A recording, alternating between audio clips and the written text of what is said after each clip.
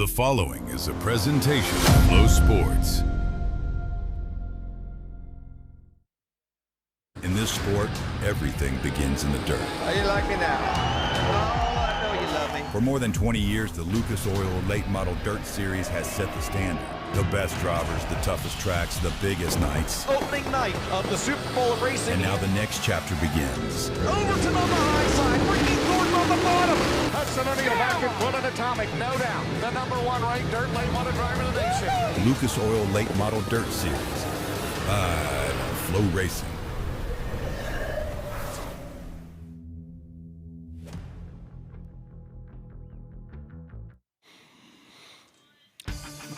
Well, good evening, race fans, and welcome to the first date. We're in Georgetown, Delaware tonight for the Georgetown Speedway, the fourth ever appearance with the Lucas Oil Late Model Dirt Series presented by FloRacing. With a Melvin L. Joseph Memorial tonight, the Lucas Oil Late Model Dirt Series. I'm James Essex. We'll be joined by Chris Moore here tonight. Nearly 30 Lucas Oil Late Model Dirt Series drivers in attendance here tonight at this beautiful facility. Chris Moore will talk more about the improvements that have happened here over the last 3 to 4 years, and especially within the last year here. And Ken Adams, the track owner, they have really made this one a nice looking facility here on the East Coast, as we're just about 40 miles from the Ocean City, Maryland, and just a few miles from the Delaware shores. The beaches out there. Coming up here in a little bit, we're still on schedule at 6:30. We'll have Dirt Draft Hot Laps. We'll have All-Star Performance Qualifying. We'll have 4 heat races tonight. Those will be 8 laps apiece. We'll take the top 4. We'll have 1 B main. It'll be 10 laps or the number of cars starting versus the number of laps. We'll take the top 6 out of that. And then we'll set up the provisionals here tonight with a 49 lap, $21,049 A main. You're wondering where the 49 came from? Well, Melvin L. Joseph built this facility in 1949. It first opened in 1950.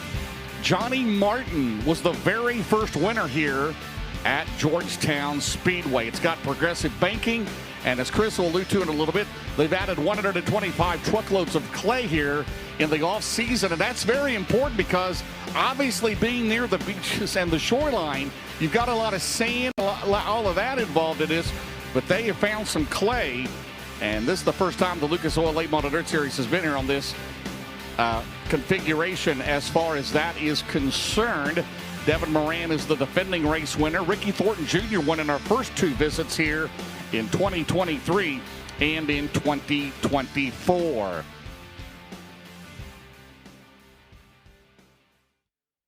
The upcoming schedule for the Lucas Oil Late Model Dirt Series presented by FloRacing, as people are still coming in on a Friday night.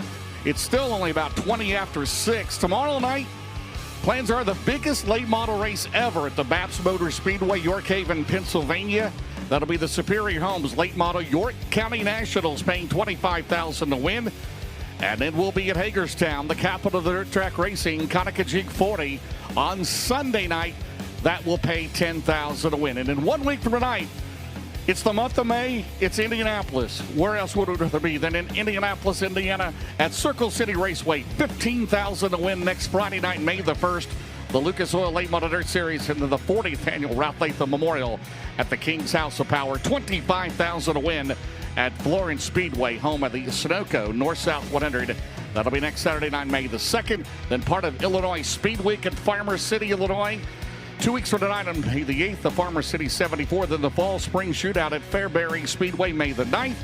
And then we'll go to Nebraska. Hopefully you got to see the high limit race there this past week, won by Corey Day. The Lucas Oil Late Models there for the Malvern Bank presents the High Bank Heist, May 14th, 15th, and 16th. And then the Sunoco Racewheels Road to Wheatland concludes on May 21st to the 23rd at Lucas Oil Speedway, Wheatland, Missouri, the 34th annual Show Me 100 Memorial Day weekend. We'll be off for a few weeks. We'll have the Dirt Late Model Dream from Eldora, FloRacing Not in America there. The second week in June, all here, or the first week of June, all here on FloRacing. Then we'll be at Lernerville across the state of Pennsylvania for the 20th Firecracker 100, June 25th through the 27th after Smoky Mountain. Well, it's been a while since we've run, since the end of April.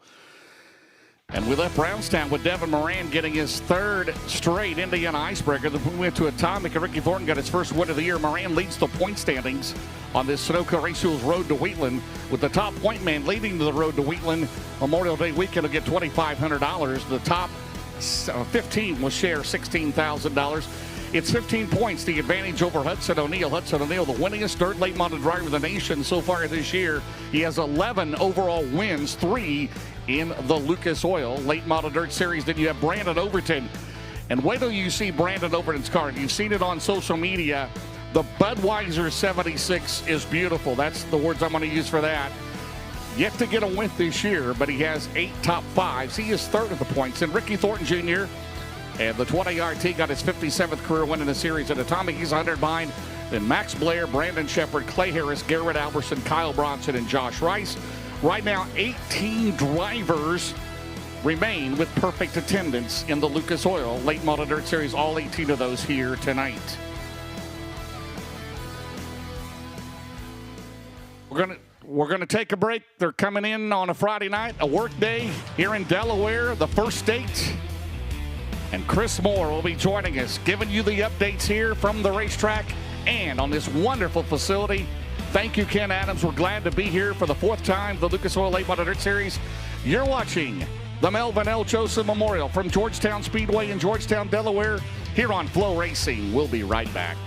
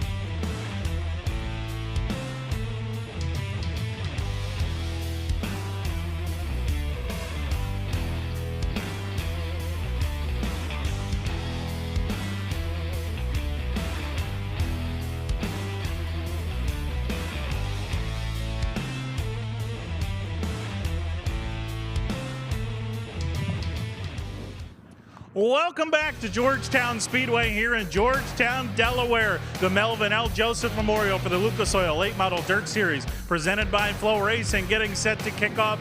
I am Chris Moore, standing here on one of the fresh and beautiful new upgrades here to this Southern Delaware facility. The Delaware Sports Investment Capital Fund donated a $400,000 grant. Kenny Adams, the owner, Chad Cathell, the promoter here at Georgetown Speedway, applied for it, got a grant for $400,000 to put into this beautiful facility. We're going to talk about that in a minute, but one thing that didn't need upgrading here in Southern Delaware, the great race fans. You get a great look at the parking lot over my right shoulder, and over my left shoulder, a full grandstand, one section of it here on the turn 4 side. Our great cameraman Daryl will give you a shot of the great fans, and then just to the right of those fans, there you go, say hi everybody. Southern Delaware, Georgetown Speedway, always packed here. But then just to the right of those great race fans is the freshly paved staging lane here at Georgetown Speedway. One of the many upgrades here at the Speedway.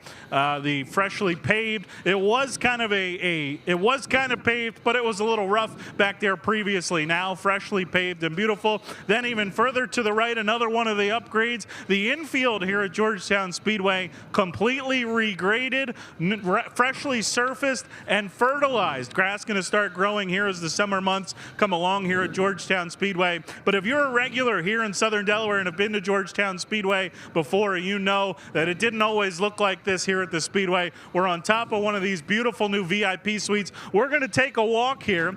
There's 3 now VIP suites here at Georgetown Speedway. Bayline Construction, a permanent resident of one of them. Bayline Construction has put a lot of work in since Kenny Adams took over the Speedway here at Georgetown Speedway. Brand new lights, James mentioned it, 125 loads of clay, a new scoreboard in the infield, hot pit, victory lane. Delmarva Chargers are rolling out, but we're on top of one of these 3 VIP suites, and we're going to take a walk in here to see James Essex in the all-new officials booth as the Chargers roll out. And, well, James, my man Pete's in here. Pistol Pete, how we doing, Pete? What's going on, Chris? Pete will be with the Chargers and trucks. James, you were here a couple of years ago, and it did not always look like this in here, did it? No, it did not, Chris. Good to see you. But I was informed earlier today that at Circle City next week, it's the Lucas Oil Late Model Dirt Series and the Crown Vics. So I get to do the Crown Vics next week. You're fired up. I love the Little Lincolns, the I love Delmarva, even though we're in the Delmarva this weekend, right? This is the Delmarva stocks. Right, the Hornets. Delmarva Chargers. The Delmarva Chargers. 4 cylinders, whatever you call them, they're Delmarva Chargers here. You get a look there from the up top camera, the beautiful new lights here at the Speedway. And yeah, James, they put a ton of work. Is it clearing off? Are we going to miss? Well, hey, we're all right. We might be all right here. The color of the sky is looking better. I'm with you there. I appreciate that. Thank you, Jim Cantori. We appreciate your efforts. James, I'm going to get out of your hair now, but let's have some fun tonight. Let's have a good time. Chris Moore, again, thanks for joining us. He joined us at Brownstown and Atomic. Come on in. Come on up here. You got your list. Are you ready to go, sir? Ready to go. I like your uniform there. It says announcer. You want to be on the spare, or you can be on the spare. Michael Ezekowski will join us tonight with the Rush late models. Good field of cars there. So we end up with about 30. Kerry King, he is a late entrant here tonight, but we've got some drivers with us. Willie Milliken, Roanoke Rapids, North Carolina. First time with us since Fayetteville, North Carolina, back in the day. Look at this, 27W. How about that? You got all your names? Are you good to go? How many Delmarva Chargers do you have tonight? No, right here. There you go. Go ahead and talk. We have 10. You have 10? Well, that's so far. They're notoriously known for... Hey, this car was here last year, the Twisted T84, right? Who is that? That's Freddie Morris. Fast Freddie. Freddie has been very fit. The car in front of him is the Mystery Machine. That's the Scooby-Doo. The Mystery Machine. That's Ron Faulkner. Ron has had some bad luck here. He's broke while leading big the first 2 weeks of the season. All right. Hoping to turn that around. I'll let you talk about a little bit about the Delmarva Chargers. Here's the 13W. No, that is not David Webb. Who is that? No, that's Rachel Walsh. That's Rachel. There you go. Oh, hang on, Rachel. We have 3 female drivers from the Awesome. Delmarva Very good. depending on the week. Very good. Awesome. Are you doing hot lap qualifying, or you're just doing hot laps?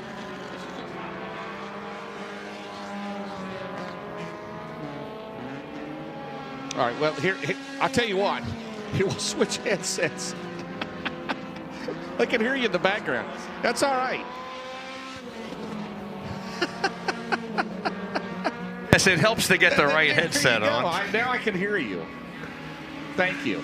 They had us swamped here. So all that we just said, nobody heard it. No, I'm just kidding. But I think they kind of. Now we don't have a. Fast Freddy just came to a halt over here, entering turn the 1. The Twisted T84. Oh my. That's not a good way to start your night. No. So is this the first race for the Delmarva Chargers? Or you've only had one race here this year, right? That's correct. Tammy Collier won that. She is not here tonight, but her teammate Rachel Truitt is here. Mm-hmm. And she finished second that night, the two of them finishing 1 and 2. That was 3 weeks ago tonight. Well, the 84 car getting it. Well, as Chris mentioned, 125 loads of clay coming in, and that's hard to find. Ken said it's hard to find because obviously out here close to the ocean and all that, you got a lot of sand, you got a lot of, in the ground, in the air, it just blows around, right? So absolutely. But it really looks good in the facility. There's a lot of facilities we go to. We have a paved lineup chute, but they got a paved lineup chute, new scales, certified scales. It's all paved. LED lights. The grandstands, they've renovated a lot of that. The VIP suites, Ken showed me through all of that. And it's just really a nice facility, Chris Moore. Chris was going to chime in, I think, on us. I'm here, James. Sorry, we just got on the side-by-side to get to the infield. I got more work to do. But, yeah, I used to work here for the former promoter, Brett Theo, here full-time. And the upgrades that have been put into this facility are absolutely incredible, the difference that it's made here. And another thing I wanted to mention, Chris, and on here on the front, we're here by the flag stand. If we get a shot, Tiffany, we've got junior flagmen down here. I think we've got a lot of boys. We do have a girl down there. They've got their own flag stands right there. Check this out. Can you describe all? Look at that. There you go. How about that? Kids, you're on flow. Just do it. Yeah. Get them going. They're here every week, and they do a great job. They're going to be up there instead of Tanner. So yeah, Tanner and Penrod better look out. That is awesome. That is awesome. How many were down there? Like 5, 6? 3 of them have flags. I don't know if they. Looks like they all have flags, but only 3 of them were doing it so far. I noticed. Did they not have a black flag? We might. Hey, that's great. They don't want anybody to leave the track. Yeah, and be sure to visit folks down there. If you're watching this on Flow, which you would be if you're not here, right? Shop lucasdirt.com. We've got brand new racewear back here. If you're here at the racetrack, cash, they take credit cards. Stop back there. And what a great selection we have of racewear back there. Lucas Oil Late Model Dirt Series t-shirts, hats, hoodies. We have Flow hoodies and Flow t-shirts. Got goggles, earplugs. In case they don't want to hear us, they can put in their earplugs. Decals. The world's fastest late models, Chris Moore. I love that one. Seat cushions, Yeti tumblers, flags, keychains, koozies. We got Carhartt hoodies. We got pullovers, ladies embroidered sweatshirts. We've got the Chris Moore, James Essex shirts. Not yet available. And we got a 57 Chevy. I mean, what else more can we have, right? Absolutely. Kirk Lawson, he's a multi-time winner here over the years. Always fast. Very exciting. Red, white, and blue paint scheme. I would like to say that's for the 250th anniversary of the country, but he's like that all the time, so he's patriotic every year. The 60th anniversary of the 57 Chevy coming up. All right, well, the Lucas Oil Late Model Dirt Series will be coming up. Michael Isakowski will be joining us here in a little bit for the Rush late models. I believe we have we've had the little Lincolns out there. I got to give a shout out to them. My buddy James is here, and he works on the crew of one of those cars. He said, just say little Lincolns once for us, and I did. So Lucas Oil Late Model Dirt Series hot laps coming up. We're going to take a brief break. We'll be back. The first session, Group A hot laps coming up for the Lucas Oil Late Model Dirt Series presented by FloRacing. We are at the first state, Georgetown, Delaware. Georgetown Speedway. We'll be right back. the world what it means to go big. Combining mini-mill technology with industry-leading talent, producing steel our customers need in an environmentally responsible way. Now, we're going even bigger. BR2, Big River Steel's second, highly sustainable and technologically advanced steel mill is now operational, allowing us to deliver even more of the sustainable steel needed to solve the challenges of tomorrow without sacrificing performance today. ARP manufactures the ultimate fasteners from the best raw materials using cold forged technology. Family owned and made in the USA. Quality always comes first. For whatever extreme category you're in, it's always ARP-bolts.com. You have to fight to pull ahead, to find your edge, to do whatever it takes to make you 1/10 of a second faster, smarter, more committed than the other guy, because you've got the kind of passion that can overcome the impossible. And we've got the most powerful performance race fuel available to help you do it. Sunoco Race Fuels. Take the lead.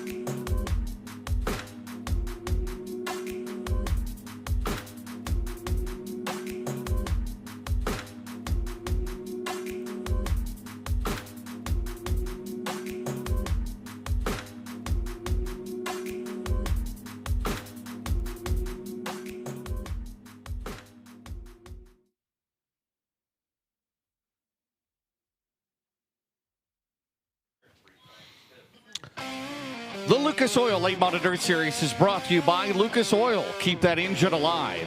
By Automotive Racing Products, quality first and made in the USA. And by Big River Steel, developing sustainable steel made with the world's most advanced mini mill technologies. James Essex and Chris Moore back here at Georgetown Speedway in Georgetown, Delaware. We're ready to go. First group of Dirt Draft Hot Laps. Be sure to get your Dirt Draft if you're not already on there, dirtdraft.com. You've got $100,000 in money to play with, kind of like Monopoly money. Pick your top 5. You got to do this before the first heat here tonight at Georgetown. Group number 1, it'll be led by the 22 car. He comes to us out of Earlham, Iowa. That'll be Daniel Hilzebeck. Daniel Hilzebeck in car number 22. He's in the Capital car, the Banning Chiropractic entry. Behind him, the 58 car, the Sunoco Race Fuels Low Voltage Solution. Mesilla Valley Transportation 58 for Ken and Beth Roberts. That is Garrett Alberson. Garrett Alberson out of Las Cruces, New Mexico, currently 8th in the points. Garrett Alberson in his career in the Lucas Oil Late Model Dirt Series. And again, back as a regular here in 2026. Behind him, the 01 car. That'll be Matt Glandon. Matt Glandon with us for the first time this year. He's out of Denton, Maryland. He's in the Advanced Motorsports, rocking with a Mullins power plant under the hood for Matt Glandon in the 01. Garrett Alberson, 5 career wins. There's a driver looking for his first series win in a while. Back this year after 5 years away from the series. Full-time this year, the Atomic Music Group, Race Car Engineering 40B. That'll be Kyle Bronson. Kyle Bronson, 5 career wins in the Lucas Oil Late Model Dirt Series. He'll be our first qualifier of the night. He's in that Rocket Clements. Donnie Birdwell, the crew chief on the 40B car. There's the 111 car. And Pete and Mike, I think he's already clinched the Hoker Trucking Hard Charger of the year. He passed, what, I don't know, he's passed like 75 cars in the last 2 months, right? Max Blair, the 111 car, the Brad Spochas Centerline Motorsports entry. He comes to us out of Centerville, Pennsylvania. He is in the Riggs Fiber Virgilia Iron and Steel Longhorn number 111, currently sitting 5th in the points, just 175 out of first for Max Blair, the 3rd generation racer out of Centerville, Pennsylvania. There's the 60 car back with us this year in the Lucas Oil Late Model Dirt Series. That'll be the former snowmobile racer, former ex-Winter Games medalist. That'll be Dan Ebert. Dan Ebert out of Lakeshore, Minnesota. He's in the James Trantino and Collins Brothers Towing of St. Cloud, Minnesota. Minnesota Truck Headquarters, Rocket Durham for Dan Ebert in 60. Also in this group should be the 4S. There's Danny Snyder, veteran driver, the Kryptonite. He's the Snyder's Mobile Wash. Mastrocola Hauling out of Green Lane, Pennsylvania for Danny Snyder. That is the first group of hot laps for the Lucas Oil Late Model Dirt Series. I'd like to welcome back, of course, this year, Denago Power Sports, the Lucas Oil Late Model Dirt Series, presented by FloRacing in collaboration, easy for me to say, with Dave Warren Power Sports. And Denago is excited to announce a new giveaway contest for fans during the 2026 season. As part of their partnership with the series, Denago and Dave Warren Power Sports are offering fans a chance to win a 2026 Denago Mudhawk 10 Youth ATV. No purchase is necessary to enter. The exciting prize gives you the opportunity to create lasting memories by providing a child or grandchild with fun, confidence-building ATV designed for unforgettable outdoor adventures. For more information, go to DaveWarrenPowersports.com. The Denago giveaway for 2026. I'd like to welcome the Steering Buddy as well. And they're located in Anniston, Alabama. We'll talk more about them. They are going to be the new Dark Horse award. And that will be $1,000 up for any driver that is a non-Lucas Oil Late Model Dirt Series regular during the season. So a driver that has never won a Lucas Oil Late Model Dirt Series race in a full points-paying race would be eligible. So there's 18 drivers that run the Lucas Oil Series. They are now eligible. It's eligible for people like, Matt Glandon or Danny Snyder here in this Group 1. Donnie Lingo coming up. Ross Robinson is here tonight, who is not a full-time member this year, again, with the Lucas Oil Late Model Dirt Series. He had plans to, but everything going on, we still have 18 drivers that have perfect attendance here through Georgetown. Again, we'll be at BAPS tomorrow night, the biggest race there ever, $25K to win in Hagerstown, the capital of dirt track racing on Sunday evening. Garrett Albertson, 17.671 here in this first group of hot laps. Dirt Draft hot laps. Max Blair. Is there an issue? Max Blair. He had smoke coming out in the front straightaway. Yeah, so Max Blair back here. So Max Blair is going to get a push back to the pit area. That's the 01, I'm sorry. Pistol Pete. I trusted your eyes. It's Matt Glandon. Oh, it's Matt. Max Blair fans can relax, right? Brandy just...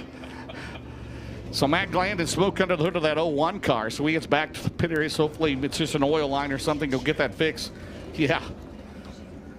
Deep breath, Brandy. There you go. The 93 car. That'll be Poncho's kid. The Poncho's Racing Products 93. That'll be Corey Lawler. Corey Lawler, he comes to us out of Hanover, Pennsylvania in car number 93, 17th in the championship points. Again, road to Wheatland. And the top point man out of the 15 that would be eligible at the Show Me 100 will get $2,500. The rest will split $16,000, courtesy of Sunoco Race Fuels. So this is a 4/10 mile oval. We mentioned 125 loads of clay been put on the off season, and just people still coming in on a Friday night. It's cooled off quite a bit, Chris Moore, but the weather here to the west looks a lot better than it did here about an hour ago. Yeah, about an hour ago it wasn't looking great, but right now it's still not, as quite as nice as we'd like it, but definitely looks like things are improving, and I think we're going to be okay. I wanted to mention this track, even since last year over the winter time, got a little bit of reconfiguration as well. Both corners inside and out were brought in about another 20, I forget if it was 20 or 40 feet. I'll confirm which one. Chad Cathell told me. I believe it was 40 feet. The inside and outside perimeters of the speedway on both ends got brought in. So this track has run under now after tonight, will have run under 3 different configurations in the 4 Lucas Oil Late Model Dirt Series races here at Georgetown. And Chris, also still no figure 8 track. So we could do that because there's kind of an X. We could. That's, you promote it, I'll announce it. We'll do that, okay? That'll be fine with me. Donnie Lingo Jr. Also with us back here tonight in the Lucas Oil Late Model Dirt Series in the 55 car. He's in the Pizza Palace Lingo Marine Entry Longhorn out of Millsboro, Delaware. There's the 22 star. He was the Rookie of the Year, the O'Reilly Auto Parts Rookie of the Year in the Lucas Oil Late Model Dirt Series back in 2024 in the GR Smith car. That'll be Drake Troutman. Drake Troutman in the 22 star car. Dick Hill Power Plant under the hood of that car. There's the 7 car. Local favorite, of course, Georgetown, Delaware. Ross Robinson, the Ken Adams, Dutch Star Motorsports, Stokely Materials, Commonwealth Equipment number 7. Also with us tonight, the 93 car. Right now, the current fastest in this group. There's the 20 RT. Got his 57th career win at Atomic a few weeks ago. That'll be RTJ Ricky Thornton Jr. Ricky Thornton Jr. currently 4th in the championship point standings. He comes to us out of Chandler, Arizona. Superior Homes out of Lancaster, Pennsylvania, and Georgetown, Delaware, coming on board this weekend of the Hooker Trucking Longhorn for Ricky Thornton Jr. How about Carson Ferguson, 21st in that NASCAR Truck Series race at Bristol a few weeks ago. In the 93 car here tonight, back for Donald and Gina Brancher. Right now, quickest 17.717, 17717. Cornet Power under hood of the 9 of that Longhorn. Hoopall Grading Company, Coleman Farms 93. So Ferguson, Thornton, Lawler, Troutman, Lingo, Robinson, and did Devin Moran not come out in the 99? The current championship Midwest Sheet Metal points leader, Devin Moran, got his 3rd Indiana Icebreaker. Got the whole family here tonight, so Moran not making an appearance. Moran coming off a win at Brownstown, his 28th career win in the series, Chris. Yeah, so I got a text from Chad Cathell. He heard me talking about it. So the track got pulled in about 50 feet in total in diameter. It was brought in 30 feet in turns 1 and 2 and 20 feet in turns 3 and 4. So it's similar. It's not a massive difference, but it is a little bit smaller than the past couple of years. And and then the original configuration was a full-on half-mile, full speed around this place. And it's still fast, but has been brought in a little bit and tinkered here and there in the last few years. But again, Lucas Oil's continued to come, and if you were here last year or watched on FloRacing, came down to the last last lap, RTJ came up a car length short trying to run down Devin Moran, the defending winner of this race, who, as you said, didn't make it out for Dirt Draft Hot Lap. So hopefully the 99, they can get things squared away and be back out here for qualifying. So we won't see you out there at a break with your tape measure out there. No, I can't read a tape measure anyway, James. We could be Come like on. Dustin Jarrett, get into the degree of banking as well. So he has an engineering degree like that. So, all right, next group of cars on the track. There's the 8 car. He is currently 15th in the points. How about Jesse Stovall helping out this weekend, the Urbana, Missouri driver? And the Longhorn Scott Bailey, Midwest Sheet Metal BLC Transportation, Sonic America's Drive-In. That'll be Dylan McCowan. Dylan McCowan, car number 8, out of Urbana, Missouri here. There's the 24 car.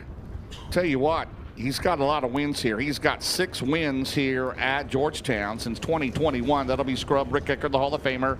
He is out of York, Pennsylvania. He's in the M&M Painting and Construction Suburban Bolorama Rocket Chassis, number 24 for Rick Eckert.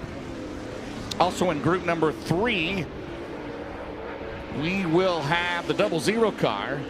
And that'll be the veteran. His first time with us since Fayetteville, North Carolina. It's been a long time ago. He's out of Roanoke Rapids, North Carolina. That will be Willie Milliken. Willie Milliken at the MJ Price Construction M&W Transport. That's an Infinity by Wells with a Vic Hill power plant for Willie Milliken in the 00.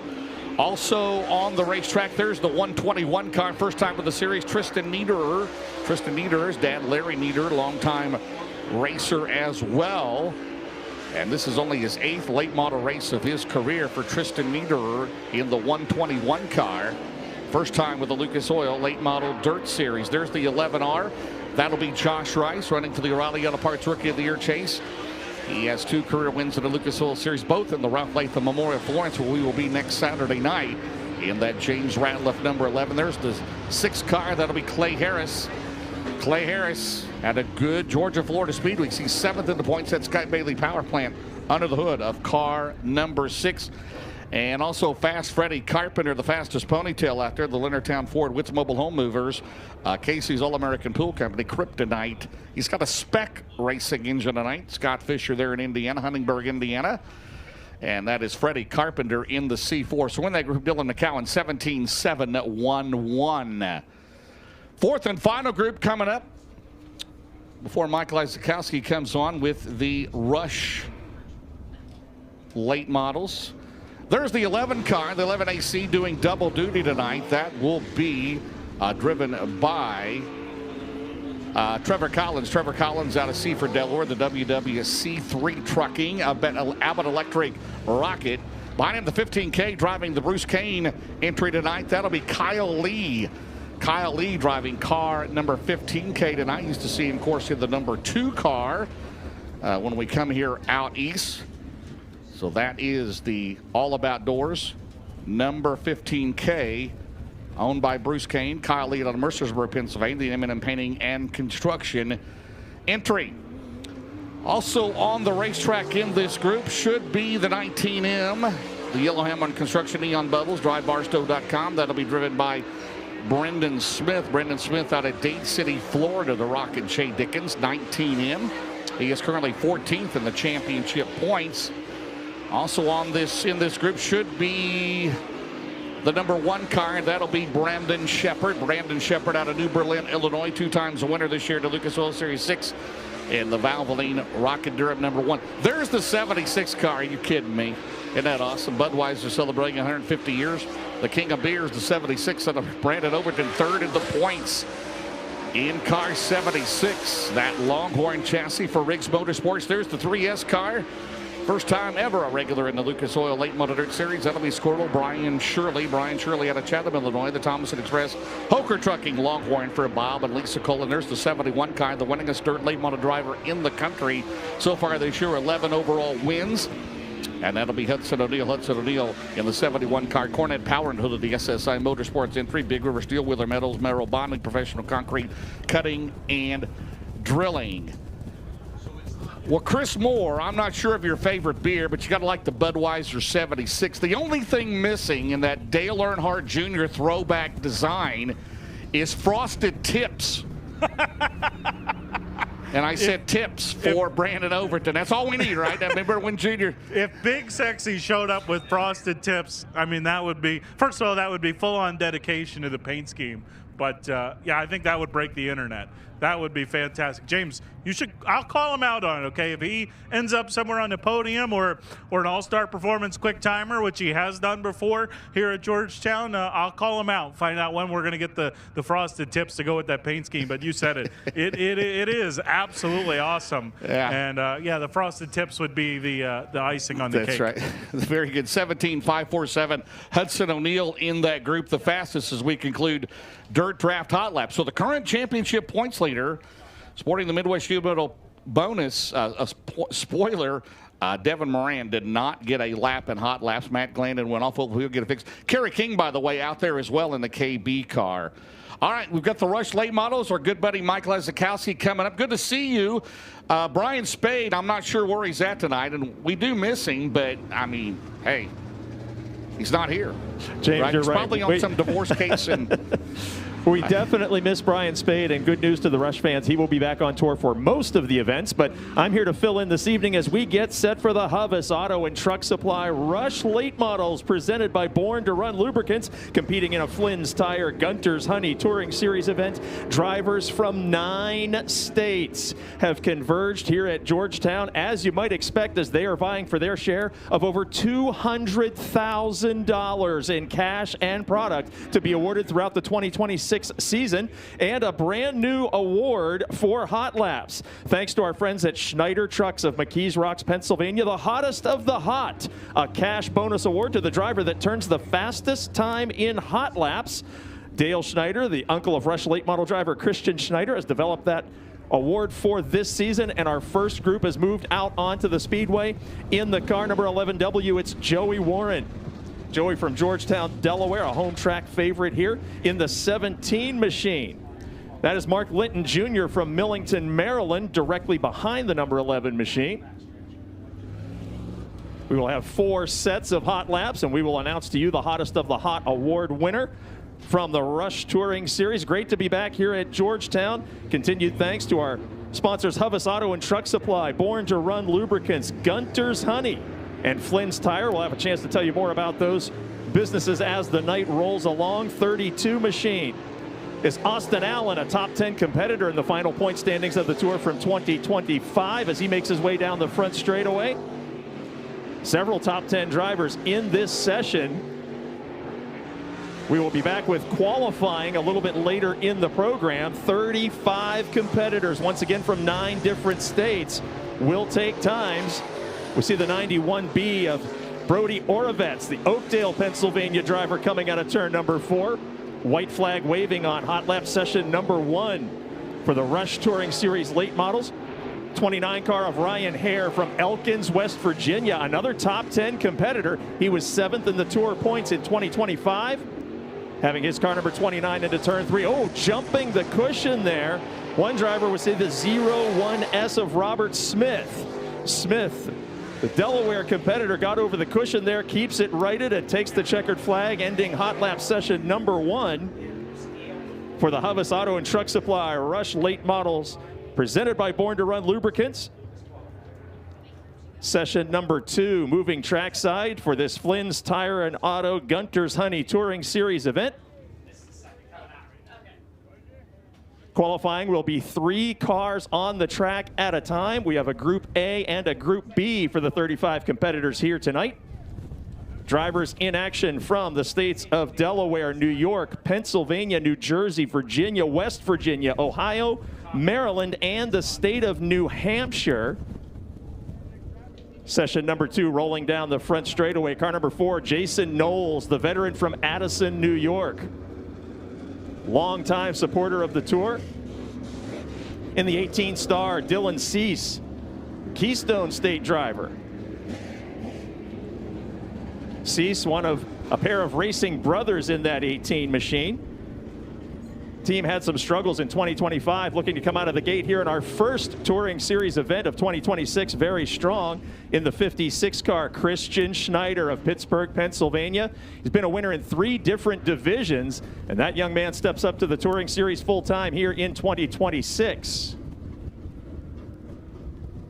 Next on the Speedway, the 92 machine of Nick Davis from Millsboro, Delaware.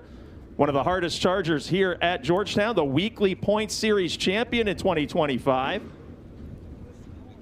He was the winner here just 3 weeks ago. Thank you, Pistol Pete. Many of the tracks in the Northeast yet to open, but here at Georgetown, several events already completed. 17G. That is Zach Gunn of McDonald, Pennsylvania, second generation driver there. Going green for hot lap session number 2, and keep in mind Schneider Trucks with that hottest of the hot award. One of these drivers after these sessions will get to call home to Aunt Ethel and say, Aunt Ethel, I just won hot laps, and got a cash bonus from Schneider Trucks of McKees Rocks, Pennsylvania. The 72 machine coming trackside, Trevor Collins from Seaford, Delaware, the 43 machine.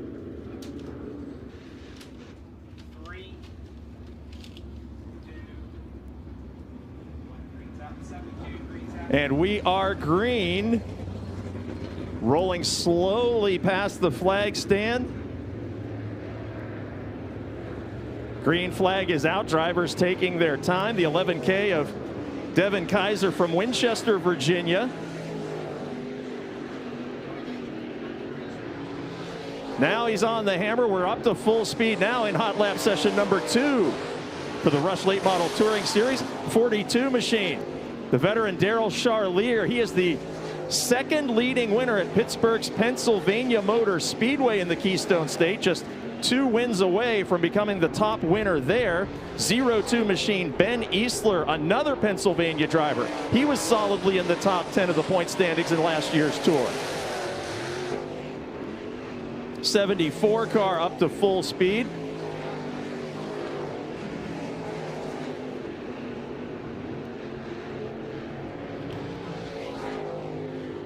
Checkered flag on hot lap session number 2.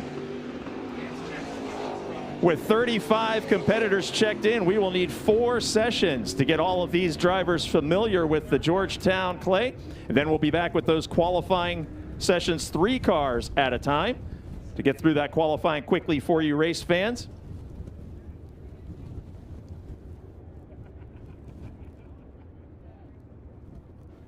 So far, Kyle Hardy, fastest driver in the hot lap sessions, a leading candidate for the hottest of the hot award. Hardy was the runner-up in the championship point standings on the Rush Late Model Tour last season. 96 car moving trackside, Derek McGee from Laurel, Delaware.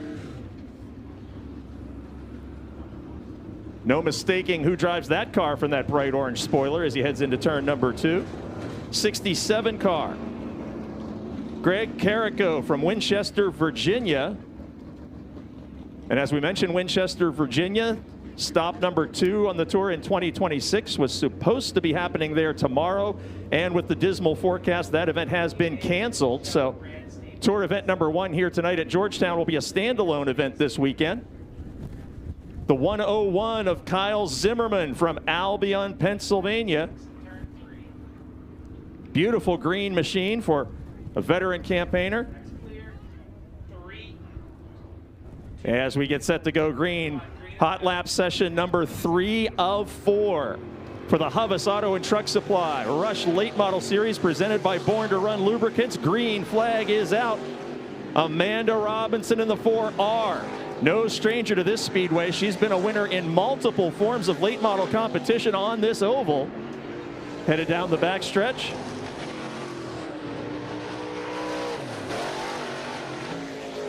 In the number 2 machine, Zach Carley from Freedom, New York, second generation driver. White flag is displayed on hot lap session number 3 of 4. Driving the 8, it's Bill Holmes from East Concord, New York. Down the backstretch goes Holmes. In the 13 machine, Steve Davis from Cream Ridge, New Jersey. That beautiful creamsicle looking 13 car coming to take the checkered flag, signaling the end of hot lap session number 3.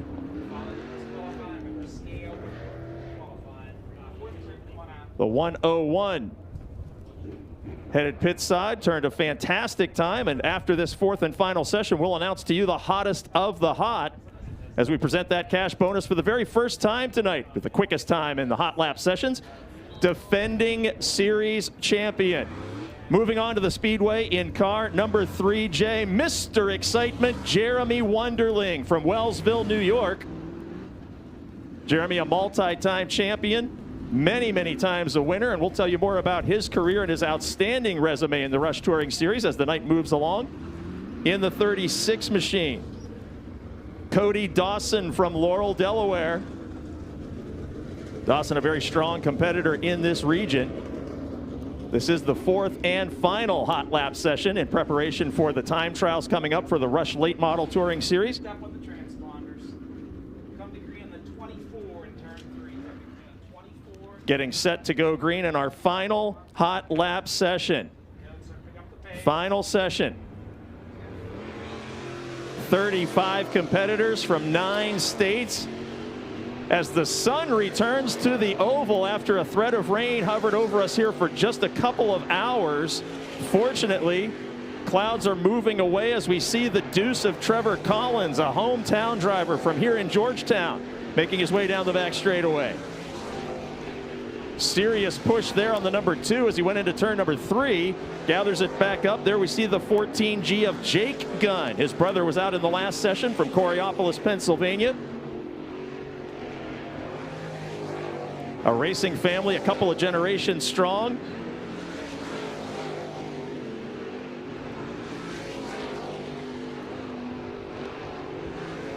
Checkered flag is waving on our final practice session as we see the 8 of Tommy Schernhofer Jr., third generation competitor from Pittsburgh, Pennsylvania. Schernhofer hoping to run the entire tour.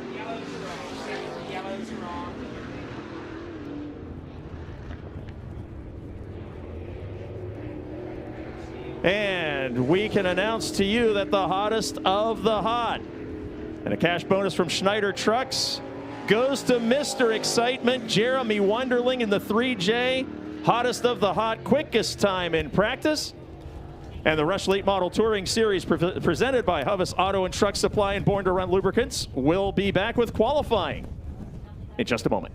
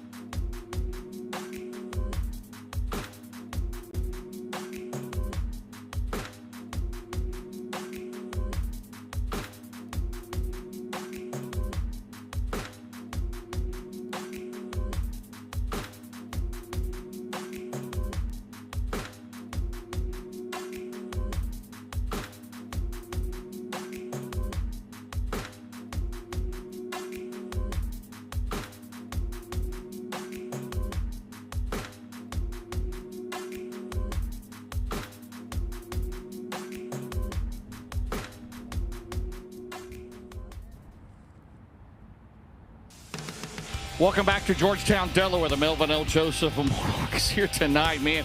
I tell you what, about an hour ago, it's like it's going to rain. And now it's cleared off and the sun is out. So hopefully we're out of the woods. We'll be at Baps tomorrow.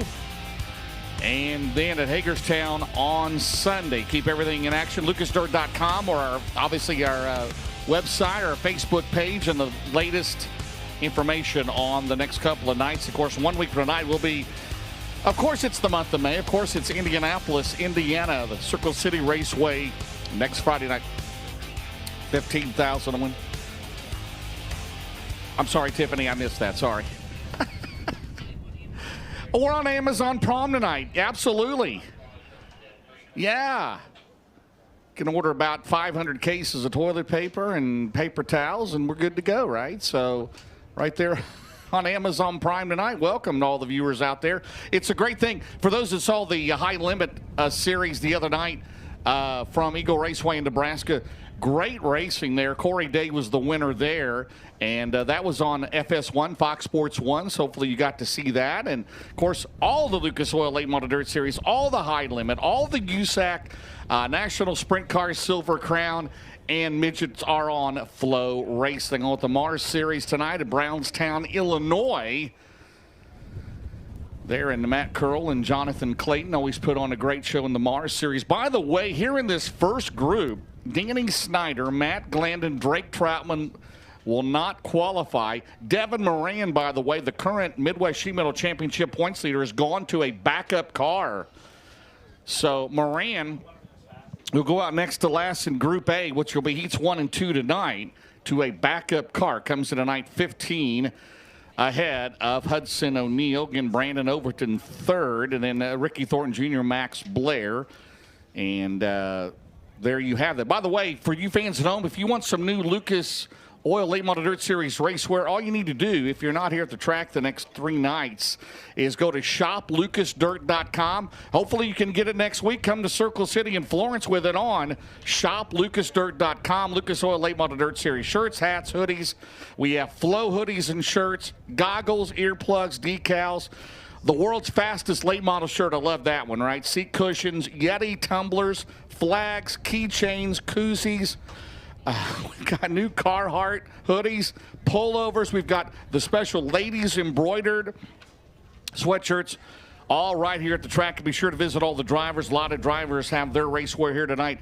Get out and support them, because from here on out, we're on the road probably about till mid-October when we close it out at the Dirt Track World Championship, Carl Short's Dirt Track World Championship at West Virginia Motor Speedway in Mineral Wells, West Virginia.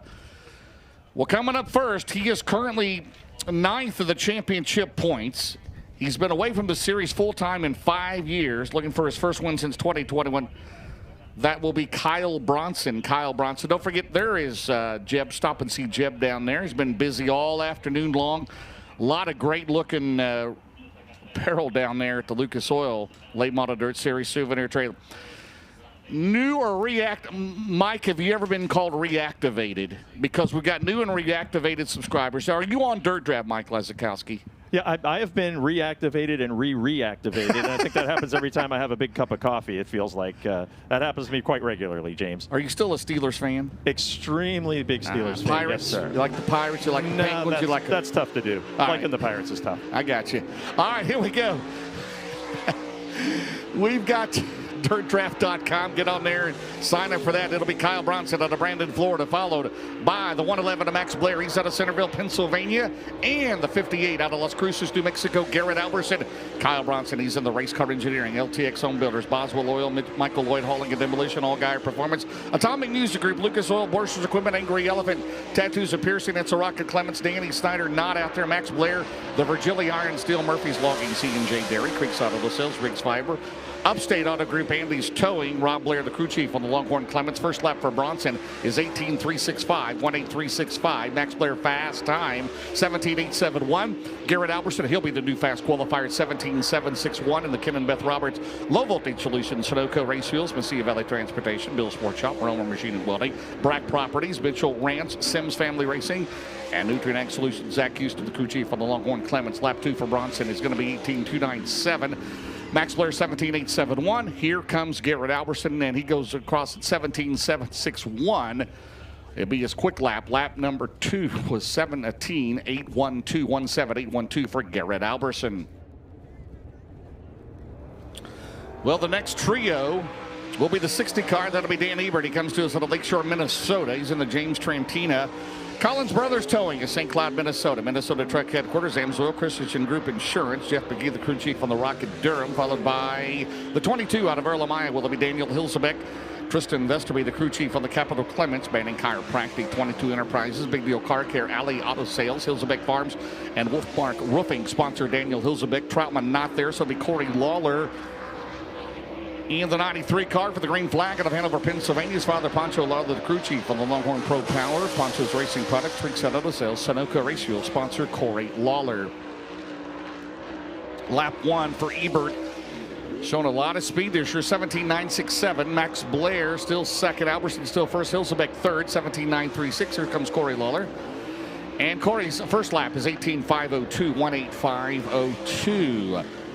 Lap number 2 for Dan Ebert to go to second quick in Group A, 17.867, 1:7.867. Hilsebeck at 17.986.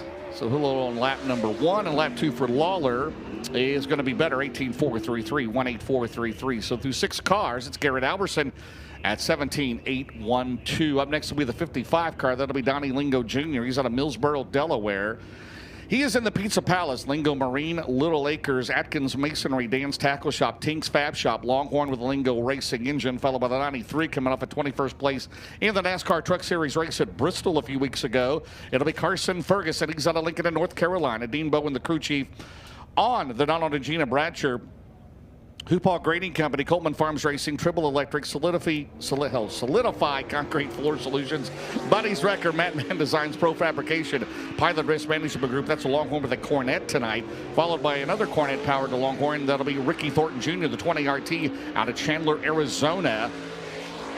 Most recent winner in the Lucas Oil Series, the Bobby and Jessica Kohler. That is sponsored by Superior Homes, Hoker Trucking, Knights Companies, Capital Waste, Coleman Farms Racing, Certified Inspection, Strange Oval, SI, Towing and Recovery, Sunoco Ratios, Anthony Burrows, the crew chief on the 20 RT of Ricky Thornton Jr. Lingo of Carson Ferguson, his first lap in the 93, and that will be 18.026, 1:8.026. Thornton, Devin Moran there in the backup car, the 99 car, did not get a hot lap. And Devin Moran, 17.566, 1:7.566. That is fast time, Devin Moran. Thornton, 17.767. RTJ lap number 2 is going to be 19.146, 1:9.146. Moran lap 2 is going to be 17.697, 1:7.697 for the 99. Yeah, they're both well prepared, right? As Bloomquist would say, who needs hot laps, right? The late, great Scott Bloomquist would say that. And the Cornet-powered Longhorn, well, it was Cornet in the original car.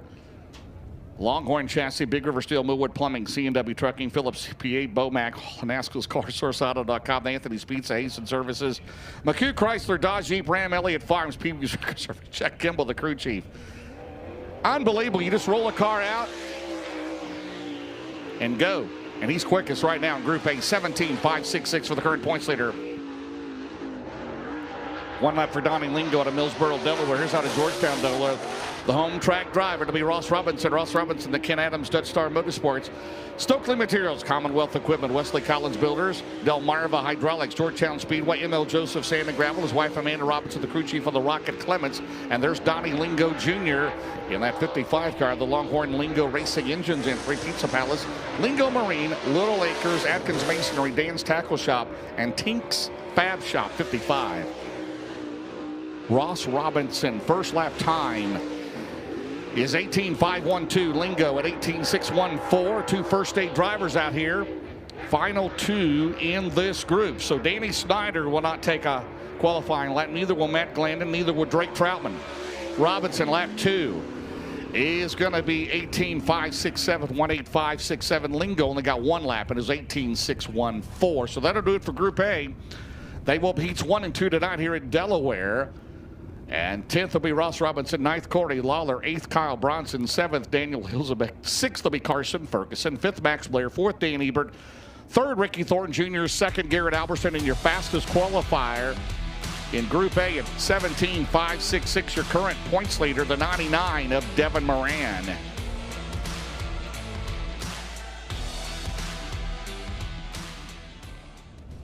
All right, Group A is done. We'll restack them here for Group B. It'll be heats 3 and 4 here tonight. And coming up next, we will have our All-Star Performance Fast Time presentation and Rush Late Model Time Trials. Beautiful facility. You see the skywalk up there and everything. James, I just wanted Yes. to confirm for you, it is still a Cornet Racing engine under the hood of the 99, even in the backup. I know how sensitive they all get about it, and I understand that. You've got Cornet, Clemens. Several teams have both. Yeah, they want their credit for the right. smoke that they built, for sure. Well, Jesse Stovall's helping out the 8-car this week, and that'll be Dylan McCowan out of Urbana, Missouri. Riley Duncan, the crew chief on that car. The Midwest Sheet Metal, BLC Transportation, Sonic America's Driving, Empire Energy, Pomeroy Services. Mel Hamilton Ford, that is a Longhorn with a Scott Bailey, followed by the 00. First time in, I would say, 10 or 12 years. Last time was at Fayetteville, North Carolina, Roanoke Rapids, North Carolina, the 00, Willie Milliken. Willie Milliken, the MJ Price Construction, M&W Transport, East Coast Towing, Mason Price Construction, Calhoun Mulch. That's an Infinity by Wells with a Vic Hill. Followed by the 6 of Clay Harris. He's in the Longhorn, the Scott Bailey out of Jupiter, Florida. Wilkerson Farms, Impact Electrical, National Fragile X Foundation, Dunright Construction, Boswell Oil, Growers Irrigation, Universal Cabling Systems, number 6. McCowan, 18005. 18005, Milliken at 18556, Clay Harris at 18210, 18210. Lap 2 for McCowan is going to be 17965. That'll be his quickest lap. Quickest right now in Group B. Second lap for Harris coming up right here. And he'll go at 18071, faster than his first lap. 18071. Willie Milliken, second lap is his quickest at 18373. 18373. Up next will be driver running for the Raleigh Auto Parts Rookie of the Year. In the 11R, out of Credit in Kentucky, it'll be Josh Rice. Josh Rice in the JRR Motorsports for James Ratliff out of Campbellsville, Kentucky owned car. That is the Glenwood Electric, MC Tank, Rice Excavating and Plumbing, Chain Locker, MGL Auto Sales, Berea Collision, Lonkard Construction, JRR Motor Sales, JRR Trucking, Keltner Contracting, Big Al's Guns and Outdoors. That is a Longhorn with a Vic Hill tonight for Josh Rice, followed by Fast Freddy Carpenter, the Spec Engine Kryptonite. Leonardtown Ford, Witz Mobile Home Movers, Joy Construction, Overhead Door, Conley Trucking, Fights Farms, Gates Trucking, D, CMS Lawn, Kent's Transmission and Casey's All-American Pool Company, sponsor of Freddie Carpenter, first time here at Georgetown, and Rick Eckert out of York, PA, the Rocket, M&M Painting, Suburban Bolorama, Stevens Crane Service, Alley-Oop Sports Bar and Grill, Bob Miller, the crew chief on 24 of Rick Eckert. Rice, 18126, first time here, 18126. Freddie Carpenter, 18525. Rick Eckert at 18530, 18530. Eckert's won here 6 times since 2021. Lap number 2 for Rice is going to be 18231. 18231. His first lap is 3rd. Lap 2 for Freddie Carpenter will be his quickest. He's Carpenter 6th at 18391. Eckert to go to 5th at 18386. 18386 for Rick Eckert. Up next will be the 121 car. First time with the Lucas Oil Late Model Dirt Series. He's out of Landisville, Pennsylvania. That'll be Tristan Niederer. Tristan's in the Coleman, not Coleman. It's Coleman Farms. Not Coleman Farms. Coleman Farms, Lesser Lumber, Frico, York P3 Truss, and Caruso's Pizza. His dad Larry, the crew chief on the Rocket Pro Build engine of Tristan Niederer in the 121, followed by the 76, the Budweiser entry out of Evans, Georgia. Third in the points, it'll be Brandon Overton. Brandon Overton, he's in the Riggs Motorsports, Budweiser, Garnto Southern, Riggs Fiber, Muscle Factory, Harco Construction, Big Dog Stumpin' 3, RW Powell Construction, Dude Wipes, Ryder Cantillo, the crew chief on the Longhorn Clement 76. And the Bruce Kane 15K, that'll be Kyle Lees out of Mercersburg, Pennsylvania. He is in the M&M Painting, Budweiser, Morley, ABC Supply Company, Granite Grading and Hauling, Certainty, Langenfelder Mechanical, All About Doors. That's a Rocket Clements for Kyle Lee in 15K. Lap number 1 for Tristan Niederer. Here comes Brandon Overton. Brandon Overton is going to go quick time in Group E, 17.959. 179.59. Niederer, 19.577. Lap number 2, Tristan Niederer coming up as Overton goes into the infield. 17.959. He gets 1 lap. Niederer, lap number 2 is 19.026. 19.026 for Tristan Niederer.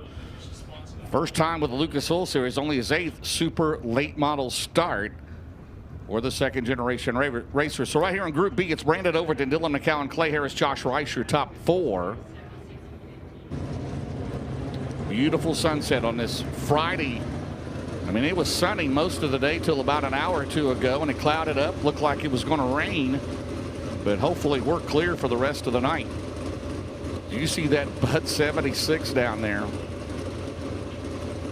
Dale Jr. would be proud, Mike, no doubt about it, right? I mean, the king of beers right there celebrating their 150th anniversary for Budweiser. That is a sharp-looking race car. That is well done, and check out that helmet that was all abuzz on social media, as it's a replica as well. All we need, like we said, the frosted tips will be good to go. It'll be the 19M. That'll be Brendan Smith. He's out of Dade City, Florida. He's in the JC Motorsports Yellowhammer Design and Construction. Base Fuel, Big Daddy's Cattle. Lubricant by Miller, Wicks Filters, Neon Bubbles, Car Wash Drive, Barstow. And that is a Rocket with a J. Dickens, followed by Trevor Collins. The 11ACs out of Seaford, Delaware. The Rocket Cornet, WWC3 Trucking, Abbott Electric, Ed's Auto Center, Sadie Scott Farms, Advanced Auto Parts, VP Fuels, Checkered Vibes, 11AC. And the 3S of Brian Shirley out of Chatham, Illinois. The Bob and Lisa Cullen, Thomason Express, Poker Trucking, Allgaier Performance, Ted Brown's Quality Paint and Body Shop, Cheap Cars, J&J Gaming, J&E Construction. The defending Parade Classic champion, Anthony Martin, turning the wrenches of the Longhorn Durham crew chief. Shirley, 5th at 18.228, 18228. Collins at 18.542. Kyle Lee in the 15K, 19.887. All right, now there's the checkered flag for Trevor Collins doing double duty tonight along with the Rush late model. He's running 18.886. Shirley backs out of it on lap 2 at 18.863. He's 5th right now in Group B in that 3S car. 5 years with the Outlaws, now running his first full year in the Lucas Oil Late Model Dirt Series. So right now through 12 cars, Kyle Lee gets 1 lap. So it's Overton, McCowan, Clay Harris, Josh Rice here in Group B. By the way, still overall quick time is Devin Moran at 17.566. So Kyle Lee driving the 15K car now. Apparently for the rest of the year on the Mercersburg, Pennsylvania, the M&M Painting, Budweiser, Morley, ABC Supply Company, Granite Grading and Hauling, Certainty, Langenfelder Mechanical, All About Doors. By the way, getting consulting from the great Randall Chupp. The fastest 114, right? Randall Chupp consulting with that car here tonight. Lap number 1, that's the only lap it's going to get, is going to be 18.457. 18.457 for Kyle Lee. All right, coming up next, let's see, we should have 3 more to go. So Kerry King has joined us back there, the KB Auto Wreckers entry. So you've got 2 drivers coming up. You got Brandon Shepard, who is 6th in the points. You got Hudson, who's 2nd in the points. The number 1 out of New Berlin, Illinois, in the Mark Richards Racing, Valvoline, Sorbert Calf Ranches, Ace Metalworks, Performance Grading, Petrov Towing, Franklin Enterprises, Sunoco Race Fuels, Gunners Hunting Styles, Marina Maintenance, Collins Brothers Towing, Danny White, the crew chief on the Rocket Durham for Brandon Shepard, and then Hudson O'Neill, winningest dirt late model driver in the country this year, 11 wins overall. In the Todd and Vicki Burns SSI Motorsports, it is a Cornet tonight, Longhorn, Big River Steel, Wheeler Metals, Merrill Bonding Company, Professional Concrete Cutting and Drilling, O'Neill Salvage and Recycling, Lineal Contracting, Beam and Lumber, Seven Spurs Ranch, Penske Shocks, Lucas Oil, Sunoco Race Fuels, Indiana U, Triple SA, Fats Pit Softball, Jason Durham, the crew chief on 71, and Kerry King, the KB Auto Wrecking entry out of Del Mar, Delaware. Brandon Shepard. Time to beat here in Group B, 17.959. Here comes B. Shep. He'll go to 3rd at 18.008, 18.00. Here comes O'Neill. And Hudson O'Neill, fast time Group B, 17.830. 17830 for O'Neill. Lap number 1 for Kerry King is 19.560. 19.560 for Kerry King. Shepard lap 2 is 17.965. It's better, but he's still, now he goes to 2nd, 17.917. Shepard 17.917. O'Neill is quicker, 17.657. And Kerry King lap 2 is going to be 18.784. 18784. That should do it for Group B. 10th, Rick Eckert. 9th, Willie Milliken. 8th, Brendan Smith. 7th, Brian Shirley. Sixth, Josh Rice. Fifth, Clay Harris. Fourth, Dylan McCowan. Third, Brandon Overton. Second, Brandon Shepard. And the fastest in Group B, but not the fastest overall, but he'll be on the pole of heat number 3. 17.657 to 71 out of Martinsville, Indiana, Hudson O'Neal. So we're going to view our fast qualifier here in the All-Star Performance Time Trials. And that will be Devin Moran, and he'll have quite a story to tell. 17.566, had to go to his second car of the night. Did not even get to turn a hot lap, but 17.566. The current Midwest Sheet Metal points leader in the Lucas Oil Late Model Dirt Series presented by FloRacing. And I'm sure Chris Moore will talk to Devin about what did happen. And again, Chris, as we know, we've been around long enough. I mean, they leave the shop. They got 2 cars prepared at any time to hit the racetrack. And Moran, he just jumps in the seat and gets quick time overall. And here he comes in the 99, Chris Moore. Yeah, James, I mean, you said it right. These guys show up with multiple race cars ready. And you don't travel up and down the road and you're not the defending Lucas Oil Late Model Dirt Series champion for no reason. No hot laps. Roll out the backup car and your first fast time performance, quick time of the year. Tell me what happened to the primary. Why the switch? Not really sure. You know, we were getting ready to come for hot laps and it just shut off, and then we changed a couple things to go for qualifying and did the same thing. So my guys just buzzed their tail back there and just proves how good they do for me. And then we actually have a brand new Cornet motor in too, so that thing was running pretty good for the first time on the track. Then the track a little bit different than a couple of years past. Did you notice any difference from last year when you won, or it's not when you're going that fast? Yeah, it definitely didn't have this lip on it like it did last year, and honestly, I thought we were just going to be middle bottom because they've taken a lot of banking out. But right there, obviously, we were pretty much against the top. I don't know what it'll be like the rest of the night, but it was real uncomfortable going out there, just going as fast as we could for 2 laps and coming back in. I definitely did not expect this, but we'll take it and just try to keep on going throughout the night. All right, good luck. Thank you. The Lucas Oil Late Model Dirt Series point leader, Devin Moran, goes quickest in All-Star Performance qualifying here. More to come from the Lucas Oil Late Model Dirt Series presented by FloRacing.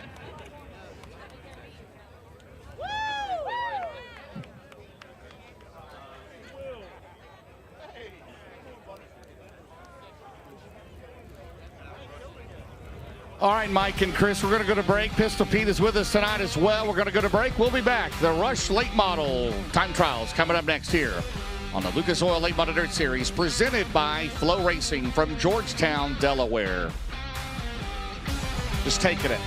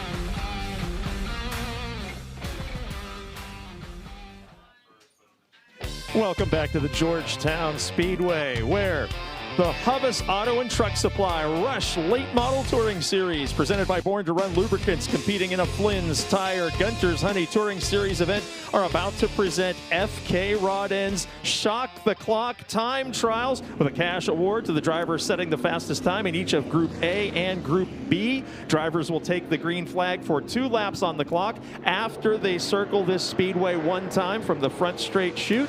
And on the speedway, the 43 of Jarrett Edwards from Mechanicsville, Maryland. The 11W of Joey Warren from Georgetown, Delaware. And the 99 of Kyle Hardy from Winchester, Virginia.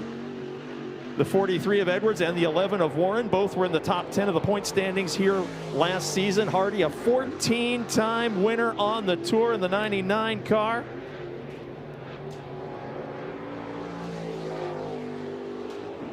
Edwards, times of 1941 and 1942. Sorry, 20.115 for Warren and 20.227 for Edwards. Hardy, fastest of this trio with a 19.620. 19.620, which bests the previous track record here at Georgetown of a 19.629 set back in 2023. And taking the checkered flag to close out our first trio of qualifiers in FK Rod End's Shock the Clock Time Trials, Kyle Hardy atop the leaderboard with a 19.514. Keep in mind that track record of 19.629 was set back in April of 2023 by Joe Martin. And we already have 1 driver under that existing track record. Now on the speedway, the 32A of Austin Allen, a top 10 driver in the tour last year. The 01S of Robert Smith from Delmar, Delaware. And the 84 of Matt Hill from Georgetown, the winningest driver here in competition. Over 60 victories in his career, the driver of the 84. Green flag is out for all 3 competitors in FK Rod End's Shock the Clock Time Trials. Trying to beat the Kyle Hardy time of 19.514. Austin Allen's first time, 19.524. Robert Smith with a 21.234. And Matt Hill, 19.404. Matt Hill setting an early quick time here. Again, several drivers well under the existing track record from a few years ago. And as we checker this session, Matt Hill with the 19.404 beats Kyle Hardy's 19.514. Austin Allen, I'm sorry, in the 19.524.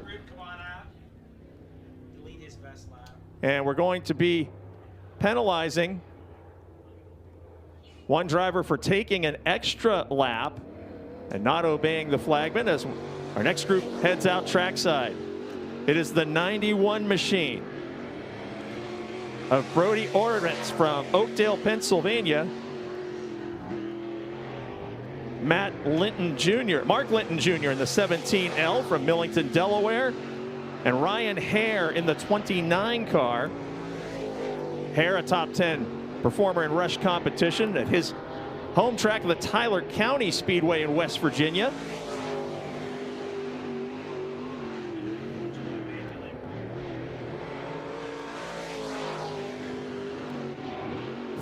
Two official laps on the clock as the white flag is displayed. Oravets with a 20.151.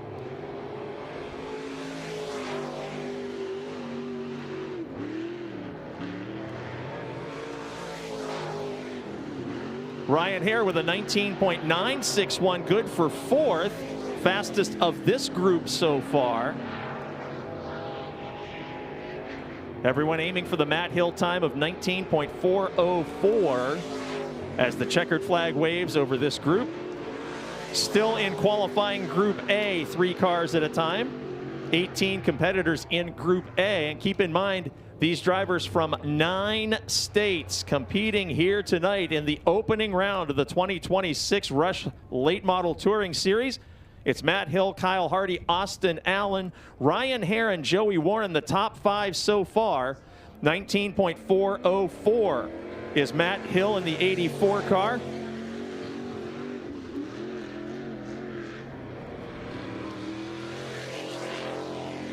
Moving out on the speedway now, Ben Easler in the 02 car, a top 10 driver on the tour last year. The 42 of Daryl Charlier, a 4-time winner in his career on the tour. And the 17G of Zach Gunn. And by a random coincidence of luck of the draw, with 9 states of competitors here, all 3 drivers in this session hail from the Keystone State of Pennsylvania. White flag now displayed. Ben Easler with a 19.504 climbs to second on the leaderboard.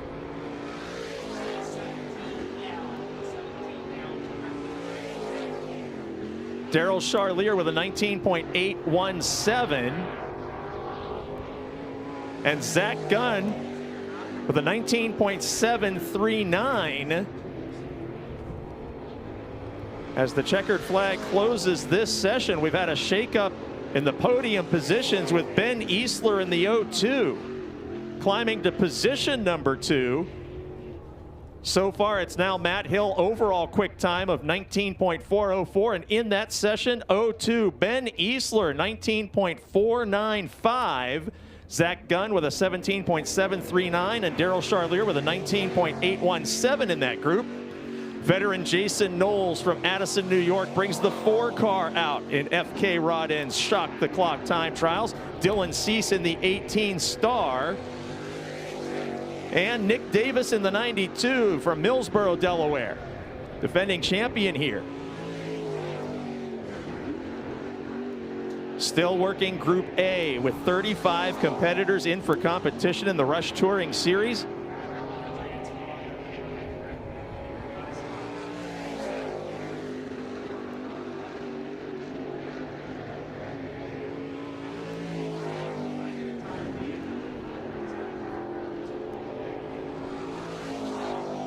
'92 of Nick Davis locks himself into 5th place as the white flag is waving with a time of 19.616.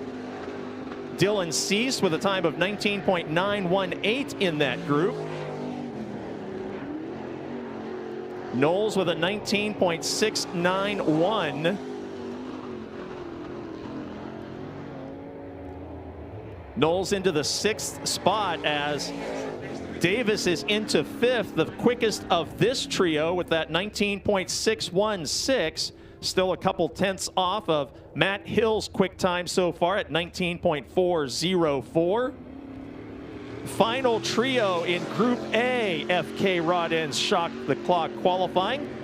56 car from Pittsburgh, Pennsylvania, Christian Schneider. He's been to victory lane on the tour. 72 of Trevor Collins, double duty driver. Tonight was in the top 10 here last season, the Delaware driver.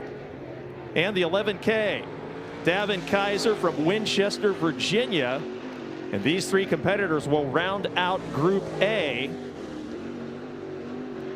aiming for the 19.404 set by Matt Hill. Hill, the winningest driver in Rush competition here at Georgetown. White flag is displayed. Schneider with a 9th place time of 19.743 on his first lap. Trevor Collins up to 8th with a 19.730. He got to see this oval just moments ago in the Lucas Series qualifying. And Davin Kaiser 13th with his first lap at a 19.958. Checkered flag ends this session and the Group A qualifying. And coming out of turn number 4, we can now make it official. Group A quick time belongs to Matt Hill in car number 84. The driver from right here in Georgetown, Delaware, clocks in at 19.404, a couple tenths under the previously existing track record set back in 2023. As we get set for Group B, driving the 13 car. From Cream Ridge, New Jersey, Steve Davis in the 13 car. From Laurel, Delaware, the 96, Derek McGee. And the 97 car, Alan Hammond.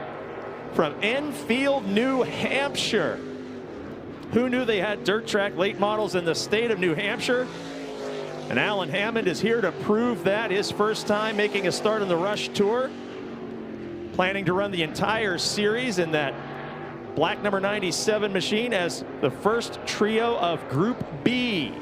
Taking the white flag, Davis's time of 20.234. Derek McGee with a 19.808, and gathering it back up after hopping over the cushion there. Hammond in the 97 with a 22.308 after that excursion there in turn number 3. Checkered flag for our first 3 competitors in FK Rod Ends Shock the Clock qualifying. And it's Derek McGee with a 19.808. Steve Davis in the 20.109, and Alan Hammond standing on a time of 20.877, a couple seconds better for Hammond on that second lap. Our second trio of competitors, the 24D of Luke Dill from Camden, Delaware. The 4R of Amanda Robinson from Georgetown, Delaware. She was in the top 10 of the points here last season. And the 8 of Bill Holmes from East Concord, New York. Robinson, a winner in multiple late model divisions here at her home track. Her husband, Ross the Boss Robinson, competing with the Lucas Series. He's been a Rush Tour winner as well. White flag is displayed. Our second trio in Group B, Shock the Clock qualifying. Luke Dill with a time of 20.495 in the 24D car. Amanda Robinson up to third with a 20.478. And Bill Holmes, quickest of this group, up to third overall with a 20.326. See if anybody increases on their second lap times with the checkered flag, bringing this trio's time trial run to an end.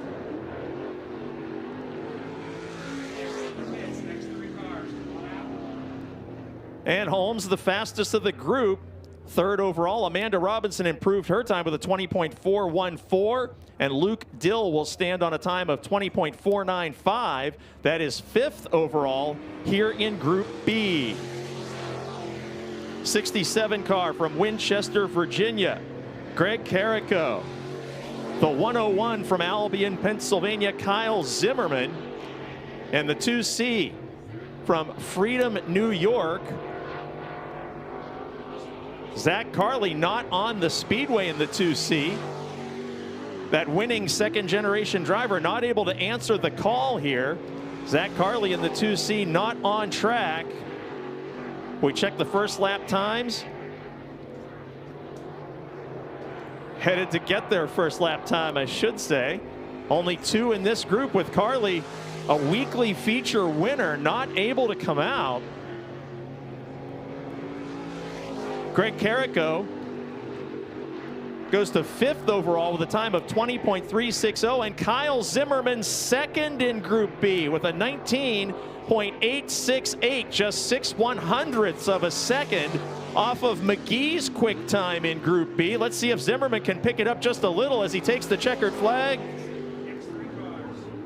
And still in the second spot, as his first lap was the better time, 19.868 for Kyle Zimmerman. So the Group B competitors aiming for Derek McGee's 19.808. And here comes the Zach Carley number 2C that was missing when the green flag waved. Mr. Excitement. Defending champion Jeremy Wunderling from Wellsville, New York in the 3J. And Pittsburgh, Pennsylvania's Tommy Schernhofer Jr. in the 8.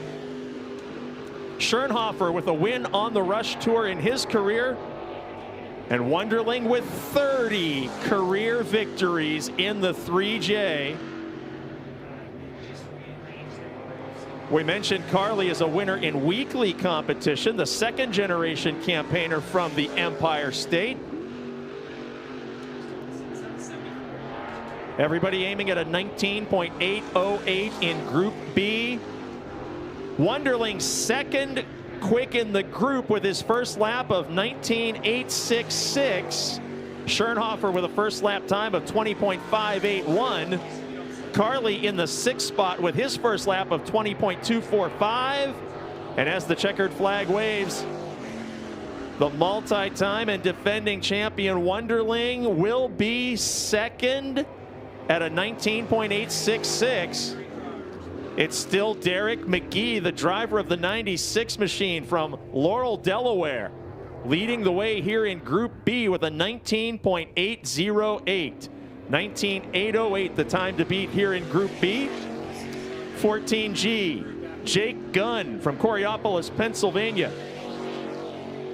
74, Donnie Tingle from Georgetown, Delaware.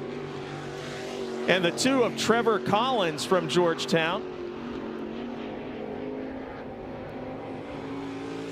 FK Rod Ends providing a cash bonus to the quickest time in each of Group A and B among the 35 competitors in the Hubbs Auto and Truck Supply Rush Late Model Touring Series, presented by Born to Run Lubricants. This Gunter's Honey Flynn's Tire and Auto Touring Series event kicks off the 2026 campaign, as the intended series opener was rained out at Pittsburgh Speedway a couple of weeks ago. Tingle with a time of 20.582 on his first lap.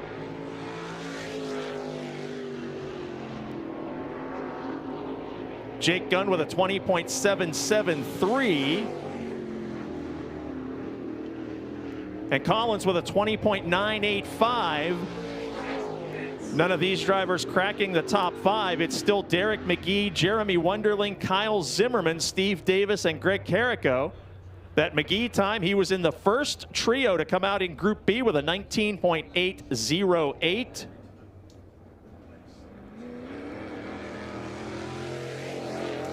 The 26 machine, Kurt Stebbins from Wellsville, New York. The 111 of Demetrius Drelos, another New York driver. And the 36 of Cody Dawson from Laurel, Delaware. Stebbins in the 26 car, competing in his 26th season of racing. If you're a numerology fan, that probably means something to you. Drelos in the 111, a big block modified campaigner throughout much of his career. Top 5 in the point standings last year as a rookie on the Rush Tour. And Stebbins 5th quick with his first lap at a time of 20.120. Drelos 2nd quick with a 19.817 in the 111 car. Cody Dawson 15th quick with a 20.735. Let's see if Demetrius Drelos can pick it up just a little bit. He was 1/100th of a second from the quickest time in the group, and a second lap a little bit slower. So it's still McGee with the 19.808 on top of Group B, and Demetrius Drelos with a 19.817, just a 1/100th of a second difference. And Group B's fastest qualifier with a cash bonus from FK Rod Ends, the driver of the 96 from Laurel, Delaware, Derek McGee. That concludes FK Rod Ends' Shock the Clock time trials for the Rush Late Model Touring Series. We'll be back with heat races, a pair of B mains, and the big 40-lap feature later on tonight. Mike, taking the break, buddy. We will be... Oh, you just did. Pay You would do it attention, better, Essex. James. You would do it much Hey, better. I'm getting ready for my invocation. It's going to be coming up here shortly.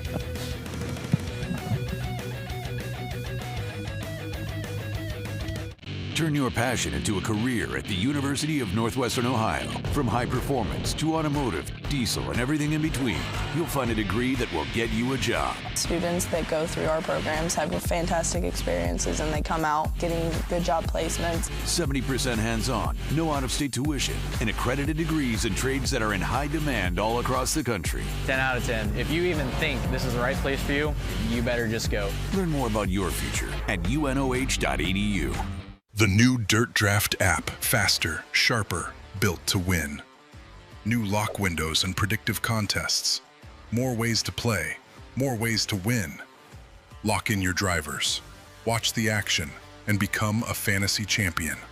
Every lap, every restart, every last lap slide job that moves you up the leaderboard. The green flag just dropped on the all-new Dirt Draft. Download it now at dirtdraft.com. Draft your team and get in the race. Race Car Engineering is your single source supplier for all your racing equipment. Dirt, asphalt, drag strip, street rod, or off-road, hundreds of brands and thousands of parts. Online 24/7 at racecareng.com or toll free 800-882-7231. Established in 1983, FK Rod Ends has been the industry leader for both midget and micro racing.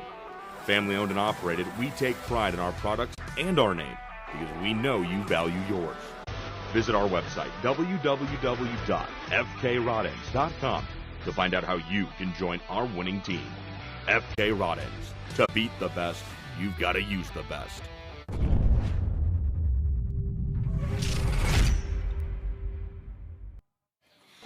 The Lucas Oil Late Model Dirt Series is brought to you by FloRacing, your #1 source for all things racing. By Summit Racing Equipment, let's build it together. And by Sunoco Race Fuels, race fuel for the street.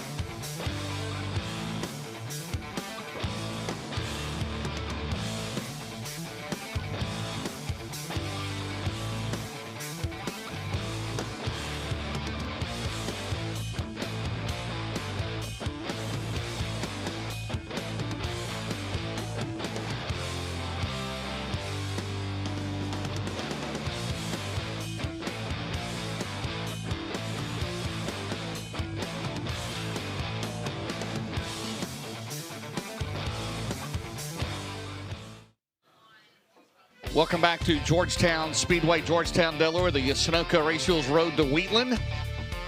As we are night number 1 of 3 this weekend here in the Del Parva, area here in Pennsylvania. And we'll be in Maryland. And tonight we're in Delaware, the first state.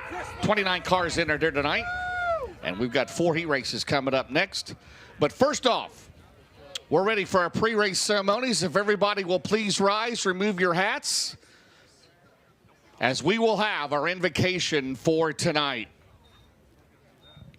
Dear Heavenly Father, we thank you for this day that you've given us, Lord. We thank you for safe travels to and from the racetrack this evening for all the race fans, race teams, and officials. We come tonight to pray for the men and women in our military, protecting the greatest country in the world, the United States of America. In this war that we're in, Lord, that you may put a hedge of protection around all of our men and women, Lord, and bring them back home safely. We thank you for all the hands that have helped build this great facility here in Delaware, that something the race fans and the families and friends can be proud of, Lord. We pray tonight for those that have some unspoken requests, whether family or friends, that you may touch them, heal them, and bring them back to us whole. We also pray, we lost 2 giants in the racing industry yesterday. Mo DeFino from here on the East Coast, he passed away. And the first three-time winner of the World 100, Larry Moore, also passed away yesterday. One of the all-time great dirt late model racers. So we pray for their families, Lord, in this time that they need comfort, Lord. We thank you for what you've done for us in the past and what you're going to do for us in the future. In your name we pray, amen. Now remain standing as Jamie Parker sings our national anthem. Oh, say, can you see by the dawn's early light what so proudly we hailed at the twilight's last gleaming, whose broad stripes and bright stars through the perilous fight, oh, the ramparts we watched were so gallantly streaming, and the rocket's red glare, the bombs bursting in air, gave proof through the night that our flag was still there. Oh, say does that star-spangled banner yet wave? Oh, the land of the free and the home of the brave.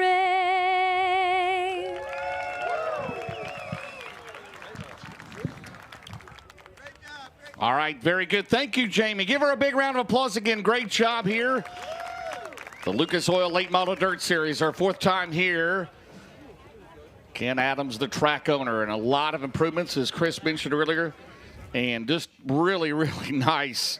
And they're not done yet, folks. They're going to keep on digging, and as you see here on this beautiful, turned out to be fine. And it's cooled off quite a bit this evening, but still a great night of racing. Great to visit the Lucas Oil Late Model Dirt Series souvenir trailer. Pick yourself up a Lucas Oil Late Model Dirt Series hoodie. We also have Flow hoodies down there as well.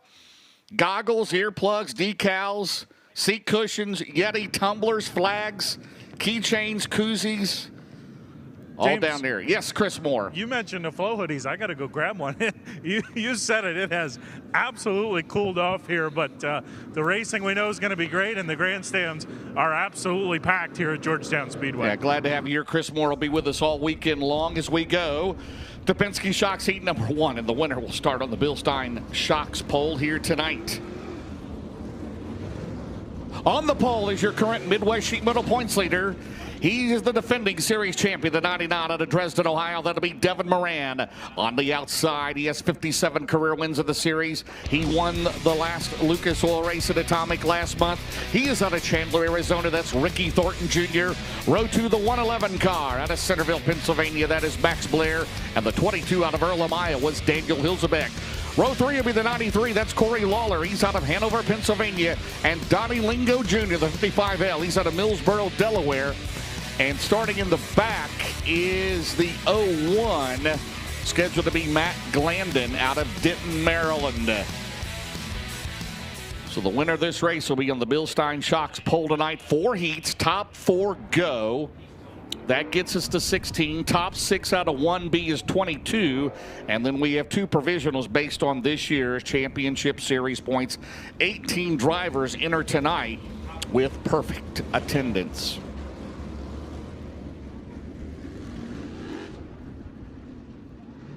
In the Sunoco Race Fuels Road to Wheatland, it will conclude at the Show Me 100 at Lucas Oil Speedway, Wheatland, Missouri.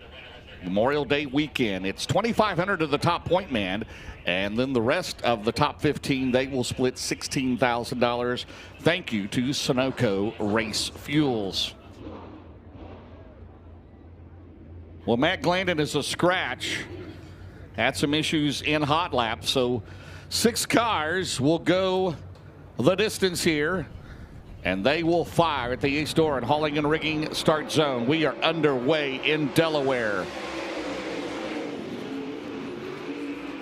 And the winner starts on the pole down the back straightaway. Devin Moran, he won here 1 year ago down the back straightaway. Thorne, and here comes Max Blair. The 2 good friends going at it side by side. Whoa, they get in there hot and heavy. Blair's got the bottom in the 111. Max Blair down the main straightaway, and Max Blair, the opening lap, he will go to second as Moran leads into turn number 1. Max Blair, what a run down at Golden Isles that final night from 25th to 1st. He and Moran went out the final 5 laps in a door-to-door battle, let's say that much, as they come out of turn 4. Moran got the advantage. They're side by side for a second. Thornton gets the spot back into turn number 1 around this 4/10 mile oval. Out at turn number 2 down the back straightaway. It is Devin Moran, and here comes Ricky Thornton Jr. Last time around, it was 6/10 of a second. The defending series champion, Devin Moran, comes into tonight 28 career wins in the Lucas Oil Late Model Dirt Series. Son of the Hall of Famer, the $1 Million Man, Donnie Moran, into turn number 1. Thornton digging on the outside. On the outside, here comes the 20 RT down the back straightaway, and Ricky Thornton Jr. is going to take the lead in the 20 RT. Ricky Thornton Jr., the 2024 Lucas Oil champion, out in front at Georgetown. He won the first 2 times we came here back in 2023 and 2024. And in 2026, he looks good as he stretches the lead out into turn number 3 as we're past the Hellraiser Jacks halfway mark. We'll have 5 down, 3 to go for the 20 RT. Moran second, Blair third, Daniel Hilzebeck fourth in the 22. Hilsebeck had some rig issues near Hagerstown, Maryland here this afternoon. He did make it on time. And right now trying to put it on the show for the girl of Iowa driver down the back straightaway. Then it's Lingo and Lawler as they come out of turn number 4 down the main straightaway. We will have 6 down, 2 laps to go as they come out of turn number 2. Down the back straightaway, Ricky Thornton Jr. stretched it out almost 2 seconds, the advantage into turn number 3. Number 4. It will be the Barron's Performance white flag, 1 lap to go. Max Blair third, Moran second, Hilsebeck fourth, final lap. Well, he started second. It took him a couple of laps. But Thornton, a 2-time winner here at Georgetown, trying to get back in that championship hunt out of turn number 4 at RTJ. Wins heat number 1. He should be on the Bilstein poles pending the long anchor scales. Second will be Devin Moran. Third, Max Blair. Fourth will be Daniel Hilsebeck. Brand new scale there. And Devin Moran on fire down the back straightaway. Not sure if that's an oil line or what, but the 99, it will make quick work getting him back there as we'll get everybody off the racetrack.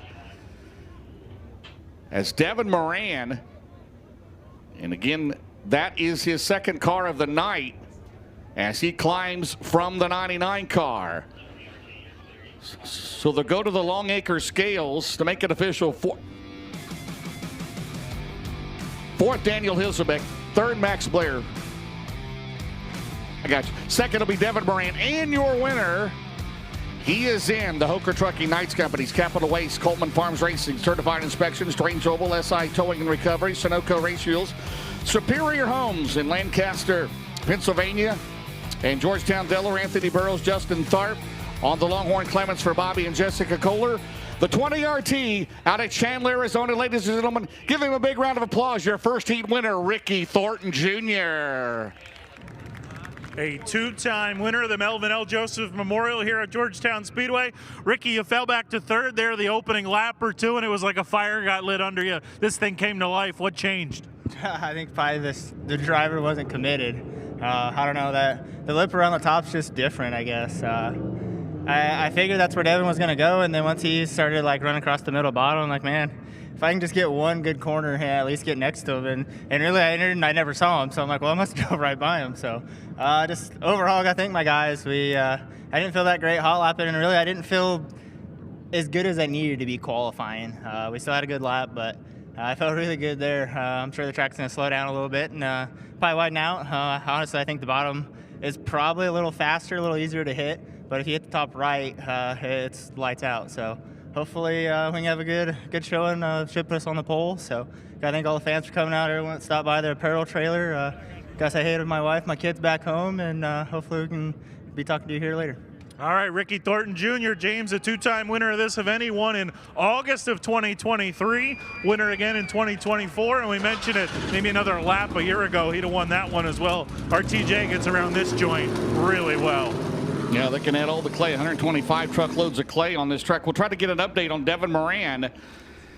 And again, hopefully it was just an oil line or something that caused that. I'm not really sure. That was quite a ball of flame down the back straight. Again, you saw Devin get out of his car, but they've taken that car back to the pit. He did finish second in his heat race. As we will take a look there. There you go. Once they took the checker, and there he's coming out of turn 2. He's obviously probably shut the motor off. Scary scene there for the 99. And the Lucas Oil safety crew quickly onto that track. As you see, it went out just as soon as it started. And Devin did climb out of the race car, but had to have a push back to the pit area. So we'll see how that transpires during the evening. All right, Summit Racing heat number 2. On the pole will be the 58 car. He's out of Las Cruces, New Mexico. That is Garrett Alberson. Outside will be the 60 out of Lakeshore, Minnesota is Dan Ebert. Row 2 will be the 93. That'll be Carson Ferguson. He's out of Lincoln, North Carolina. And outside the 40B out of Brandon, Florida is Kyle Bronson. Row 3, hometown favorite Ross Robinson in the 70s out of Georgetown. And outside will be the 4S out of Green Lane, Pennsylvania, Danny Snyder. And on the back, he did not qualify. It'll be the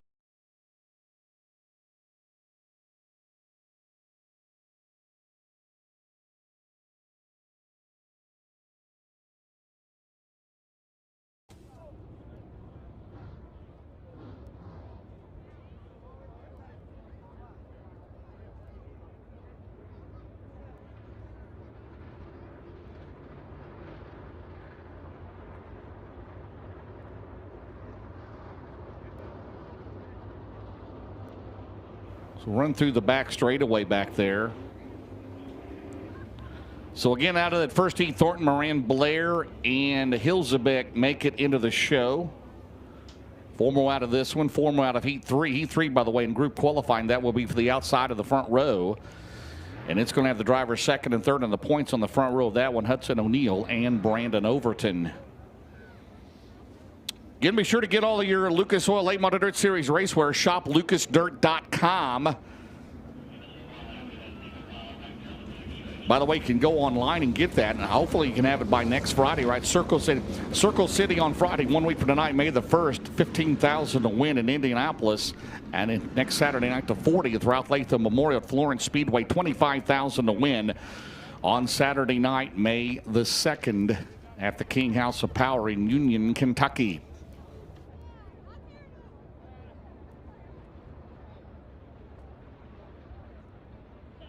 So after the Lucas Oil heats will be the Rush Late Model heats, the Delmarva Chargers, A main, 12 laps. Pistol Pete will be on the call for that one. So again, many thanks to Sunoco Race Fuel sponsoring the Road to Wheeling again this year. They've done that for many years. The top 15 in points will be rewarded. The current points leader heading into the Show Me 100 will get $2,500. And the second through 15, they will share $16,000. Again, thanks to Sunoco Race Fuels. I'd like to welcome aboard the Steering Buddy. Steering Buddy, a special unique award to the dark horse winner of the race. A driver who's not among the top 18 in perfect points and a Lucas Oil regular wins this race feature event tonight. They'll get an extra $1,000. And that is courtesy of Steering Buddy. Steering Buddy is like having an extra crew member. It allows racers to effortlessly steer their cars around the pits, in and out of the trailer, and around the shop. Slides on where your steering attaches, operated via handheld controller or Apple Android-based app. 2 versions, one for dirt, one for asphalt, and used by weekend warriors like Jonathan Davenport and Bubba Pollard. Pricing at $1,550. Contact steeringbuddy.com. Underway here at the East Orange Hauling and Rigging start zone. Summit Racing number 2 down the back straight. We've got a battle already for second and 3. Dan Ebert on the outside at 60. Carson Ferguson coming off that 21st finish in the NASCAR Truck Series race at Bristol a few weeks ago. You see Robinson get slid at 4. That was by Kyle Bronson. Out at turn number 2, we got a battle down the back straightaway for the lead. It's Garrett Alberson in 58, the 60 of Dan Ebert. Into turn number 3. Dan Ebert looking for his, I believe it would be his first ever heat race win in the Lucas Oil Series. He's won a B main this year. Alberson leads Ebert, Ferguson, Brunson right there, door to door, side by side between the 93 and the 60. Down the back straightaway, there is the 40B of Kyle Bronson. He'll go side by side with the 4S of Danny Snyder. Danny Snyder did not take a qualifying time as they come out of turn number 4. Garrett Alberson, the Ken and Beth Roberts car, with the lead. So Ricky Thornton Jr. on the Bill Stein pole here tonight. The winner of this race will start inside row number 2 as he comes off at turn number 4. Garrett Alberson, the 3 previous times here he has been fast. It did not come home with a victory, but they're at the Hellraiser Jacks halfway to start third here tonight. He will be a contender, looking for his first Lucas Oil win of the year. Right now it's 0.8 of a second over Carson Ferguson into 3. Ebert third. Ross Robinson runs in 4th. Around this 4/10 mile oval down the main straightaway. They got 5 down, 3 to go. Rob Penrod on the flag stand here tonight for the Lucas Oil Late Model Dirt Series. The co-chief starter at Eldora. Out of 2, it is still Garrett Alberson. It's down to 0.6 of a second into turn number 3. Ferguson digging hard. Here comes Ebert out of turn number 4. 2 to go in heat number 2.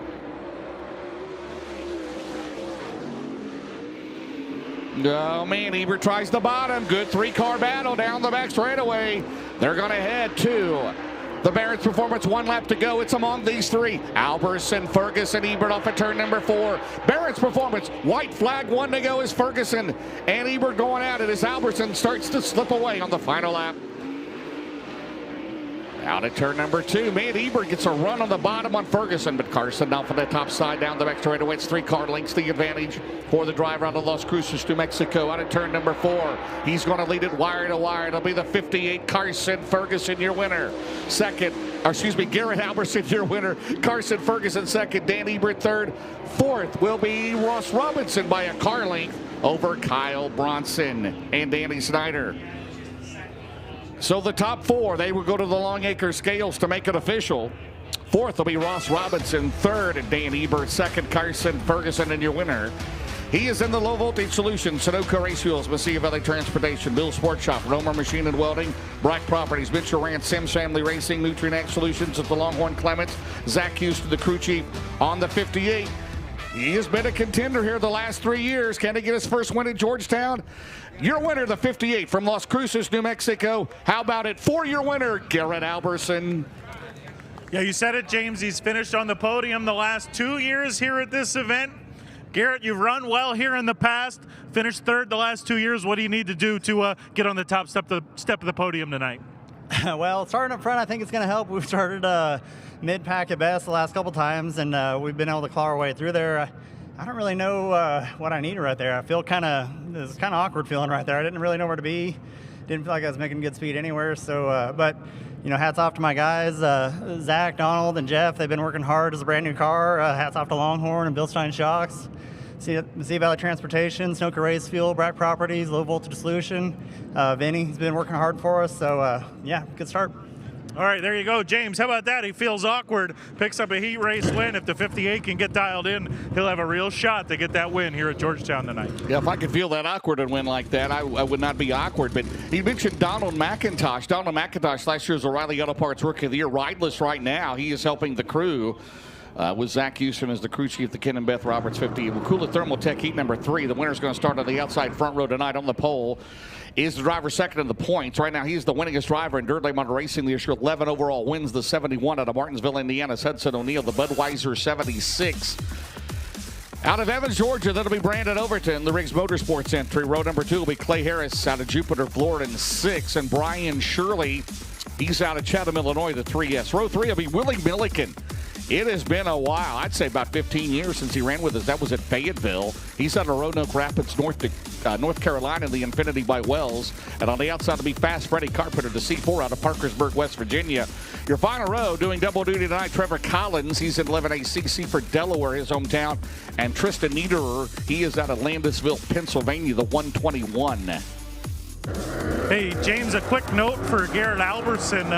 He mentioned he started mid-pack in 2024. When he finished third, he started 10th. Last year, he started 12th.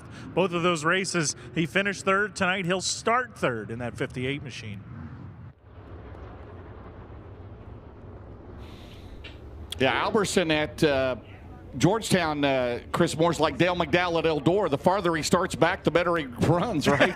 I'm sure he's hoping that's not the case. I'm sure he's hoping he's just as good tonight. The 20 RT looked really strong up front. Obviously, we have the questions about the 99 we're hoping to get answered. Yeah, we do have an answer. All right. Is that your final answer? It's a blown oil line is the word from the pit area on the 99 car. So about as good news as you get, right? I mean, he crossed the finish line, so he'll just repair that and maintain his starting spot. He won't have to go to a backup car. Right? Yeah, all things considered, it could be a lot worse for the 99 right now. And we know he's fast, so get that squared away, he'll be good to go. Yep, so we're ready to go. Heat number 3. Again, the winner starts on the outside front row in our group qualifying. Hudson O'Neal in 71, the Big River Steel entry for Todd and Vicky Burns, and the Budweiser 76. So Hudson O'Neal and Brandon Overton, they come in tonight. O'Neal second in the points, Overton third. The winner starts on the outside of the front row as we go green at the Ace Doran hauling and rigging start zone. Out of 2 down the back straightaway, and Brandon Overton down the back straightaway. Not a good start in 76. Hudson O'Neal pulling away right now on lap number 1 down the main straightaway. Here comes Shirley to 3S, and Brian Shirley has gone from 4th to 2nd on the first lap. Clay Harris 3rd. Shirley is 4th. Brandon Overton right now is in the 2nd spot in 76 there. Brandon Overton is 4th. He slipped back about 3 spots. Here comes the Bud 76 down the main straightaway. So Overton right now starting on the outside front row back to 4th. He battles on the bottom with Clay Harris. They're going to go side by side out of turn number 2, and Overton will climb back to 3rd. but he lost a ton of ground on that first lap. Right now, O'Neal with the lead. It was 2.1 over Brian Shirley the last time. It's Indiana and Illinois right now out in front. As we have two record books right now, it's 2.1 seconds the advantage for the 71. Off at turn number 4, down the main straightaway. Hudson O'Neal right now has got a straightaway lead as Brandon Overton has climbed back in a second. Brandon Overton, Clay Harris is in there in the 6 as they come out of turn number 2 down the back straightaway. Hudson O'Neal in a runaway right now in 71. Comes into tonight 15 points out of first behind Devin Moran, who finished second in this heat race. Here's a side-by-side battle. Brian Shirley and the 6 of Clay Harris. But right now it's 5 seconds the advantage for Hudson O'Neal up at turn number 4. 6 down, 2 to go as we're 2 past the Hellraiser Jacks halfway mark. Overton right now crosses the loop. 5.7 for the 71.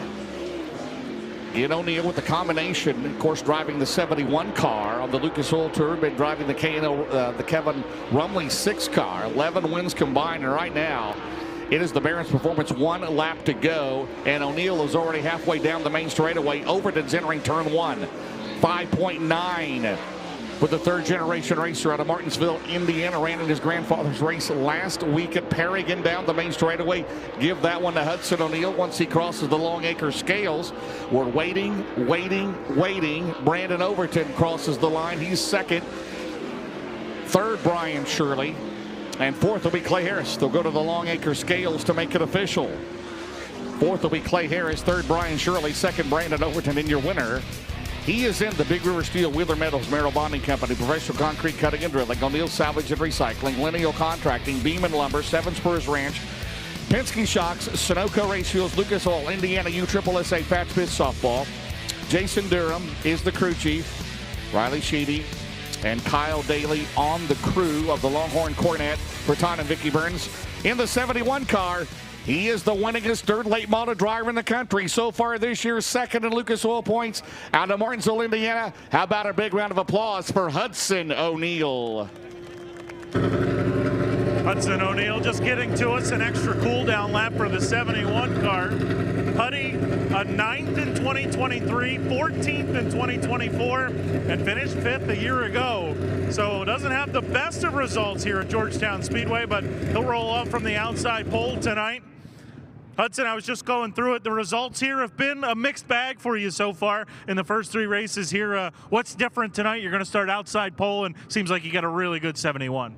Yeah, we're pretty good tonight. It's just kind of been a work in progress ever since we left Florida. We've kind of had to rebuild a little bit of our package, but yeah, it's going really good. I feel like we're headed in the right direction, and hats off to all my guys for working their tails off. And got a good hot rod. I don't know exactly what this racetrack's going to do. Hopefully, it'll get all the way against that bottom wall and around the top as well, and put on a good show. All right, there you go, James. How about these race car drivers? Garrett Alberson wins a heat race, doesn't feel great. Hudson O'Neal leading all 8 model drivers in wins, feeling like he's got to rebuild his package. You're never satisfied, right? That's what makes him that good right there. Hey, he's got a Dickey's Doghouse Automotive Repair. You saw that out of Madison, Indiana on the 71 car. Okay, Simpson Race Products heat number 4. We'll look this way.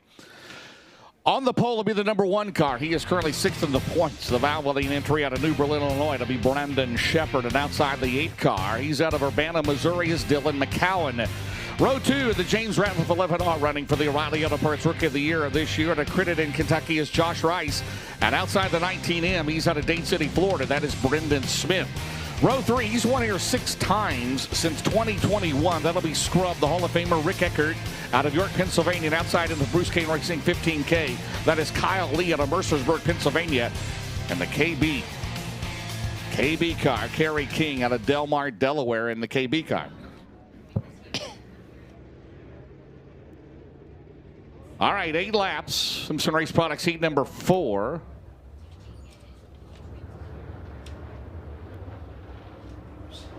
And the top 4 will advance. We'll have 1 B main top 6th and 2 provisionals based on this year's points. So in case you stepped out for a little bit, Devin Moran, blown oil line in this heat race once they took the checkered, but they'll repair that. And he'll be ready for the 49-lap A-Main. You wonder, 49 laps, this track was built, Melvin L. Joseph, 1949. It opened in 1950. Johnny Martin was the name of the driver that won the very first race here at Georgetown, Delaware. You see the junior flagman down there? Better look out, Rob Penrod. There you go. Give him a big wave. Got the white. Do you have a black flag down there? Oh, okay, good. All right. he's going to. There you go. There you go. I want to see you point that at somebody, but not during the racing, though. You don't want to do that. Great job. Haven't seen a black flag in a while, have we, Pistol Pete? Well, coming up next is the Rush. Mike Lezakowski, the Rush late models, then the Delmarva Chargers. Brandon Shepard, today's door and hauling and rigging start zone. We're underway at Georgetown, the fourth and final heat. Down the back straightaway, here comes Josh Rice. First visit to Georgetown. Well, I know he's been to Georgetown, Kentucky, but he's never been to Georgetown, Delaware. He goes wheel to wheel with McCowan, who's got help tonight from Jesse Stovall. Into turn number one. Out at two, down the back straightaway. Brandon Shepard in the one car.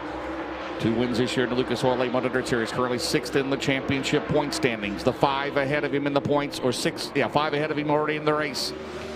Right now is a pretty good lead now. McCowan runs in second, Rice third, Brendan Smith is fourth. Down the back straightaway, 18 drivers so far. Perfect attendance in the Lucas Oil Late Model Dirt Series. Bapst and Hagerstown coming up next. Next Friday night, be there. Hoosier State fans, Circle City, and in Florence, Kentucky. Florence Speedway next Saturday night for the Ralph Latham Memorial.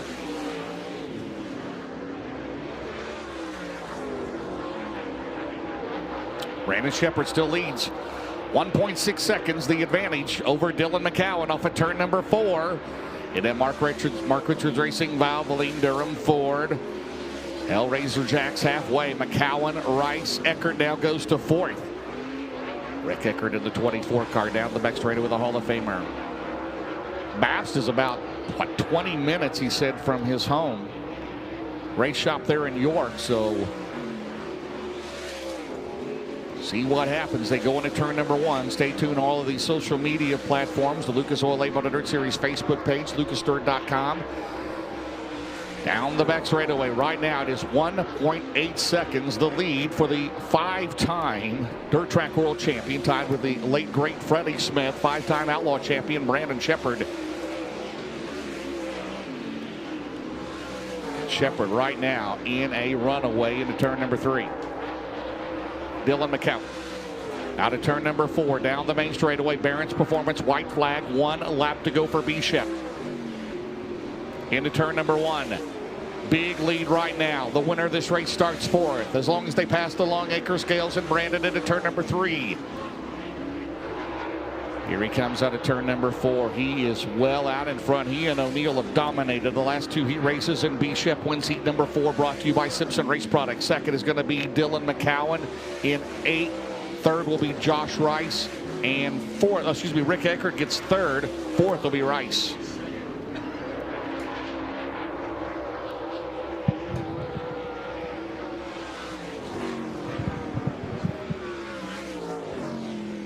So the top 4 will go to the Longacre Scales, Mike Lezakowski. A lot happening here on the scoring monitor, right? 4th, Josh Rice.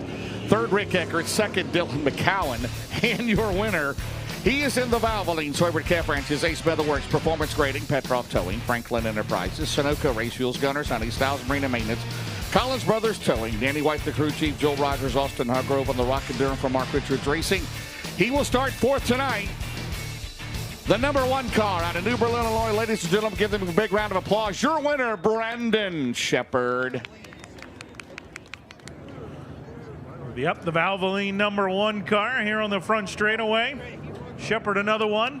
Hasn't had the best results here at Georgetown Speedway. And at the last Lucas Oil Late Model Dirt Series race at Atomic, he started on the pole and Brandon, at Atomic there, it seemed like starting on the pole bit you didn't know where to be, and Ricky snuck you late. Do you feel like starting fourth here is maybe a little bit more where you want to be and have an opportunity to see where you need to be and maybe go forward?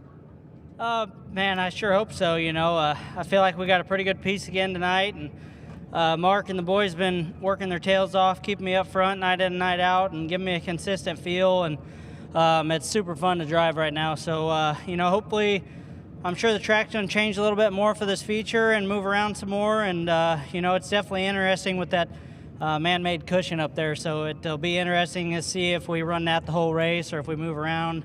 Felt pretty good after the checkered when I pulled down to the bottom, so we'll just see what happens. All right, there we go. Rocket 1. Mentioning that bottom, James, the 24, Rick Eckert, was rolling some hot bottom, drove his way to third, and was maybe a lap away from getting McCowan for second as well. I remember Shepard led 17 laps at Brownstown. He led like 44 at Atomic and finished second there to Ricky Thorne Jr. Well, I've got the tiki torches. It's the heaters, right? The tiki heaters, whatever you want to call them here.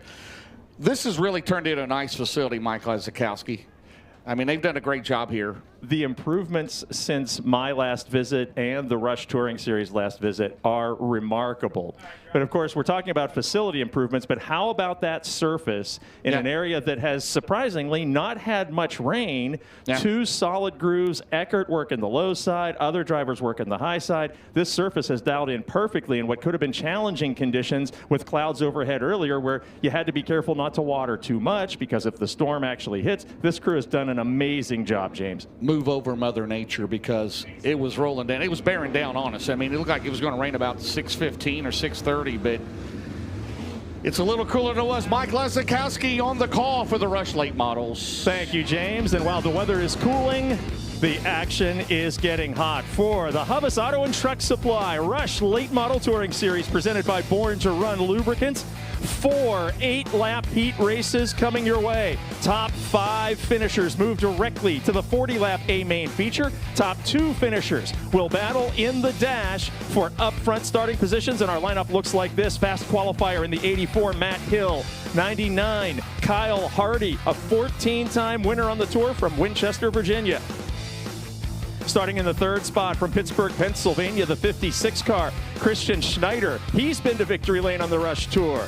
In the 4th position from Elkins, West Virginia, top 10 in the touring points last season, it's the 29 of Ryan Hare. In the 17G car, it is Zach Gunn from McDonald, Pennsylvania. In the 18 star, Dylan Cease. The 11W, Joey Warren, starts from the 7th position. 8th spot, the 43 car of Jarrett Evans from Mechanicsville, Maryland. And starting scratch in the 9 car field, Robert Smith from Del Mar, Delaware.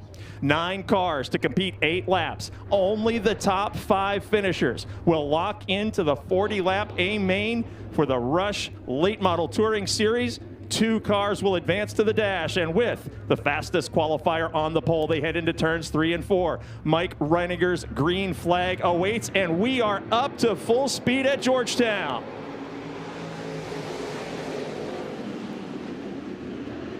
3 wide at the front of the pack for the lead. Outside, the 84 of Hill, the winningest driver here. 99, Kyle Hardy's had a heck of a spring with feature victories. He climbs into the 2nd spot. 3rd, it's Christian Snyder in the 56, and lap 1 is in the record books. Your leader is Matt Hill, the winningest Georgetown driver. Here comes Hardy on the bottom in the 99. Hardy with success in super late model racing and Rush Crate late model racing this season. 99 car continues to look to the bottom, but a great run for Hill on the outside at the track he knows best, and by a nose. It's Hill maintaining the lead in the 84 car. What a battle up front, and a mistake by Hill as he jumps the cushion in turns 1 and 2. Off the backstretch, he loses 3 positions. Hardy now out in front. Keep in mind, 5th position is the bubble. The driver finishing in 6th will have to claw his way through a B main to make the feature. We got a spin in turn 4. A car goes around in turn number 4. He is able to continue, and we stay green. But now a problem for your pole sitter in turns 1 and 2 for the 2nd time. Hill goes over the embankment. Caution flag will wave. Action happening at each end of the speedway, with 3 laps completed of 8 in this first of 4 heat races. For the Hubbs Auto and Truck Supply Rush Late Models, presented by Born to Run Lubricants, in these Flynn Tire Gunter Honey Touring Series events, the dash is critical. The drivers who finish first and second in each of these 4 heat races will have the opportunity to race for the first 8 starting spots in the 40-lap feature that pays all the dough. And as we mentioned earlier tonight, with over $200,000 in cash and product awards awaiting these drivers at season's end, $76,000 has been posted for the Tour Point Fund, with $20,000 going to the 2026 champion. 5 laps are remaining. Kyle Hardy took the green flag on the outside of row number 1, and his 99 machine is out in front. The the Winchester, Virginia, easy for me to say, driver. Hardy with 14 wins on the tour. To his outside, young Christian Schneider, master of the Pittsburgh, Pennsylvania Motor Speedway and a winner there at his home track in 4 different divisions. Ryan Hare in the 29, Zach Gunn the 17G, 18 Dylan Cease. As we go back to green flag racing, 5 laps to go. 5 cars will qualify. Schneider, the youngster in the 56, holding on to second, and yet again problems for Hill in the 84. The home track favorite having extreme difficulties in turn number 2 and 3 and 4.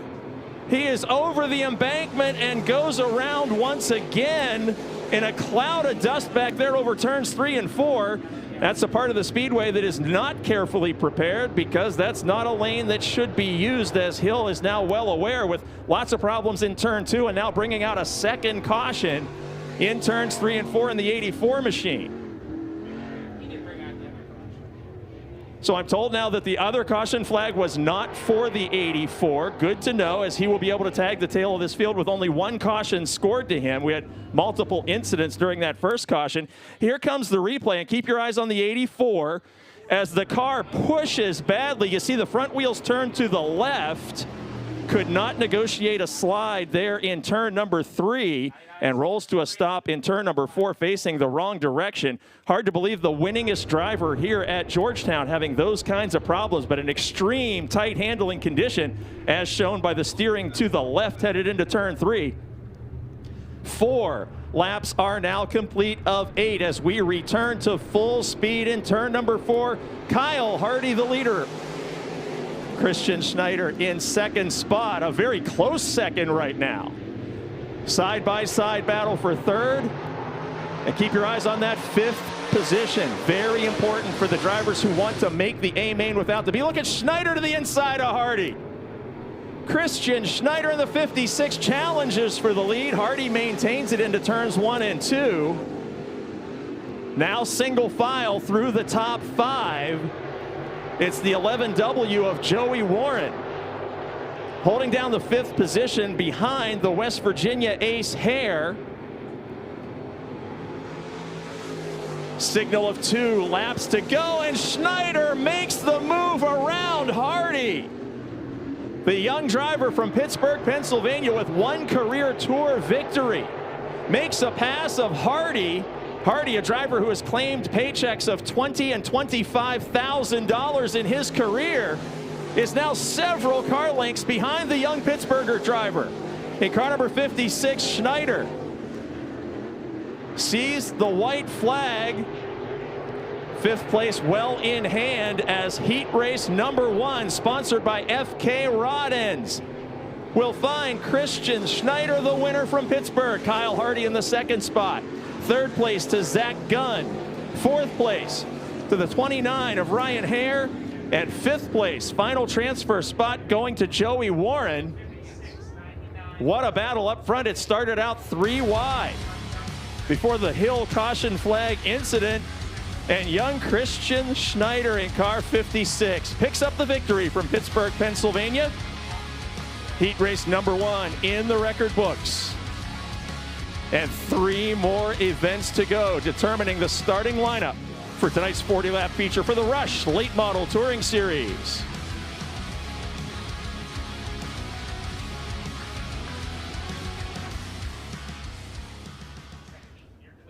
Rolling out for another 8-lap battle with 5 top finishers to transfer directly to the 40-lap A main. Top 2 finishers Moving on to the Sunoco Dash and starting on the pole in the 02 car. Top 5 in the final point standings in 2025 on the Rush Tour from Linesville, Pennsylvania, Ben Easler. To the outside in car number 92, last year's champion of the weekly series. From Millsboro, Delaware in car 92, Nick Davis. Veteran from Addison, New York, and a former Tour winner in car number 4, it's Jason Knowles. And starting to his outside in 4th, the 72 of Trevor Collins doing double duty tonight. 4-time winner on the Tour in car 42, it's Daryl Charlier from Bolger, Pennsylvania. And the 11K to his outside starting 6th is Davin Kaiser from Winchester, Virginia. The 91B from Oakdale, Pennsylvania, it's Brody Orovitz. And to his outside in car 32A, a top 10 driver in the final point standings of the Rush Tour from 2025, it's Austin Allen, the New York driver. And starting last, Mark Linton Jr. in the 17L from Millington, Maryland. He will have to climb 4 spots if he wants to transfer directly to tonight's 40-lap A main for the Rush Touring Series. Pace truck will exit the Speedway as we get set for 8 more laps of Rush action. Heat race number 2 of 4 with 35 competitors checked in to compete tonight from 9 states of the Union with over $200,000 in cash and product prizes on the line for the loyal drivers and best finishers come the 2026 season's end for the Rush Touring Series. Pennsylvania and Delaware make up row number 1 with the New York veteran Knowles starting inside of row number 2. 8 laps the distance.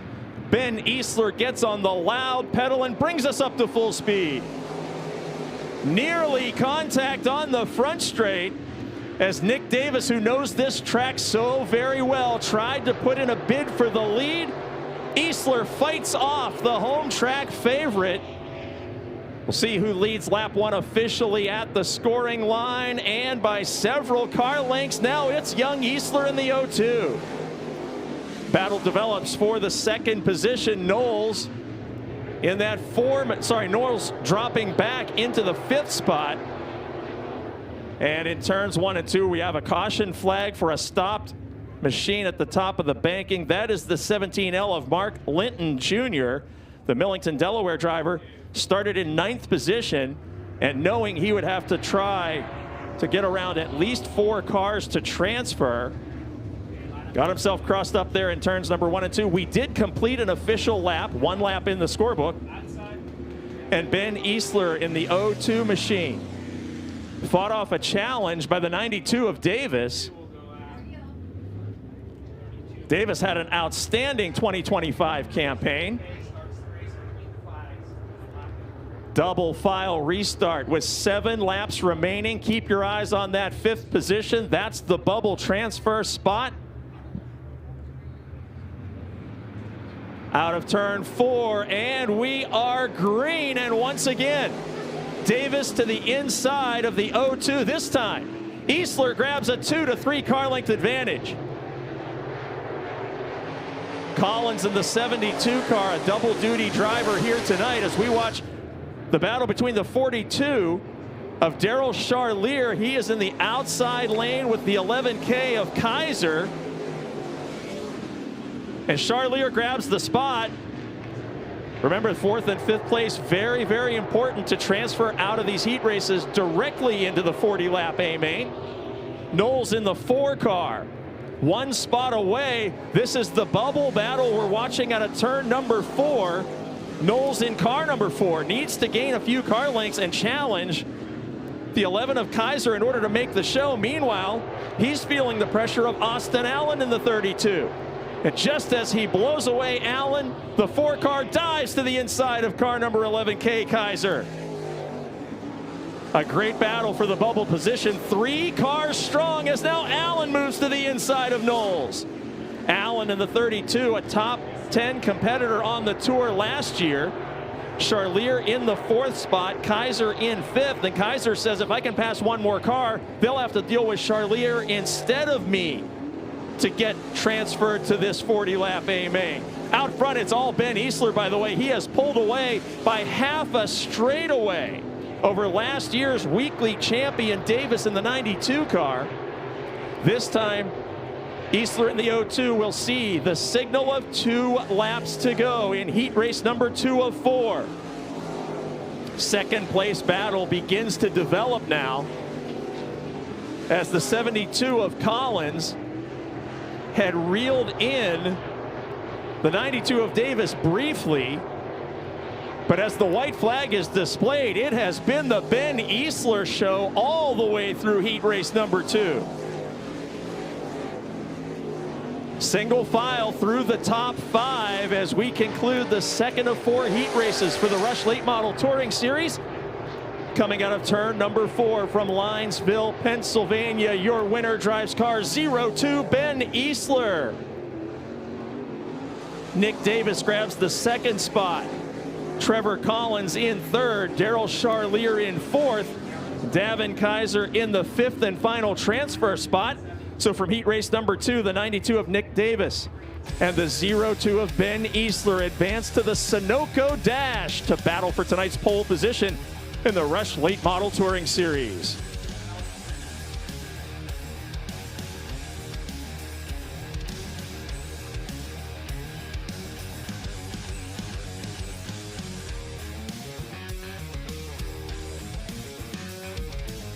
Heat race number 3, staging for action, another 8-lap contest with top 5 finishers locking into the feature event and top 2 to the dash. On the pole in car number 96 from Laurel, Delaware, it's Derek McGee. And to his outside, the defending champion of the Rush Late Model Touring Series. From Wellsville, New York in car 3J, Jeremy Wonderling. Mr. Excitement will fire off from the outside of row number 1. The Cream Ridge, New Jersey resident Steve Davis driving car number 13 will start in third spot. Greg Carrico from Winchester, Virginia in the 67 will launch from the 4th spot. East Concord, New York resident Bill Holmes drives car number 8. He will start in the 5th spot. And from Laurel, Delaware in the 36, Cody Dawson fires off from the 6th position. Row number 4 on the inside, the 24D of Luke Dill from Camden, Delaware. Outside, Donnie Tingle in the 74D from Georgetown, Delaware. In the 2, Trevor Collins from Georgetown, Delaware. Starting by himself in that 9th position, top 5 will advance to the 40-lap feature. Pace truck gets ready to exit the Georgetown Speedway. 35 entries in action tonight. Round number 1 for 2026. McGee from Laurel, Delaware, and Wonderling from New York. Drivers from 9 states and top 4 starters representing 4 different states. As we get set for the 3rd heat race of 4 for the Rush Late Model Touring Series. And we are up to full speed. Defending champion of the tour on the outside, Jeremy Wonderling, Mr. Excitement. But the 96 of Derek McGee, a home track driver, grabs the lead early in this one. Some contact made there lightly in the battle for 3rd spot. Leading lap number 1 officially at the scoring line, it's McGee. Wonderling a couple car lengths behind, and then the 13 of Davis. Davis, the New Jersey competitor, now puts a couple car lengths between himself and the 67 of Greg Carrico, the Winchester, Virginia driver. Single file through the top 5 right now. And how about McGee pulling away from the driver with championships and victories like no other on this tour? Wonderling in the 3J. Not able to challenge at this point for the heat race win, but if he's able to hold on to 2nd, he will be able to race the Sunoco Dash to possibly start in row number 1 in the feature event. Side by side, it's the 36 machine. Alongside of the 8, that is Cody Dawson and Bill Holmes battling, and Dawson gets the better of that battle and leaves Holmes back there to battle with Collins now. Those 2 drivers falling well outside the top 5 that will transfer to the A main. We are halfway through this event. Crossed flags signal to the drivers 4 laps down and 4 to go in heat race 3 of 4 for the Rush Late Model Touring Series. And how about Derek McGee? Outstanding run for the 96 car.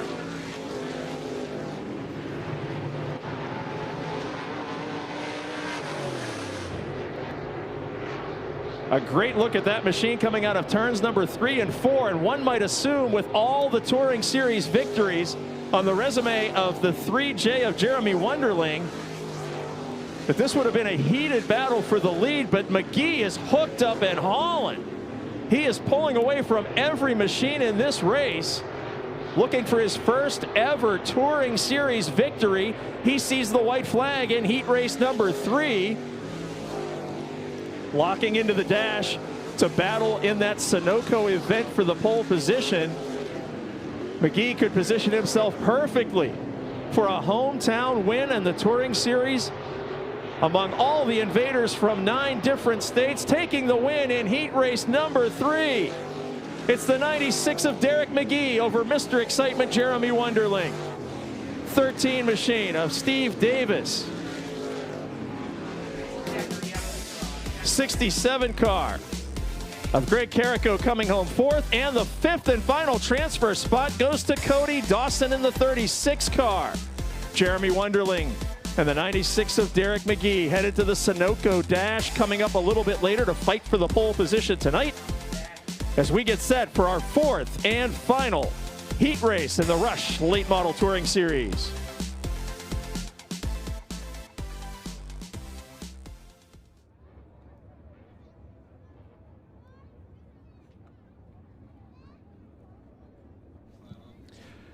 And Pistol Pete doing some great research here behind us in the tower tonight, as his quick research says that McGee, the winner of that heat race, has never won a feature event here at Georgetown as we get set for the final 8-lap heat race. Starting on the pole in the 111D from Queensbury, New York.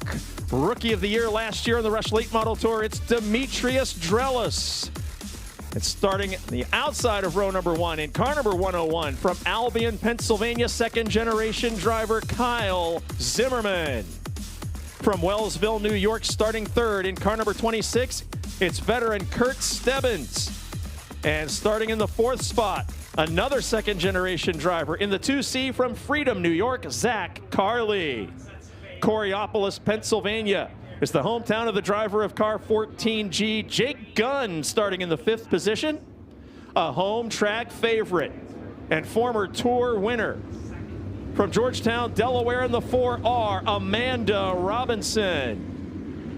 Starting in 7th, a 3rd-generation driver. From Pittsburgh, Pennsylvania, the number 8S machine, Tommy Schernhofer Jr. And starting in the 8th and final position from Enfield, New Hampshire, veteran big block and small block competitor Alan Hammond in car number 97. 8 laps the distance. Top 5 will advance to the 40-lap feature event. Top 2 to the dash. Triple-digit numbered cars making up row number 1. And Drelis out to the early lead into turn number 1. Kyle Zimmerman in the 101 falling back 1, maybe 2, 3 positions from the outside lane. We see Amanda Robinson there getting under the 101 machine of Zimmerman as well. Lap number 1 will be led by Demetrius Drelis into the 2nd spot. It's Stebbins in the 26th in his 26th year of competition, ironically. Robinson is up to 4th after she started deep in the field. And we see the battle of the 101 of Zimmerman trying to reel in that 2 of Carley. And Zimmerman, after starting on the front row with an outstanding qualifying effort, is falling back through this field. He's now on the bubble. Gunn in the 14 car closing in to try and make it to the A main. But your front row starter, Zimmerman, having all kinds of problems early in this event. Up front, Drelis in the 111, pulling away from Stebbins. Battle on the backstretch as the 14 of Gunn dives below Zimmerman. A pair of Keystone State drivers fighting it out for the 5th and final transfer spot in heat race number 4. Zimmerman upstairs, Gunn in the lowest lane, and Gunn takes the final transfer spot. From row number 1 to the B main goes Zimmerman, a winning driver in weekly competition with Rush late models. A tough heat race number 4 for him. Up front, with 5 of 8 laps completed, Drelos with several car lengths advantage over veteran Stebbins in the 26. Amanda Robinson in the 4R started 8th. She's up to 3rd. And now we see Zimmerman losing yet another position as Tommy Schernhofer in the 8 car is on the march, so they make contact. Schernhofer holds it in the line to maintain position, but now we see Drelos in the 111 entering turn number 3. A veteran of modified competition and last year's Rush Late Model Touring Series Rookie of the Year. Hall in the 111 car into turns 1 and 2 for the final time in heat race number 4 for the Rush Late Model Touring Series. Down the backstretch entering turn number 3. He finished on the podium in the final championship point standings as a rookie last season, and Demetrius Drelos wins heat race number 4. Over the 26 of Stebbins, the 4R of Robinson from the 8th starting spot, the 2C of Carley, and the 14G of Gunn. Top 5 finishers move on to the 40-lap A main. Meanwhile, the 26 of Kurt Stebbins will move to the Sunoco Dash, and your winner of heat race number 4 from Queensbury, New York, Demetrius Drelos, wins heat race number 4 and heads for the Dash as we get ready to take a FloRacing break. And when we return, we'll send things back to Mr. James Essex. Go right ahead, Tiffany, if you want to take a break. The Delmarva Chargers A main is next.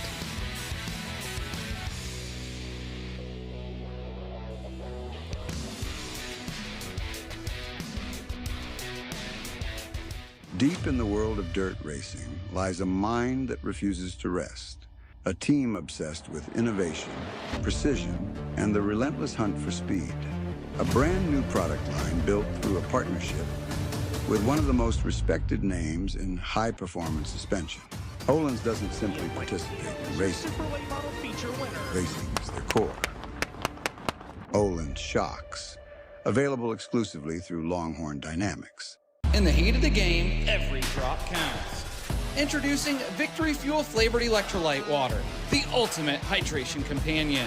Chili Bowl champion Logan Seavey. ASCS National Champion Seth Bergman. Packed with essential electrolytes and bursting with delicious flavors, Victory Fuel keeps you hydrated and fueled to perform at your best. Nothing tastes better than Victory. ARP manufactures the ultimate fasteners from the best raw materials using cold forged technology. Family owned and made in the USA. Quality always comes first. For whatever extreme category you're in, it's always ARP-bolts.com. FloRacing Studios live. You'll tune into Flo and watch pretty much any race we want. This is our Daytona 500. This is it. The largest crowd. It's the biggest race of the year. Destiny fulfilled. This is the biggest race I've ever won. This is exactly the group you need to put on a big event like this. The biggest night in pavement late model racing history. High Limit Racing! You're watching the greatest sprint car drivers in the world right here on FloRacing. The Lucas Oil Late Model Dirt Series is brought to you by FloRacing, your #1 source for all things racing. By Lucas Oil, keep that engine alive. And by UNOH, the University of Northwestern Ohio. Turn your passion into a career.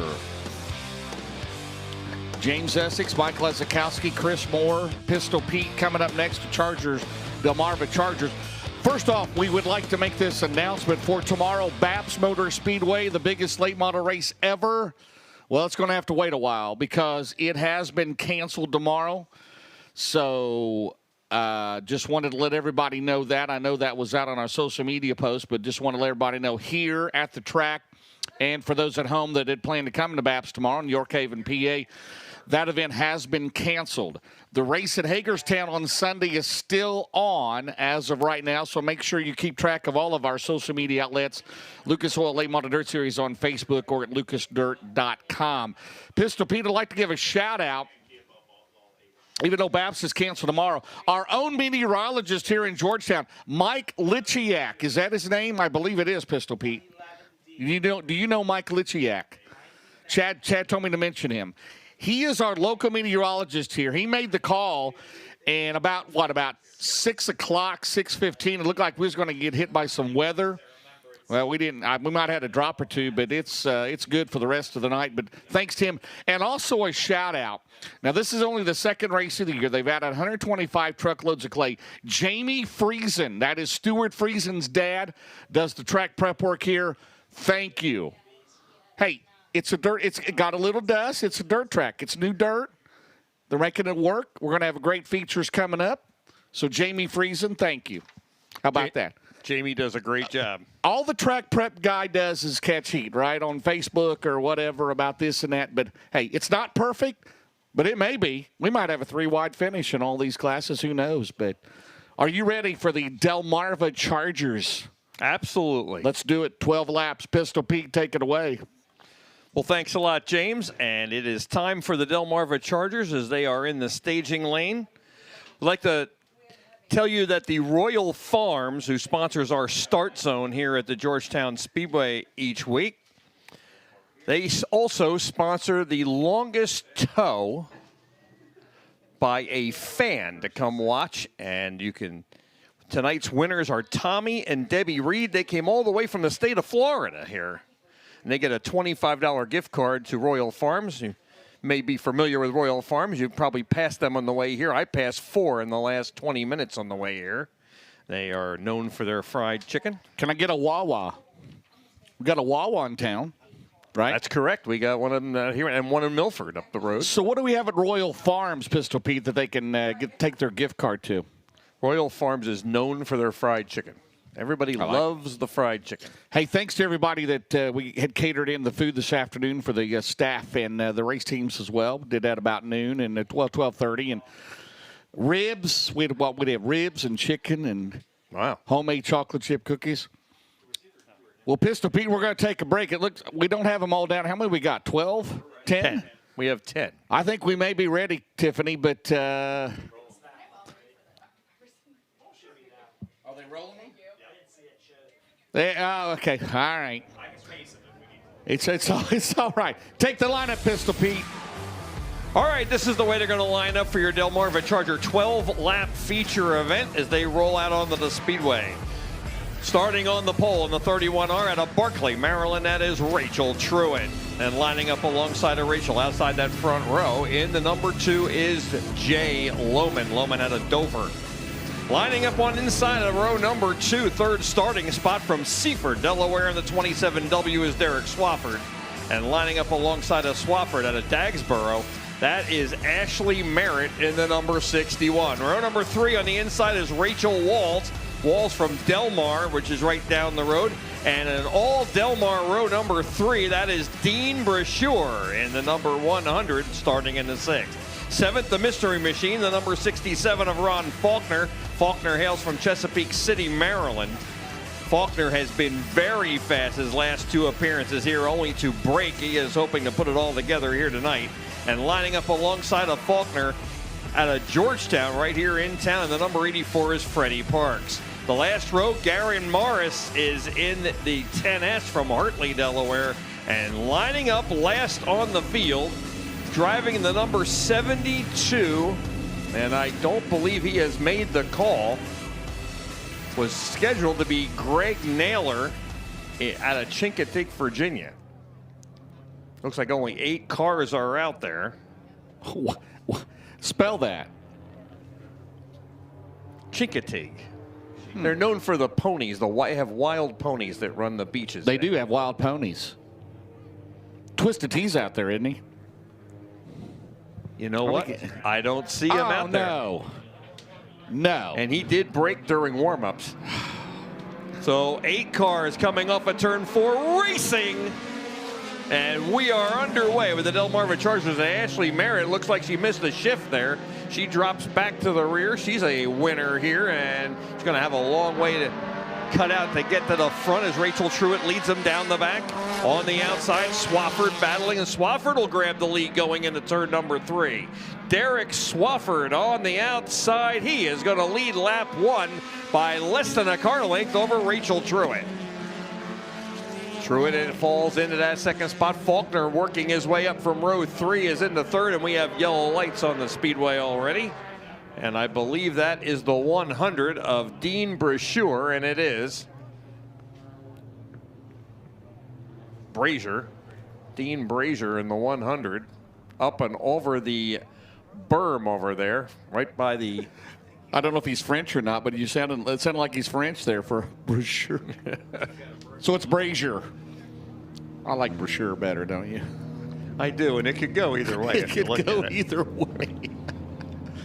Depends on if he wants to be fancy that night or not. Mr. Brashear. So Derek Swafford charging up from 3rd to 1st in the first lap here. Rachel Truitt. Truitt finished 2nd here 3 weeks ago. Her teammate was the winner, Tammy Collier. Collier not here tonight. Faulkner and Lohman on the second row.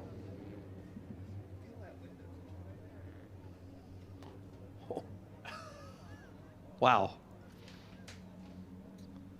We got the best seat in the house here by Bessie Furniture right in front of the tower. They get some nice Adirondack chairs to sit in, and everybody giving me the thumbs up. And they got a nice heater here, and it's actually heating up the window right in front of James and I. I need to add to Golden Isles. My window keeps steaming up there.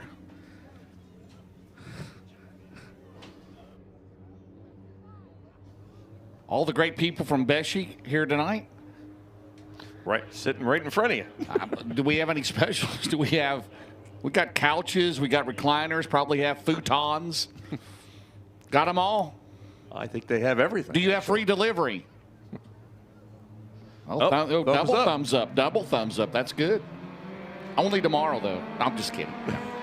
Green replacing yellow, and Swafford brings them back to turn number 1. Faulkner wasting no time. Faulkner moving into the second spot now. Jay Lohman following them through into 3rd. Truitt back to 4th. They go single file down the back, chasing after Swafford. Whoa, Faulkner getting out of jail. Oh, Faulkner upside down in turn number 3. And the red lights will come on for the first time this evening. And Faulkner is moving around in the car. We can see that on the camera. His window net came down pretty quick there. We'll get a report from the scene.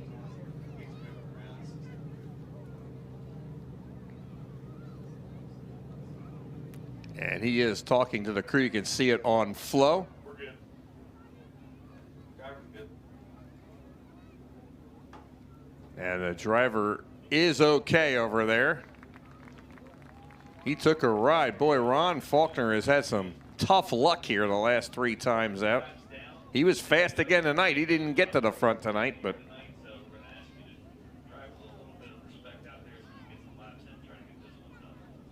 and if you're watching on Flow, we're going to show you the replay here in a second. As Faulkner takes the, and James, you can see here, the car just turns right like it wanted to go to the pits. Driver and car weren't on the same page there. The car getting upside down. Looks like something may have broke, or he got a flat on that left front. Wow. And the red lights will come on for the first time this evening. And you can, Faulkner will get the hook here.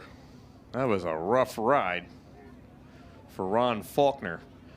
Folks, if you want to listen to the PA broadcast while you're watching the races here, you can listen on Track Tunes. It'll broadcast right onto your Bluetooth device that you may have. If you do not have a Bluetooth device, we are selling them at the Georgetown Speedway novelty stand, located directly behind the main grandstand here.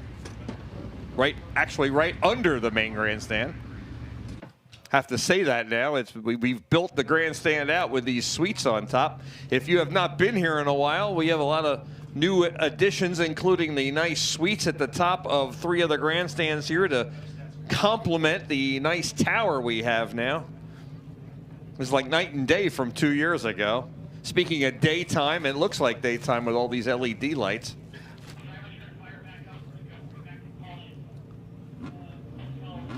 And if by chance you have to go to your car or you have an FM headset, we are also on FM radio at 94.9. You can hear the PA broadcast as well. Did you used to work in radio? Pistol Pete, 94.9. I did not. On the FM dial. But that's right. Traffic and weather on the 10s, right? That's right. Yes.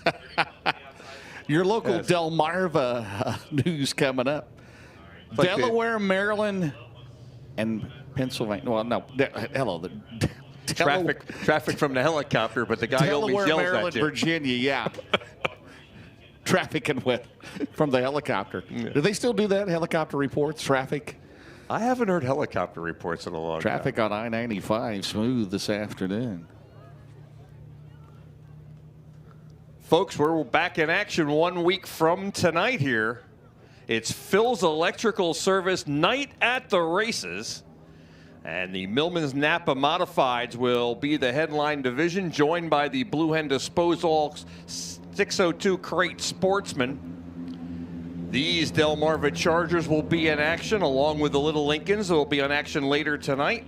And the Delaware Super Trucks will be here to join them. A 5-division show. Warm-ups at 6:30, and we get racing underway at 7:15. That is 1 week from tonight, May 1st. May 1st. Who's the most famous Delaware Blue Hen? It's got to be Joe Flacco, right? Well, that would be, yeah, absolutely, right? Yeah, Joe Flacco. Super Bowl quarterback. He's still playing. He's back with the Browns, by the way. What is he, about 55? He's done. See, that's how you make a career there. You know, he's well, done a great job. Cleveland. Okay. Well, back to racing action. And we have green back on the Speedway as Swafford now has Jay Lohman to deal with. Lohman has numerous feature wins here in his career. Truitt back in the 3rd spot. Ashley Merritt has worked her way up from last after that missed shift on the initial start. She's up to 4th and pressuring Truitt for the 3rd position. Off of turn 4, Swafford will lead them back to the line to complete lap number 4. Lohman will look to the outside, tries the middle groove. Oh, get a little loose there in turn number 1. That'll let Swafford stretch his lead, as Truitt moving in on Lohman now to challenge for 2nd. Merritt back in the 4th spot. Then it is Rachel Walls in the 5th position as they come back down the front. Swafford stretching his lead here over Jay Lohman. Lohman and Truitt within 2 car lengths now to challenge for that 2nd position. It'll be halfway this time from flagger Tanner Hollis. Tanner puts the cross flags up, and we are halfway. 6 down, 6 to go. Swafford's lead a little more than half a straightaway now over Jay Lohman. Rachel Truitt, a little loose there in turn 1 as well in the 31R, and that'll let Ashley Merritt close in on her. Rachel Walls back in the 5th position.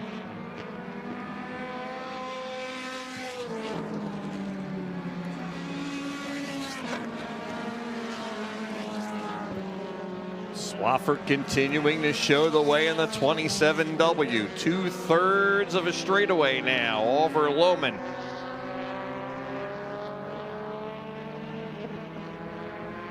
Well, Swafford through 3 and 4, smooth down the front. That car is fast in the Phoebes. Number 27W. Lohman will throw it in really hard that time, and he got a little loose, but he was loose is fast, and he holds a 4-car length lead over Truitt down the back. Truitt right in Lohman's wake as they head into turn number 3. Ashley Merritt closing in on Truitt now. Merritt in the 61 looking to move up a spot here, getting to the top 3. Swafford has checked out and is in another zip code at this point. as he works into turn number 3 for the 10th time. 2 laps to go, this time by. 2 to go, 2 to go.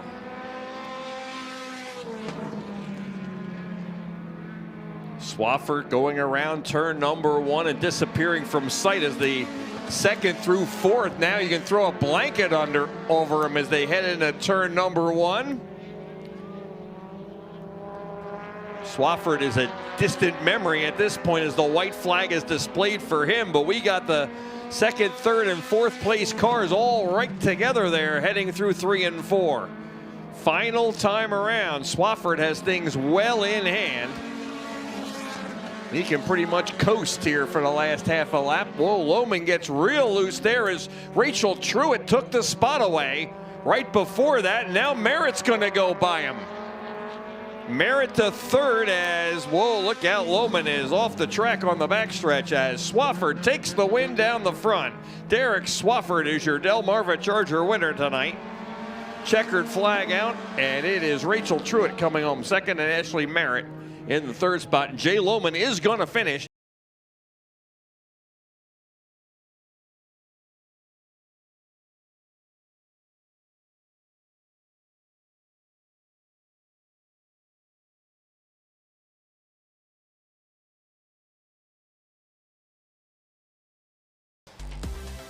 So Mr. Swafford to go to the brand new scales that they have here. Nice scale pad down there again. Pay pit lineup chute, just one of the many improvements. Always ongoing here at Georgetown, Delaware. And again, the Lucas Oil Late Model Dirt Series, our event tomorrow, BAPS Motor Speedway in York Haven, Pennsylvania, unfortunately canceled, as many of you seen all week long. And we held out hope until this evening that it would get better, but it has not, and so we have canceled for tomorrow along with BAPS. So we still plan to be at Hagerstown on Sunday to complete the weekend here in the Mid-Atlantic area. Don't forget, next Friday night we'll be in action 1 week from tonight for you fans in the Hoosier State. Circle City Raceway in Indianapolis, Indiana. That will be $15,000 to win the Lucas Oil Late Model Dirt Series. And the only other class scheduled, my Crown Vics, next Friday night, Chris Moore. My Crown Vics will be there. No, Rigsby's Pro Stocks or Pure Stocks or something else. Yeah, something like that. So anyway, then next Saturday night, we'll be at Florence Speedway. Early forecast looks pretty good, and we'll be there for the Ralph Latham Memorial, $25,000 to the winner. And all of our Lucas Oil schedule at lucasdirt.com, and each and every Lucas Oil Late Model Dirt Series race here on FloRacing. As we await Derek Swafford, your winner here. 9.4 seconds, Pistol Pete, over Rachel Truitt, Ashley Merritt, Jay Lohman, and Rachel Walls complete your top 5. So, James, what are you going to do tomorrow? What kind of trouble are you going to get into tomorrow with the day off? I don't know. Maybe watch the 15th round of the NFL draft. I'm not sure. It used to go quite a bit, right? I mean, I think they're finishing up the 2nd round tonight. I do not know, Chris. Yeah. What are you going to do? It's 2nd and 3rd tomorrow. I'm actually going to head towards Hagerstown. My buddy lives about 15 minutes from there, so I'm going to go hang out with him. Well, let's hope we have some good weather Saturday or Sunday. Derek Swafford at Victory Lane. Pistol Pete, take it away. All right. Derek Swafford is into Victory Lane. The ad art signs Victory Lane. And Derek is very happy, as he should be. And we'll bring Derek around here and get a word with him. Derek, that car was hooked up tonight. Yeah. You kind of got out there and you kind of ran away from everybody. Did you expect that when you started? No. I just know last week we had a really fast car and had some gremlins. Ended up breaking on the last lap. So I'm glad we got the gremlins out. And wow, this thing was fast. Who do you want to thank? I know a lot of people help you behind the scenes. Oh, I do. You know, I got to thank my sponsors, Affordable Auto Body, GH Inc. for all his support. Oh, Lord. I got to thank my wife for putting up, you know, it's a lot of time I spent in the garage working on this thing, and her love and support means a lot. Dad, for all his help, he's helped out a lot this year. Let me use his garage. Billy and Shelly for this opportunity to drive this car. And we're just fast, you know. Let's hear it one more time for Derek Swafford. He is your Delmarva Charger winner tonight. And I'll send it back up to James Essex up in the tower. Yeah, I think 9-point-something seconds. I think he can do better, can he? Can he do better than that? That's pretty good. It is fast. He's got a hot rod down there. But congratulations to Derek Swafford, your winner tonight. Of the Delmarva Chargers, Lucas Oil Late Model Series B main coming up next, and we'll have the Rush Late Model Dash. Rush Late Model B mains. We'll be with the Rush Late Models again. That'll be, of course, the end of June at the Firecracker. Big weekend there in eastern Pennsylvania there. That's going to be fun as always. The Firecracker 100, Lucas Oil Late Model Dirt Series, the Rush Late Models. Big weekend. Again, the end of June. Our complete schedule at LucasDirt. Did I say west? Did I say eastern? Western Pennsylvania, sorry. Oh, my goodness. All right, you see the Victory Lane celebration down there.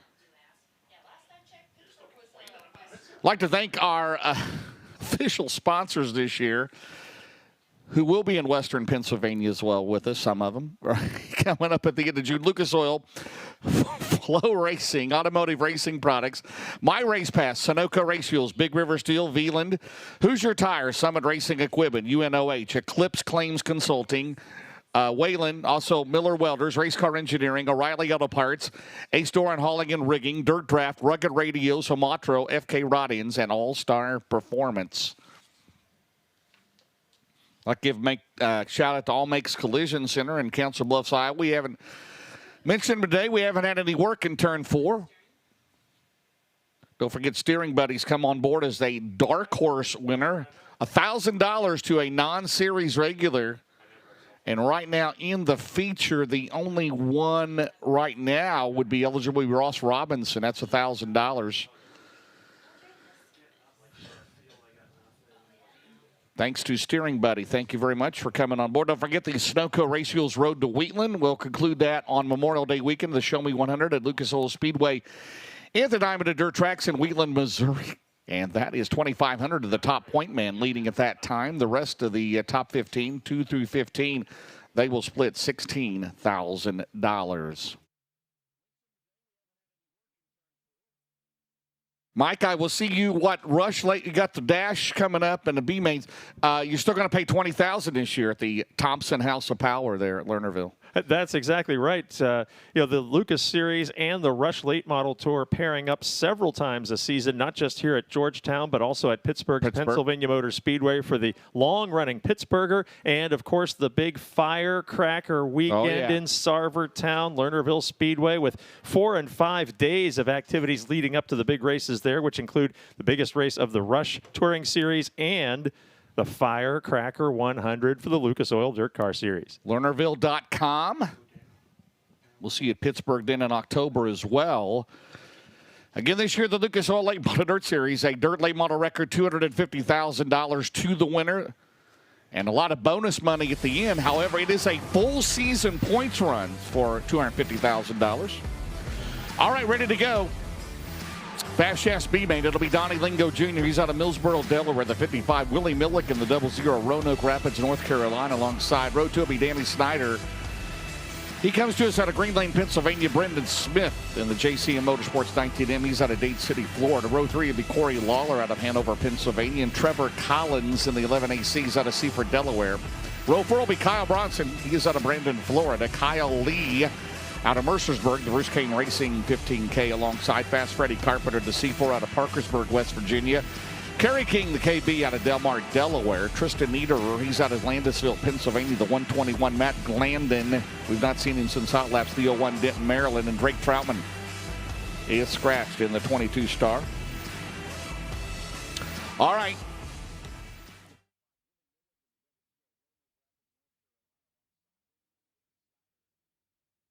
Ten laps, the top 6 transfer. Provisional land right now. It would be the 40B. It would be the 19M. 93 Lawler and the C4 of Carpenter. 4 not yet in. Bronson comes in tonight 9th in the points in his return to the series. Trying to make it in. as we will go to the East Door and Hauling and Rigging start zone here at the Lucas Oil Late Model Dirt Series in Fast Shafts B main action here tonight. Here we go.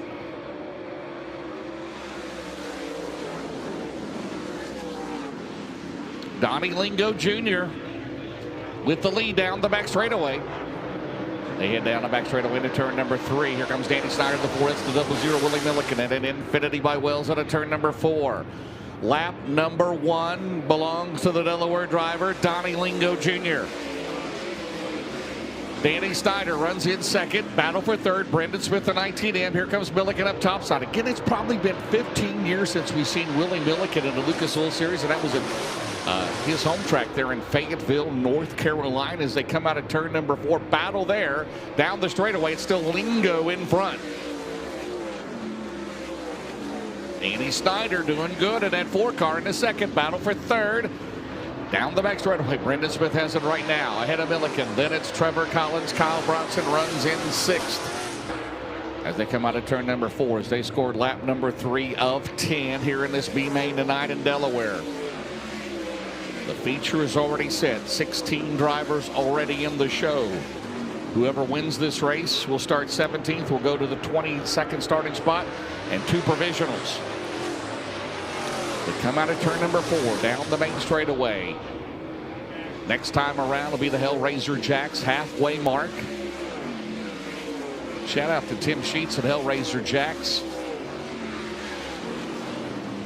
And they will be sponsoring the Pit Crew Challenge. This year it moves from the Show Me 100 to the Sunoco Race Fuels North-South 100 in August at Florence Speedway.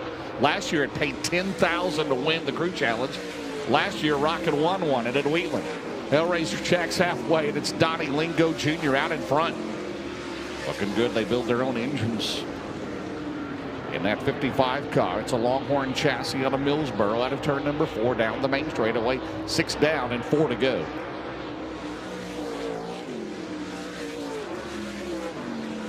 Lingo, Snyder, Smith, Milliken right now in the top 4. 5th remains Kyle Bronson right now. Bronson, and if he doesn't make it in, he would be the first provisional in line.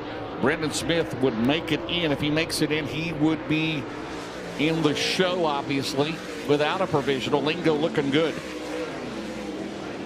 Donnie Lingo Jr., the veteran driver down the back straightaway.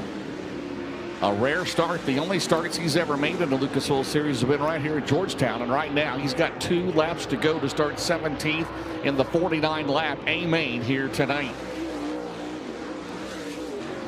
Second spot is Snyder. 3rd is Smith. 4th is Milliken down the back straightaway. Bronson, Collins, Carpenter, Lawler, Nieder, Lee, King, Glandon, and Troutman did not start the race.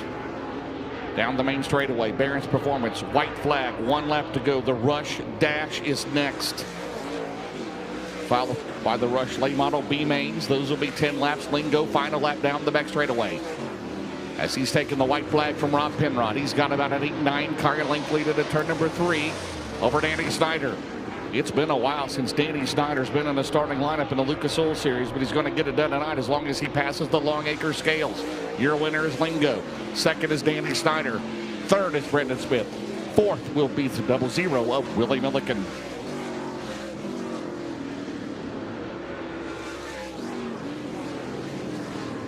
And 5th spot will go to Bronson and Trevor Collins. So again, we're going to take 6. Normally we take 3. We're going to take 6, double that up. So grabbing 6th will be Trevor Collins. 5th will be Kyle Bronson. 4th will be Willie Milliken. 3rd will be Brendan Smith. 2nd will be Danny Snyder. And your winner, leading wire to wire. He's in the Pizza Palace, Lingo Marine Incorporated. Little Acres, Atkins Masonry, Dan's Tackle Shop, Tink's Fab Shop. It's a Lingo engine under the hood for the Longhorn out of Millsboro, Delaware. How about it for your winner, Donnie Lingo Jr.? So those 6 in the show, I believe unofficially that would be Lawler and Fast Freddy would be your provisionals here tonight. We'll make that official in a little bit. All right, Mike Lezakowski coming up. We got the Rush Dash, Rush Late Model Dash coming up. As well as the B mains. You are correct, James Essex. And all the Rush events, including the A main feature, as well as the upcoming Sunoco Race Fuels Dash and B mains, will be double file restarts in the event of a caution flag, with leader getting lane choice for that double file restart all race long. And the restarts will occur in the Illusion Coats powder coating firing zone out of turn number 4. I'll tell you a little bit more about that marketing partner of the Rush Late Model Touring Series as we get set to determine who will start from the pole in this Flynn's Tire Gunter's Honey Touring Series event for the Hubbis Auto and Truck Supply Rush Late Models, presented by Born to Run Lubricants, starting on the pole by luck of the draw. His car number has always been 26, and he is celebrating 26 years of racing from Wellsville, New York. It's Kurt Stebbins to his outside. Heat race winner tonight in the 111D car. From Queensbury, New York, Demetrius Drelis. From Laurel, Delaware, starting in third. Heat race winner tonight in car number 96, it's Derek McGee. Starting from the 4th position, Pittsburgh, Pennsylvania's Christian Schneider in car number 56. A very powerful heat race win for him this evening. Starting in position number 5, Mr. Excitement. From Wellsville, New York in car 3J, defending Rush Late Model Touring Series champion, Jeremy Wonderling. From Winchester, Virginia, starting in the 6th position in car number 99, it's Kyle Hardy. 14 times a feature winner on the tour is Hardy. Last year's Rush Weekly Points champion from Millsboro, Delaware for this region, car number 92 is Nick Davis, starting 7th. And from Linesville, Pennsylvania, heat race winner starting in the 8th spot, car number 02, it's Ben Easler. Sunoco Race Fuels Dash. The way they finish this 6-lap contest is the way they will start the 40-lap A-Main feature event tonight with all the money on the line. Stebbins on the inside, Trellis on the outside, and all Empire's State front row, and we're up to full speed. Fight for the pole position begins in turn number 1. We're 3 wide for second as Stebbins is the early leader. Trellis rides the cushion back to the 2nd spot. Side by side is the battle for 3rd. That'll be an inside row starting spot for the feature. Lap 1 officially scored with Stebbins ahead by just about a car length over Trellis. Trellis, Rookie of the Year on the Rush Tour last season in the black 111 car. He pounds the cushion in turn number 1, and that allows McGee to challenge. Heat race winner McGee showed a strong performance in the preliminaries. The 3C Graphics Rookie of the Year, Demetrius Drelis. Top 5 in the final standings on the tour last season, trying to maintain a front row starting position. If the race were to end right now, your leader Stebbins would go from the pole. And look at McGee battle to the inside on Drelis. We've got a spin in turns 3 and 4. The defending champion goes around. 3J, Mr. Excitement, Jeremy Wonderling.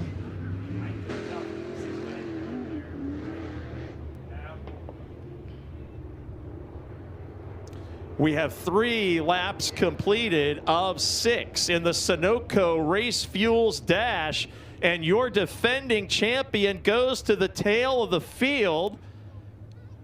If he cannot advance, of course, he would start in the 6th position, but how about Kurt Stebbins, the 26-year veteran in car 26, the New Yorker, trying to launch from position number 1 in tonight's 40-lap feature. So far leading all the way in the Sunoco Race Fuels Dash, Demetrius Drelis, the 111 car outside. Drelis, a former big block and small block modified competitor, still has the modifieds in his shop, but competed on the entire Hubbis Auto and Truck Supply Rush Late Model Tour presented by Born to Run Lubricants last season. As we get set to go in the Illusion Coats powder coating firing zone, back to full speed. Drelis was using the cushion for all it was worth in turns 1 and 2 under those 3 green flag laps, and he's back to the top side again. Now a side-by-side challenge for the 4th position. Which driver will start from row 2 as we see to the inside? It's McGee, and making a move to the outside, it's Schneider. Best battle on the Speedway is for 4th. That determines a row 2 starting position as Stebbins continues to lead. McGee holds on over Schneider for the moment. Wunderling has already passed 2 cars after the spin. White flag is displayed last time around. Up front, the battle for the pole position is a heated one. Drelis on the outside. Stebbins on the inside. And Drelis overshot the cushion exiting turn number 2. Dropping back through the field in the Sunoco Race Fuels Dash, picking up the win to start from the pole tonight. It's Kurt Stebbins of Wellsville, New York. Kyle Hardy in the 99 advances to a front row starting spot tonight. How about that action in the Sunoco Race Fuels Dash? We now know the starting lineup in the first 8 positions for the 40-lap feature in tonight's Flynn's Tire Gunter's Honey Touring Series event. Winning the Sunoco Race Fuels Dash for the Hubbis Auto and Truck Supply Rush Late Models. Driving car number 26, ladies and gentlemen, Kurt Stebbins.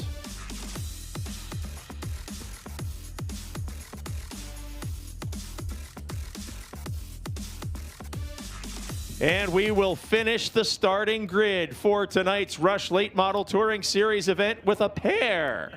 That's right, a pair of 8-lap B main events, and only the top 2 finishers move on.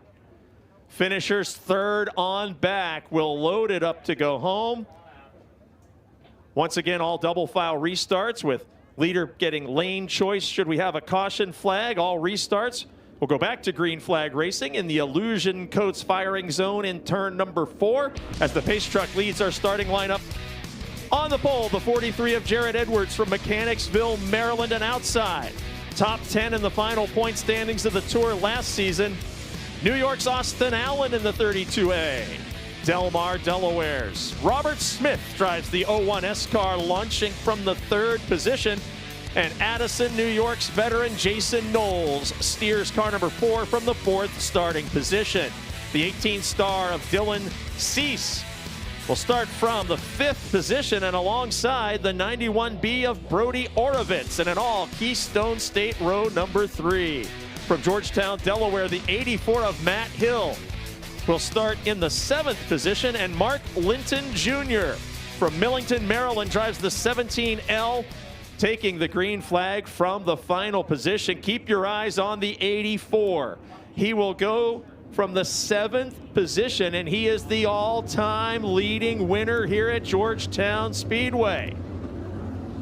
Matt Hill had a disastrous heat race earlier, brought out a couple of caution flags as that car had a seriously tight handling condition, and now he will have 8 laps in Rush Late Model B main number 1 of 2, top 2 finishers. Move on to the A main. Last chance to make the big show and the 40-lap feature here tonight in round number 1 of 2026 for the Rush Late Model Touring Series. Edwards and Allen bring us up to full speed. Side-by-side battle for the 2 transfer positions. This time, Matt Hill in the 84 dives to the inside lane. Passes a few cars early on in this event and a spin right in front of him. A couple of other cars now involved. I believe it's the 01S car. Robert Smith launched from the 3rd position. And an innocent victim there, the 17L of Mark Linton Jr., the Maryland driver who spun to avoid further contact. But boy, Smith launched from a position that could have easily had him starting tonight's 40-lap feature, needing to only gain 1 position to make the show. Now he will go to the tail of this field.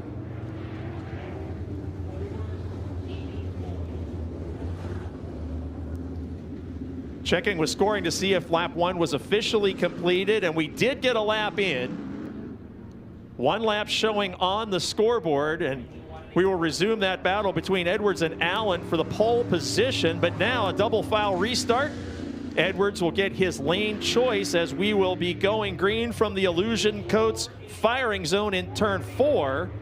First of 2 B mains on the speedway right now. Again, the 84 of Hill, such a big winner in Rush competition, started this event in the 7th position, and in only one lap, he is up to 4th. So as we go double file, he will have the 2 drivers right in his sights, as he will need to advance a couple of positions to make the starting lineup tonight. Continued thanks to the Touring Series sponsors: Havas Auto and Truck Supply, Basel Race Fuels, Born to Run Lubricants, Capital Contracting Service, Calusi Chevrolet, Close Racing Supply, D&V Jewelers, Flynn's Tires, FK Rod Ends, Franklin Racing Supply, Gunter's Honey, Henry's Headers and Exhaust Systems, Holly Performance, Hoosier Tire. We already mentioned Illusion Coats Power Coating. How about our friends at Jones Racing Products, the official belt drive system of Rush since 2017. Thanks to the Jones Racing Products folks. They will be providing a $7,000 product award on Manufacturers Nights as a total through the 2026 season. We greatly appreciate their support. Also, the presenting sponsor of the Wheelman Bonus Event Challenge Series. A new marketing partner for the season, Real Merchant Services, DMV. Business owner Donnie Tepper, a former Rush late model competitor here in the Mid-Atlantic states, as we have 1 lap complete in B main number 1 of 2. 7 laps remaining, 2 cars to transfer. Jarrett Edwards of Mechanicsville, Maryland, the early race leader. Austin Allen, the New York driver, a regular on this tour, fighting to make the first feature event of 2026. Jason Knowles, another Empire State veteran in car number 4, and Dylan Cease in the 18. Bring us back to green.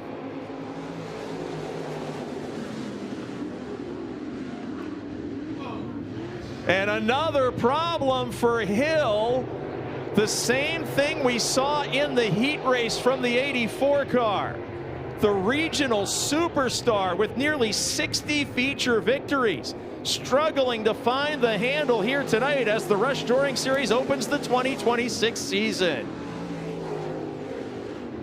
Keep in mind, provisional starting spots could be available should the 32 of Austin Allen, currently in a transfer spot of 2nd, or the 4 of Jason Knowles, currently in 3rd. If either of those drivers fail to earn a top 2 position, provisional starting spots based on their finish in the point standings from 2025 could come into play. But leading this event, Jarrett Edwards would not be eligible for a provisional. He needs to maintain this lead or the 2nd position at worst in order to make the big show. Crossed flags indicate halfway. 4 laps down and 4 laps to go. Edwards pulling away by 3 or 4 car lengths from one of the most consistent drivers of 2025 on the tour, Austin Allen. New York drivers in 2nd and 3rd on the racetrack right now. Only 2 cars will advance. Had a couple of upset performances in the heat races earlier tonight. And certainly with Matt Hill, the many-time feature winner, out on the speedway just about last place. And he goes over turns 1 and 2 once again. Matt Hill with one of the least memorable nights of his racing career. Continued problems, and he's going to pull off the speedway with troubles that just have not been able to be solved tonight, starting in his heat race. 2 laps to go for the 43 of Edwards. Mechanicsville, Maryland, his hometown, looking for a career first win in the Rush Touring Series.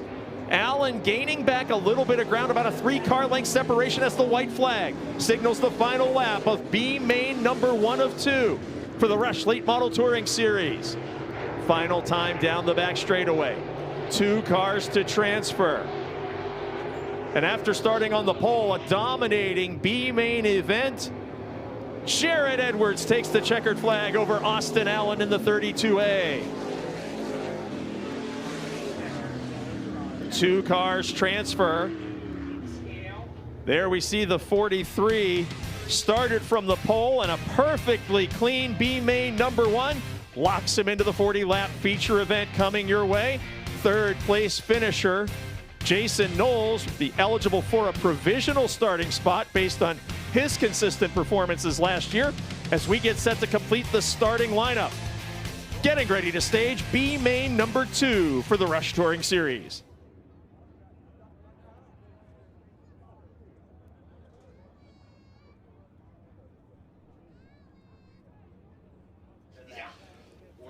Once again, 8 laps the distance. Double file restarts. Leader has lane choice. Starting on the pole from East Concord, New York, the veteran in car number 8 is Bill Holmes.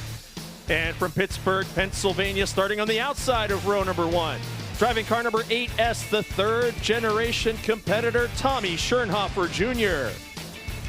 Row number 2, on the inside in car number 2, from right here in Georgetown, Delaware, it's Trevor Collins. And to his outside from Albion, Pennsylvania, Kyle Zimmerman in car 101. Row 3, the 24D of Luke Dill from Camden, Delaware. And to his outside, Alan Hammond from Enfield, New Hampshire, the modified veteran in car number 97. And starting last, Donnie Tingle from Georgetown, Delaware, the 74T. Only 2 drivers will make the show. Keep your eyes on that 101 of Kyle Zimmerman. Zimmerman, a routine winner in weekly competition in Pennsylvania and New York, tracks like Erie's and State Line. He had a tough heat race after he started on the front row and fell back. Kind of like we watched Matt Hill, one of the drivers expecting to have a great run tonight and having all kinds of troubles in the heat and the B main. Perhaps the problems on the Zimmerman 101 car that caused him to drop back from the front row have been resolved, as the final 8 laps of preliminary action tonight will fill out the starting lineup for tonight's 40-lap feature in the Hovis Auto and Truck Supply Rush Late Models, presented by Born to Run Lubricants. Holmes and Schernhofer side by side, bringing us to the green. And 4 cars under a blanket there in turns 1 and 2. Schernhofer back to 3rd. Holmes with a lead of about 4 or 5 car lengths very early. And look at Zimmerman dive to the inside of Schernhofer. A bold move in turn 3 that did not produce a position advance, but an aggressive stance taken there by the 101 of Zimmerman. Nearly making contact with the 8 of Schernhofer out of turns 1 and 2. This is the battle for 3rd, 1 spot away from a transfer. It's Holmes and Collins out front, but this heated battle, a couple of Pennsylvania drivers, Schernhofer in the 8, 3rd generation racer from his family. Zimmerman, a 2nd generation racer from his family. And the 97 of Hammond catches up just a bit. Hammond got a terrible start initially and fell way back. Now equidistant, the cars in 3rd, 4th, and 5th. Up front, Holmes in the 8, the New York veteran continues to lead. Working lap 3 of 8. Black number 8, your race leader. The red number 8 of Schernhofer right behind this 2 machine of Collins. Collins driving car number 2 in position number 2 and securely in position number 2. No challenge for that bubble transfer spot at this time. He's comfortable, but nowhere near your race leader, Holmes in the 8. Bill Holmes, a long-time competitor, raced in several divisions before finding a home here in the Rush Late Models.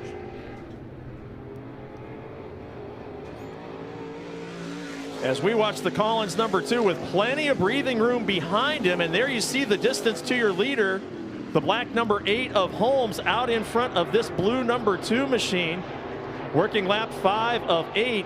Very comfortable for these 2 drivers, as no threat to this point for the top 2 transfers. Holmes in the 8 there, going through turns number 1 and 2 after he saw the signal of 2 laps to go. 8-lap event, and car number 8 has had it all his way from the drop of the green flag. White indicates final lap, and we will have established the entire starting grid for the 40-lap feature to kick off the 2026 Hovis Auto and Truck Supply Rush Late Model Touring Series, presented by Born to Run Lubricants. Last time in turns 3 and 4. From East Concord, New York, B main number 2 winner is Bill Holmes, and transferring to the A main, the 2 of Trevor Collins. And the lineup is set. 40 laps of feature action.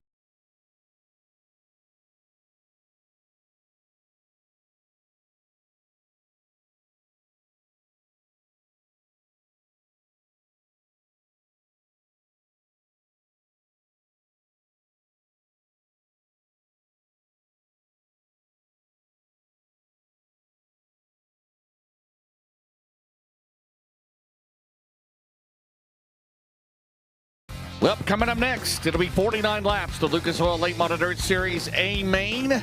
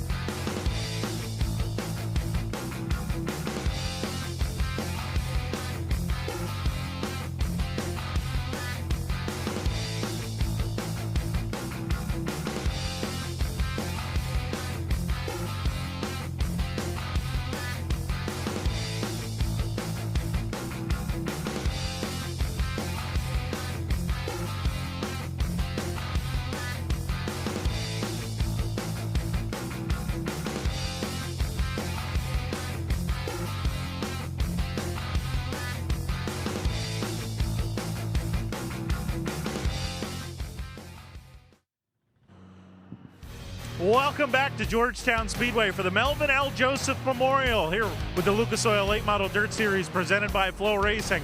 Just a little bit of track work going on here in the Speedway.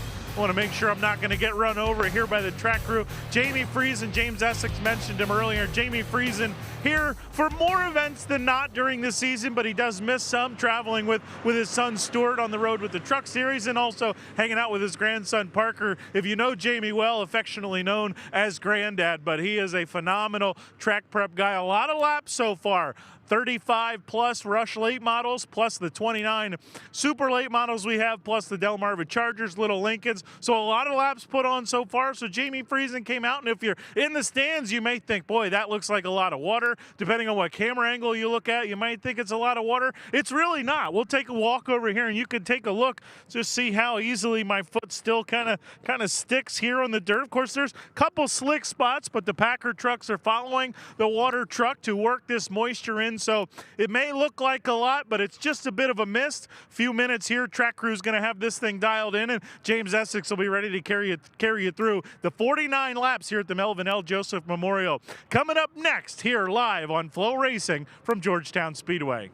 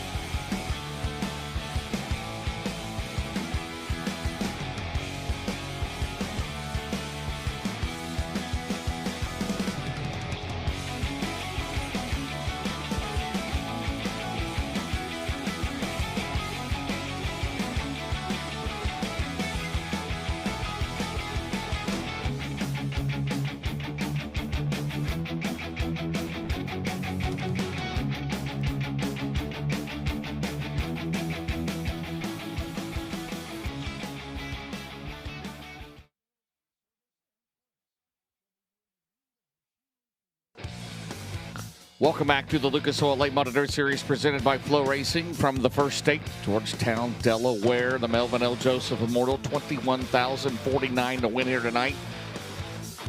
3 previous appearances here. Ricky Thornton Jr. won the first 2 times. Last year was Devin Moran. By the way, those at home, they're wondering about the shop, lucasdirt.com for official racewear.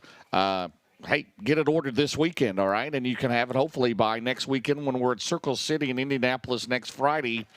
That'll be $15,000 winning in the Roth Latham Memorial next Saturday night at Florence Speedway. And that'll pay $25,000 to the winner. For those at home watching, as we're playing some local commercials, hey, I want to thank everybody, of course. And it's a thankless job, right, to produce all this. Tiffany Swisher, thank you very much. Robbie Johnston, our technical producer. Daryl Canfield, Derek Canfield, Adam Martz on the cameras. Michael Sutton on replay. Ryan Shelley, he drives them around. He's the chauffeur, right? Of course, we got our good buddy Luigi. That's what he goes by. It's just Luigi, right? He's on graphics. And, of course, the legendary the Barrios brother. And, of course, the legendary Dan Just. What would we do without Dan Just as he keeps the cooler filled up? I'm really not sure what he does. No, he's a broadcast specialist. We love Dan. He's from Knoxville, Iowa, by the way. So you've heard of Knoxville, Iowa, right? Yeah, of course. So he came out here. He's at all of our Lucas Oil races. So just a reminder for you fans at home that plan to come out to BAPS tomorrow. That has been canceled with the weather forecast. Dismal, I guess, is one word to use. But Sunday is still on at Hagerstown. So tomorrow afternoon, tomorrow evening, just keep track and make sure it's still on. And all of our media outlets, lucasdirt.com, our website, and Lucas Oil Late Model Dirt Series on Facebook and on Twitter at #LucasDirt. We're going to take another break. Fans are getting ready. 49 laps. Tonight, Chris Moore will talk to the top 3 on the Big River Steel podium. Who's going to go to victory lane here tonight? Georgetown, Delaware. We'll be right back.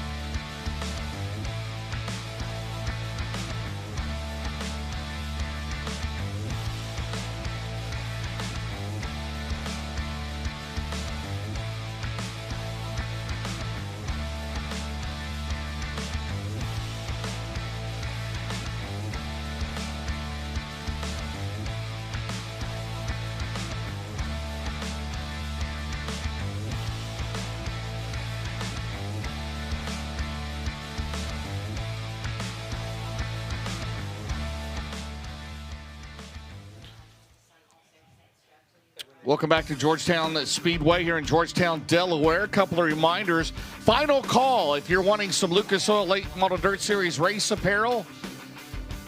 Well, if you're at home, shop lucasdirt.com. Or if you're at the track and you get home and you want to order for, upcoming events that you're going to be at, shop lucasdirt.com.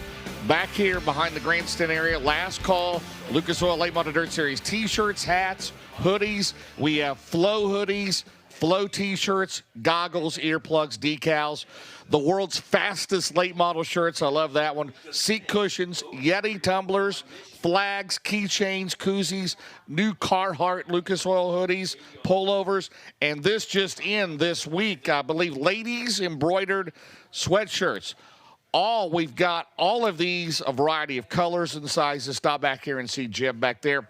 We'd like to thank our 2026 associate sponsors with the Lucas Oil Late Model Dirt Series: Advanced Powder Coating, All Makes Collision Center, Barron's Performance Warehouse, Black Diamond Chassis, Bilstein Shocks, Boyd Built Fabrication, Brodex, Capital Race Cars, Clements Racing Engines, Donago, Dave Warren Power Sports, Diversified Machine Incorporated, Fast Shafts, Fire Suppression Engineering, Fox Shocks, Heartbeat Hot Sauce, Heath Lawson Photography, Hellraiser Jacks, Hoker Trucking, Jackson County Tourism in Seymour, Indiana, Kaiser Manufacturing, Longacre Scales, Longhorn Chassis, MD3, Mega Plumbing of the Carolinas, Midwest Sheet Metal, MSD, Olin Shocks, Outerwears, Performance Engineering Manufacturing, Penske Racing Shocks, Pro Fabrication Headers, Pro Power Racing Engines, Rocket Chassis, Schoenfeld Headers, Shocker Hitch, Simpson Race Products, Slicker Graphics, Strange Oval, Steering Buddy, Swift Springs, Thermotech Automotive Products, Velocity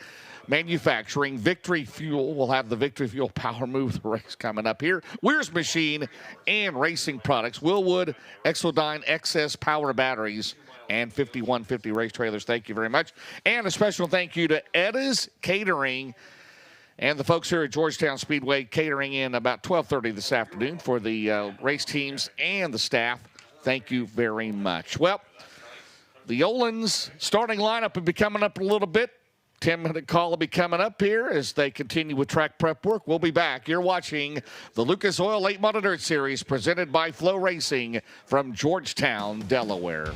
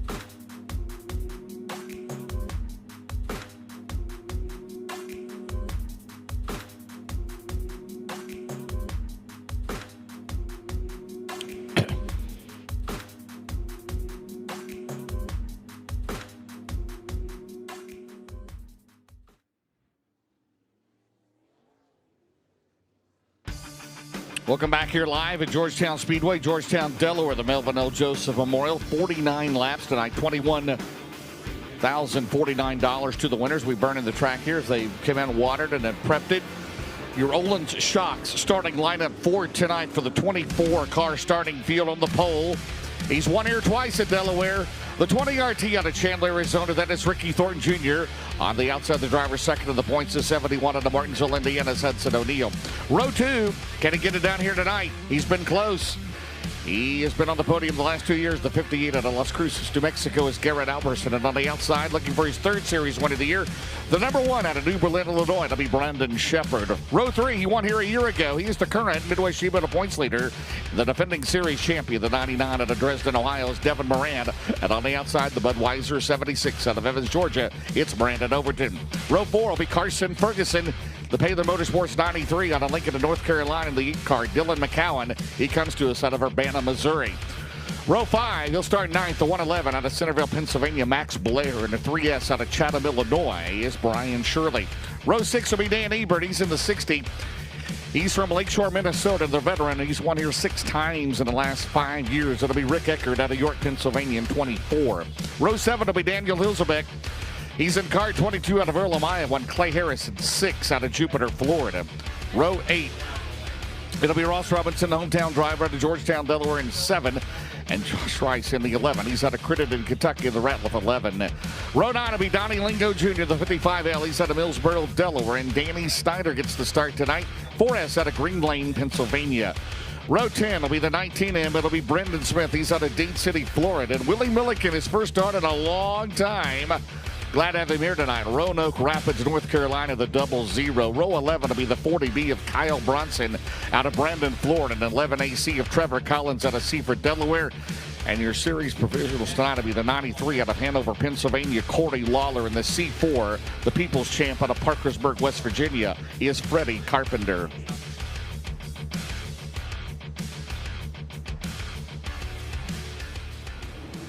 All right, Chris Moore. I'm sad that we're not going to be at Babs tomorrow. We're hoping for Hagerstown on Sunday. But who's going to win tonight here? If it's a new winner, it'll be the 50th different late model winner in the history of Georgetown Speedway. Who's going to bring it home tonight? Well, I don't think that's going to happen. I think it's tough to see anybody outside those top 6 starters winning. Obviously, those guys were really, really good. Good starting positions. Ricky's going to be tough from the pole. He's so good here. But you know what? I think Brandon Shepard's going to pay him back. B-Shep led a lot at Atomic. He was fast all night at Atomic. Ricky kind of snookered him late. I think B-Shep said he feels really good after his heat race win. James, I think B-Shep flips the script tonight. He makes a late race pass on RTJ. Give me the Rocket 1 to go to victory lane. Garrett Alberson's run well every time we've been there. Brings it home tonight for his 6th career win in the Lucas Oil Series. Starts 3rd. Way to the cars pass here. We have an announcement as soon as we get clear here on the main straightaway so they can hear me. Again, thanks to Ken Adams and Chad and everybody here. Great night of racing so far tonight. Little questionable about 6:15 this evening, and we had a line of rain coming, but it has missed us.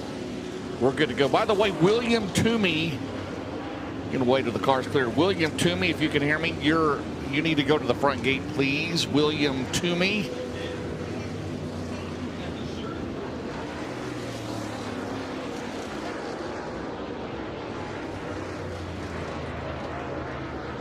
Get him in double file order, then we'll go 4 wide here. Great crowd on in here tonight. Next Friday, we'll be at Circle City in Indianapolis. Saturday, Florence Speedway, Union, Kentucky. Then we'll be at Illinois Speed Week, Farmer City, Fairbury.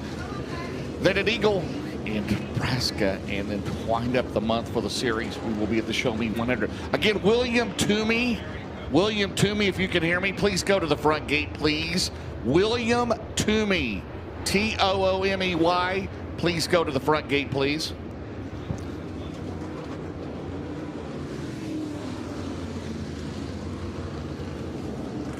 Don't forget, we'll see who the Hoker Trucking Hard Charger is. Seems like it's been Max Blair about every race. He starts 9th here tonight. So far this year in the series, with the Lucas Oil Late Model Dirt Series. Devin Moran's won 4 times, Hudson O'Neal 3, Ricky Thornton Jr. 1, Brandon Shepherd twice of the drivers here tonight.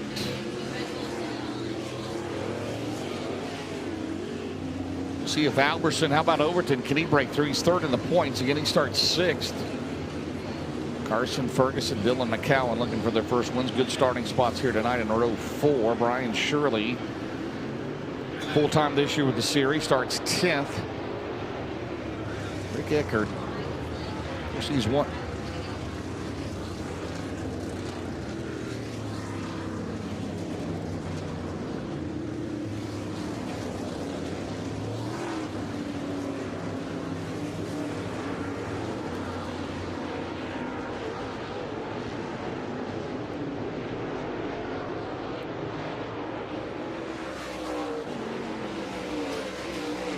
As Chris mentioned, Jamie Friesen, Stuart Friesen's dad, does the track work here.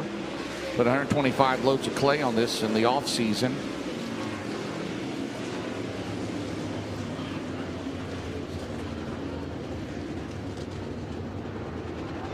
Rick Eckert, 3 career wins in the Lucas Oil Late Model Dirt Series. Well, we'll see who's going to go to victory lane here tonight. Chris will be down in the Heartbeat Hot Sauce Hot Pit, and he'll be reporting down there if we have any Hellraiser Jack's cautions, which we have not had, I don't believe, any in the heat races or the B main here tonight at Georgetown. Good looking place for you folks at home watching this. We'll be back here, I'm sure, next year in 2027. All right. The race car engineering pace truck on the racetrack. We'll double them up and then we'll go 4 wide. A salute to you, the greatest fans in all of auto racing, dirt late model fans. Welcome to the first state. Down the back straightaway, the premier National Touring Series in dirt late model racing, the Lucas Oil Late Model Dirt Series presented by FloRacing. Everybody up on your feet, a big crowd on in here tonight as they come at you 4 wide out of turn 4 in Delaware.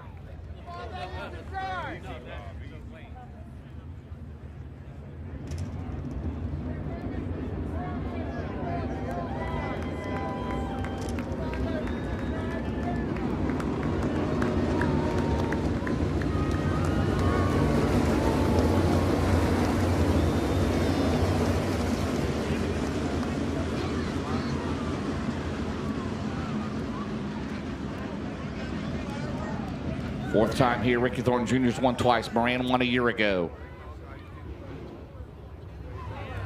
Garrett Alberson has been quick every time we've been here, trying to come home with the checkered flag here tonight. $21,049 to the winner, Melvin L. Joseph. Passed away a few years ago. Built this track 1949, and it first opened in 1950. And they've really turned this place into a spectacular facility. So the race car engineering pace truck, Rob Penrod, takes a look at the field. The East Orange hauling and rigging start zone will be coming up next. In turn number 4, Ricky Thornton Jr. and Hudson O'Neal. Your front row, Garrett Alberson and Brandon Shepherd.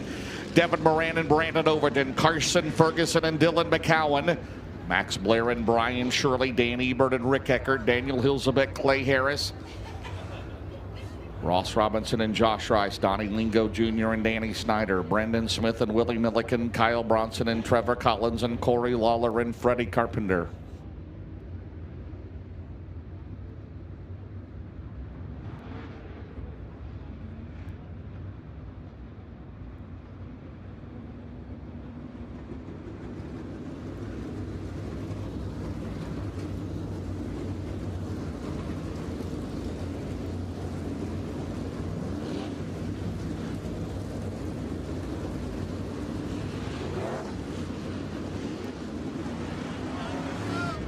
All right. We will see as you see the crews in the infield ready for the Heartbeat Hot Sauce Hot Pit. Couple of things. It's Delaware double file restarts, still 10 or less laps to go. Also, if you bring out a caution and you do not have a flat tire, you cannot change that tire, only if it's flat. If you are not the cause of the caution, you can change tires. Just want to clarify that a little bit. So Ricky Thornton Jr., 57 career wins in the Lucas Oil Late Model Dirt Series. That is 4th all time. Hudson O'Neal, 37 career wins in the Lucas Oil Late Model Dirt Series, tied with Brandon Shepard. Garrett Alberson, 5 career victories. Brandon Shepard, as we just mentioned, 37. Moran at 28. Overton, 19. Will it be number 20 tonight in the Budweiser 150th anniversary car? As we come out of turn number 4 at the East Door and Hauling and Rigging start zone, the Lucas Oil Late Model Dirt Series A-Main is underway.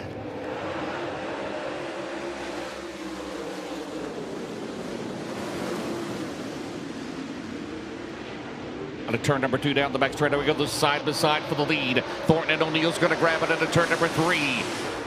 Out of 4, it's the leader plus 3 to get a lap in down the main straightaway, and your race leader is going to be Hudson O'Neal in 71. Thornton second, then Garrett Alberson third. Shepard Moran runs in 4th. Remember, Moran had to go to a second car here tonight after did not even get a hot lap in. Came out and got the All-Star Performance fast time, then had a oil line break.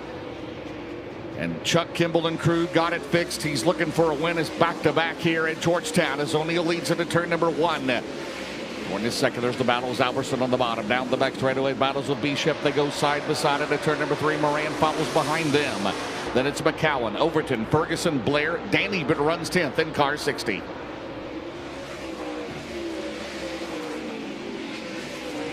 Oh, man, trying to go 3 wide there. Alberson tried to peek on the bottom. Meanwhile, Moran down the back straightaway. Moran will get around the rocket 1 of Brandon Shepard into turn number 3.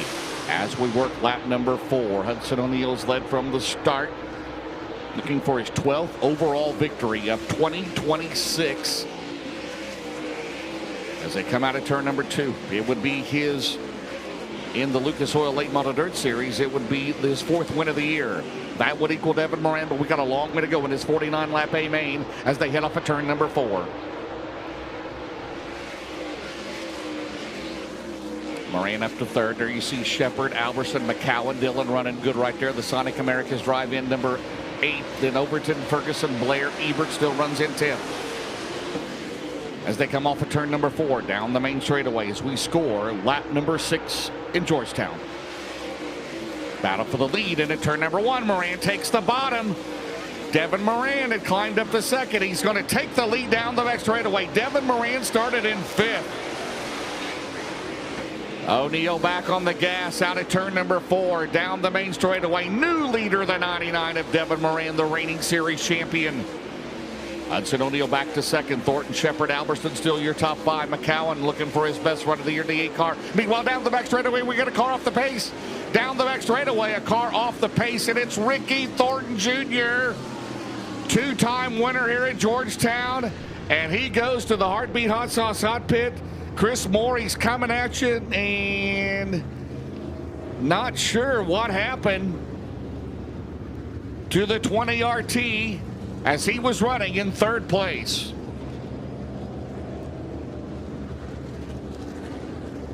And that could be terminal. He does not have a tire down. As you see the Chandler, Arizona driver, as we come out of, down the main straightaway.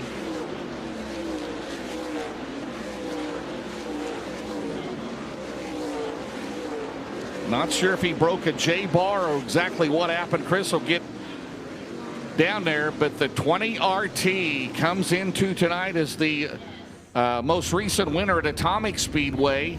As you see him in the Heartbeat Hot Sauce Hot Pick, as they take a look at the rear of the Kohler Motorsports 20 RT, and his night may be over.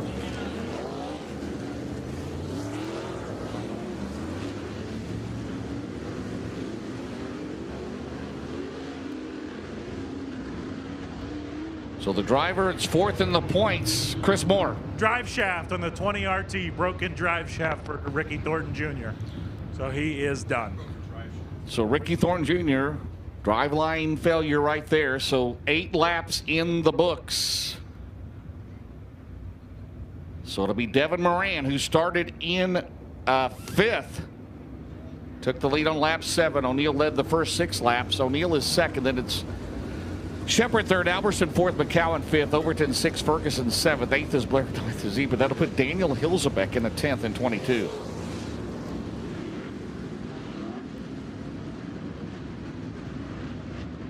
Right now, your early contender up 4 spots, Kyle Bronson in the 40B, but we got a long way to go. So 2 different leaders in the first 7 laps. Delaware double file restart. Of course, we're in the state of Delaware. Why not? As they come out of turn number 4, the East Door and Hauling and Rigging restart zone at Georgetown. We are back underway.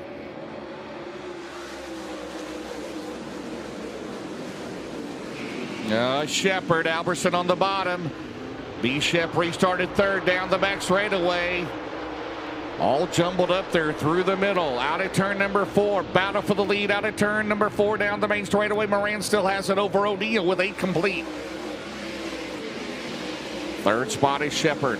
4th is Alberson, McCowan, Overton, Blair, Ferguson, Hilzebeck, Josh Rice up to 10th his first time here at Delaware in the James Ratliff 11R car. Running for the O'Reilly Auto Parts Rookie of the Year chase along with Dylan McCallum out of turn number 4. And we got a spin. We got a wreck over there between 3 and 4. And it's Donnie Lingo Jr. in the 55 as the Hellraiser Jack's caution is out. Ross Robinson also involved in 7.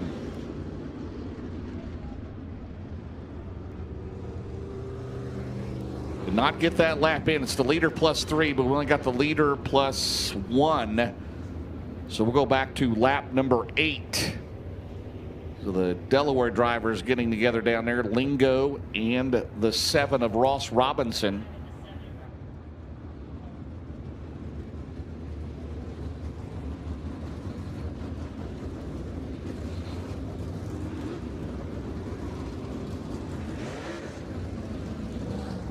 So we've run 8 laps, 1 car out of the race. That was Ricky Thornton Jr. No replay on that one. So Devin Moran will be out in front. Then it'll be O'Neill, Shepard, Alberson, Dylan McCowan now to 5th. Then Brandon Overton 6th, Max Blair, Carson Ferguson, Daniel Hilzebeck, Josh Rice in 11R. And Rice 16th to 10th. You know he's looking forward to next weekend, Circle City and Florence. You mentioned Florence Speedway. You cannot mention that without Josh Rice, right? Let's pack them out next weekend. Indiana and Kentucky, Circle City and Florence. As we've got a couple cars in the Heartbeat Hot Sauce Hot Pit. Yeah, Freddie Carpenter, Donnie Lingo, and Ross Robinson all down here. Ross made a shock adjustment in the right rear. Lingo, their guys just checking it over, making sure everything was okay. And Carpenter had an adjustment as well. See if I can get a word on what that was. But nothing major here in the Heartbeat Hot Sauce pit area. All right, Chris. So we have 23 cars of the 24 starters. Still Thornton, the only car out of the race.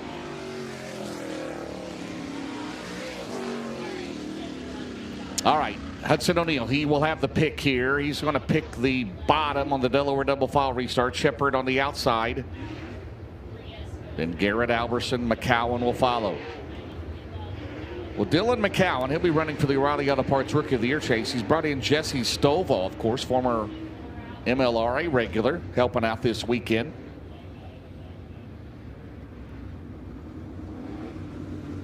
So unfortunately, no BAPS tomorrow with the weather forecast the way it looks. Very dismal, but still hopes for Hagerstown on Sunday. Again, keep track of all of our social media outlets on Facebook, Twitter, on X, and our website, lucasdirt.com, and all the great folks at dirtondirt.com as well. All right, here we go. Moran. Cornet powered. Under the hood of the 99 car, the Longhorn chassis for Roger Sellers Double Down Motorsports, trying to extend his points lead. O'Neill with his second. He's only 15 behind. Brandon Shepard is 6th. The A-Store and Hauling and Rigging restart zone back underway in Delaware. O'Neal throws it into the car he used to drive out of turn number 2 down the back straightaway.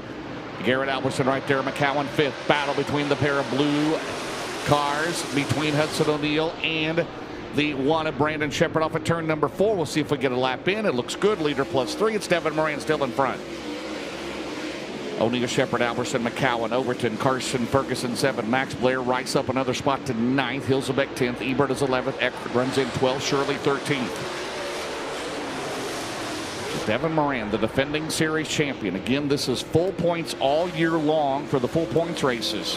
They do have a bonus round at the end of the year, but it will not change whoever wins the championship. They're going to run for $100,000 here at the end of the year for those drivers eligible for that. But it will be one champion alone here in 20.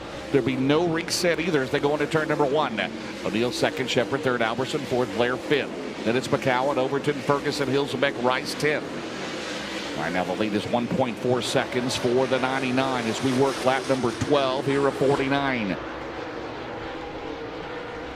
Brandon Shepard, Hudson O'Neal, Moran right now in the podium. You see Blair in the 111. Keep an eye on him in the last 15 or 20 laps. Blair up another spot. Max Blair to 4th. Down the back straightaway. Max started back in position number 9 as we have a Hellraiser Jack's caution.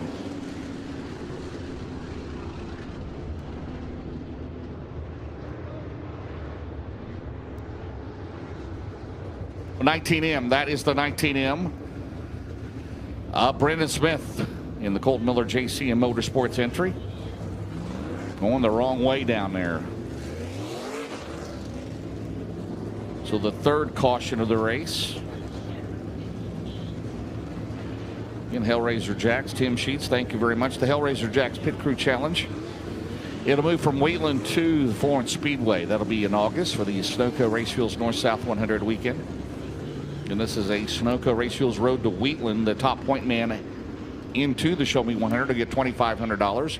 Positions 2 through 15, they'll split $16,000. 12 in the books. We still have 23 of the 24 starters out there. We'll take a look here at the Hoka Trucking Hard Charger, and it still is Josh Rice in 11.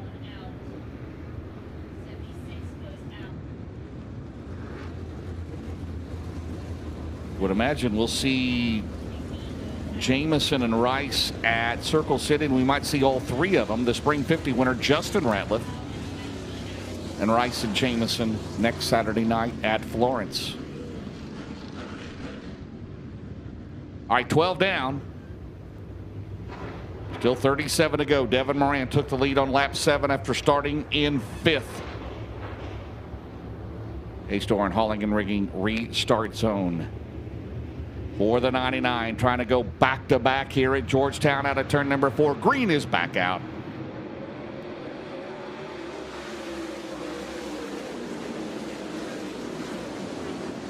Trying to make that bottom work. The top is still up there out of turn number 2 down the back straight with the top 2 pulling away. Shepard trying to stay there in 3rd. 4th spot is Blair off of turn number 4. Blair and Albertson going at it. Garrett goes back into position number 4 in the 58 car.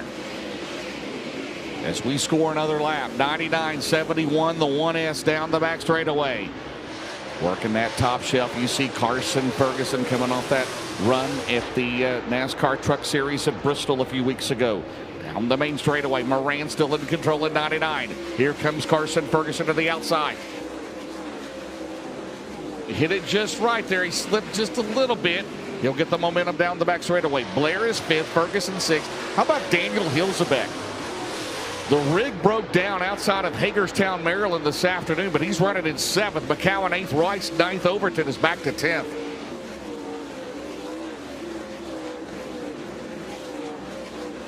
Down the back straightaway, good race there. The 111, the 58. Blair gets a run on the bottom. Ferguson trying to find an avenue on the outside on the turn number 4 down the main straightaway as we score lap 16 here tonight. It's still Moran, O'Neal, Shepard, and now Blair. Max goes into 4th. Max Blair 9th to 4th. Can he finally get a run as he pulls away? And meanwhile on the bottom, that is Daniel Hilsebeck. Daniel Hilsebeck looking for a top 5 tonight. Right now he runs in 6th. Down the main straightaway, Iowa, New Mexico. Hilsebeck's got the run. Daniel Hilsebeck to 5th in 22. Good run for him. Second to last year's O'Reilly Auto Parts Rookie of the Year chase. 17 complete for 99. Still out in front. Rick Eckert, by the way, up to 10th. Keep an eye on Scrub. There is 2nd and 3rd as they go into 1. Hudson O'Neal and Brandon Shepard. Meanwhile, Devin Moran, the lead right now is 2.1 seconds. As you see the battle there as Moran heads into turn number 3.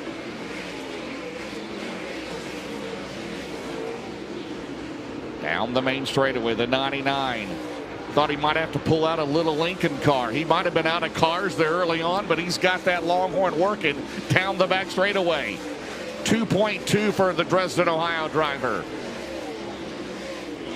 And we're going to have a Hellraiser Jack's caution on the racetrack.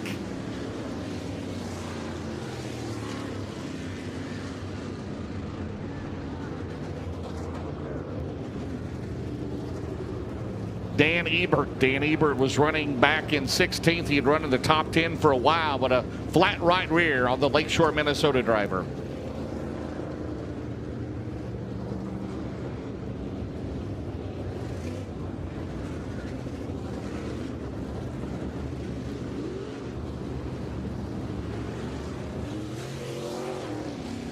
Chris Moore, if you can hear me, we've got 19 complete, still 30 to go, but Daniel Hilsebeck, how about that? Started 13th, and he right now runs in 5th in car 22. A good run for the Iowa driver. Yeah, he's been rolling that bottom side really well. From what I can tell down here, watching especially the battle a little bit behind him, Dylan McCowan and Josh Rice. McCowan able to make up ground on the bottom side in 1 and 2, and then Rice gains a lot of it back in 3 and 4 running the top side. So 2 cars that look pretty even back there. Based on them, you'd say the bottom maybe a little bit better in 1 and 2, and the top a little bit better in 3 and 4. Brandon Overton's down here in the Heartbeat Hot Sauce pit area. He was losing a lot of positions. They made some adjustments in the right rear suspension. Brendan Smith's down here as well in the 19M. Looks like he's got some sheet metal damage on the left front, trying to clear the left front tire on that 19M, make sure he doesn't have a rub that's going to send that flat. And then the reason for the yellow down here, Dan Ebert, a right rear flat. The new Hoosier is on, and they're going to drop the jack, and the 60 is going to head back. So the 76, 19M, and 60 will all rejoin at the tail of the field. And Ebert actually had some right rear sheet metal damage, so wondering if maybe some contact caused the flat right rear on the 60, James. Chris Moore, how many times have we seen that this year? Max Blair started 9th. He's 4th. We still have 30 laps to go, so he's getting there, right? In the last 15 or so laps, he comes on strong. Yeah, absolutely. The 111 guys have that race car figured out to be at its best of the night in the second half of the feature, and so right now he's sitting 4th. I can't imagine he could be in a better spot right now, and we saw him at Brownstown about a month ago. It looked for about 10 laps or so like the 111 might be the best race car on the track late in that one. Of course, Devin Moran did what he does in the Indiana Icebreaker and ended up winning it, but Blair looked at a point like he might be able to pull that one out of his hat, and he's going to have a shot here riding in that 4th spot, hanging with those guys up front. But you said it, he's got a tough customer next to him with the way Hilsebeck's been going tonight. Yeah, Hilsebeck, you got 2 guys here. Watch out here, 111 and 22. Blair is going to restart at the bottom. Hilsebeck up 13th to 5th. And again, there was a shot there. He wasn't going to make it to the track because the rig, his truck broke down there outside of Hagerstown, Maryland, out there on I-70. And he did make it here, and right now he has got a good hot rod in that capital car. Shane Clanton, I'm sure, looking on tonight.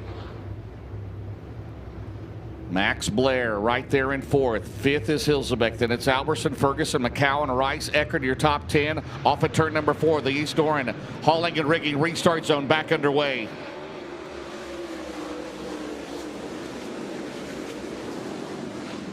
Oh, battle for the lead out of turn number 2. It's Moran O'Neal right there. Down the back straightaway. Moran will get back ahead by a car link. Blair works the bottom. Here comes the 111. No shock to anybody that's seen him all year. Down the main straightaway in his return to the Lucas Oil Series. Right there, half a car length. Battles with Shepard. Battle for the lead out of 2. Give them 20 in the book, still 29 to go here in the Melvin L. Joseph Memorial for $21,049. The 99 off at turn number 4 last time around is 0.3 of a second. Hilsebeck remains in 5th in 22 from 13. Battle there, the 111 and the 1 going side by side. Blair may have the advantage on the bottom. Max Blair smashes the loud pedal down the back straightaway, and Max Blair moves to 3rd in the Brad Spojaz 111. Here comes Hilsebeck. Daniel Hilsebeck has never been on the podium in the Lucas Oil Late Model Dirt Series in a full points race down the main straightaway. 22 laps complete for 99. The Hellraiser Jacks halfway, but we've got a Hellraiser Jacks caution on the racetrack. Danny Snyder slowed, and he goes, I believe, to the pit area in the 4S car. Well, Rick Eckert, not sure what happened. He had climbed the 10th of the 24, but he is out of this one. So Thornton's going to finish 24th, Eckert 23rd, as Thornton broke a drive shaft out of this one. 22 complete.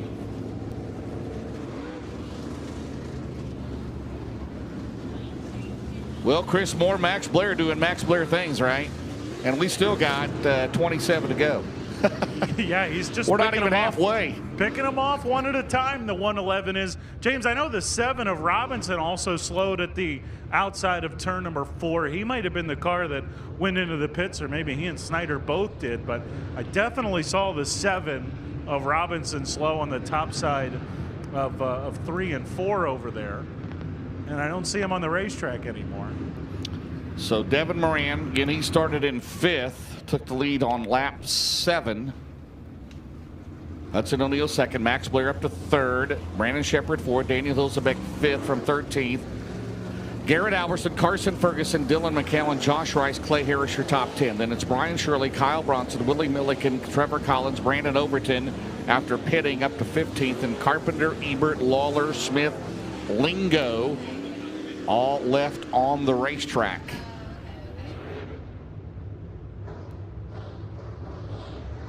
Oh, O'Neal's going to pick the bottom on Blair. 27 to go. Green is back out. The east door and hauling and rigging restart zone back underway. Good restart for Moran and O'Neal. Blair will follow on the bottom. Blair had to restart on the top side. He's got the bottom working down the back straightaway. Here comes the 111. He's got to run O'Neal in at turn number 3. He'll dive down to the bottom. Max Blair off at turn number 4 is the top 3. Exit 4 down the main straightaway. Blair has a run on the bottom. Shepard 4th, Hilsebeck 5th. Down the back straightaway. Into turn number 3. The lead right there is 0.8 of a second for Moran. O'Neal, Blair, Shepard, Hilsebeck, Ferguson, Alberson, Rice up to 8th. McCowan 9th, Clay Harris 10th. Then it's Shirley. How about Willie Milliken? And that Infinity by Wells up to 12th. 24 complete for the 99. Looking for his 29th career win in the Lucas Oil Late Model Dirt Series. As he comes off at turn number 4, down the main straightaway. Moran right now with the lead over O'Neal and Blair. Max Blair trying to stay in contact. What a night it has been for Devin Moran. Unable to hot lap. Went to his second car, came out, said overall fast time as we go to the Hellraiser Jacks halfway in Delaware.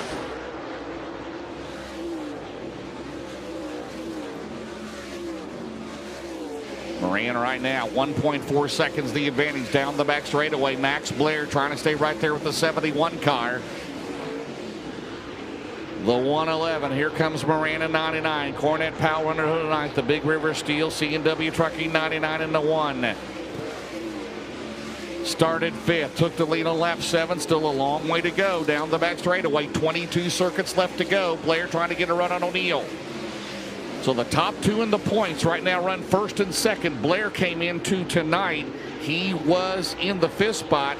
He was 75 behind Thornton, who is out of this one with 7 laps scored for him.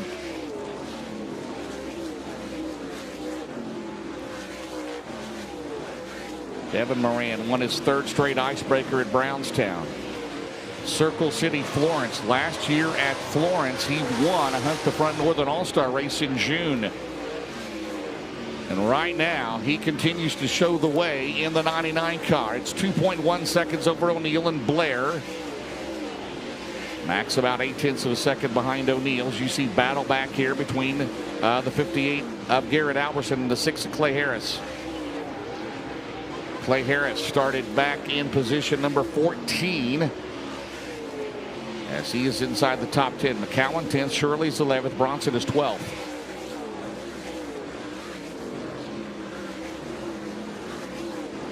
Devin Moran down the main straightaway as we click off lap number 31 here tonight.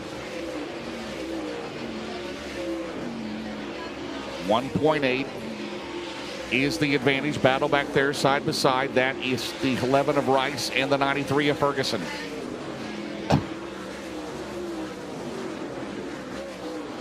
Right now, the Hoker Trucking Hard Charger remains the 11. Now, Josh Rice now 16th to 8th in the James Ratliff 11R. Rice running in 6th. Ferguson, Clay Harris 8th. Alberson 9th. McCowan 10th. The 99 continues to show the way here. Josh Rice going to go to a lot of new tracks this year, but next weekend, right in his wheelhouse, Circle City and Florence, as Lingo goes a lap down and Donnie Lingo off the pace, heads to the pit area. Out of this one here tonight. So Thornton is out, Eckert out, Robinson out, Danny Snyder out, and now Donnie Lingo Jr. 33 complete. Moran 1.2. O'Neal slowly but surely chopping that lead. We've got 15 to go. Max Blair still third. Brandon Shepard fourth. Daniel Hilsbeck fifth. Josh Rice, Carson Ferguson runs in the 7th spot. You see the battle right here shaping up. By the 19M of Brandon Smith. As O'Neal and Blair get around him down the main straightaway. There you see Shepard in the distance in the 1 car to turn 1. 14 laps to go. Chris Moore will talk to the top 3 on the Big River Steel podium. Been a lot of podiums this year for Devin Moran and Hudson O'Neal, Max Blair as well. That great run at Golden Isles in the finale. From 21st to the lead, he and Moran went at it literally door to door in those final 5 laps. Moran got the win. Blair finished in on the podium as well as they come out of turn number 4 down the main straightaway. 12 to go for the 99. He took the lead on lap 7. Really some restarts there. Great run, Daniel Hilsbeck. Hats off to him, the 22 car in the 5th spot in that Capital. So right now we've got a Longhorn, the top 3, then a Rocket and a Capital. The top 5 off at turn number 4, 12 to go. Rice now bidding for a top 5. Rice, the 3-time reigning Northern All-Star champion, into turn number 1 in the 11 car. Rice has got it going. Rice to the top shelf out at 2. We've got 12 to go, though, for Devin Moran. It's 1.4 seconds the advantage. See the battle back there for 5th and 6th. Hilsbeck and Rice. Devin Moran and Hudson O'Neal have run 1st and 2nd. Of course, Thornton ran 2nd early on in this race. He dropped back to 3rd, and then the drive shaft failed him. 10 laps to go coming up.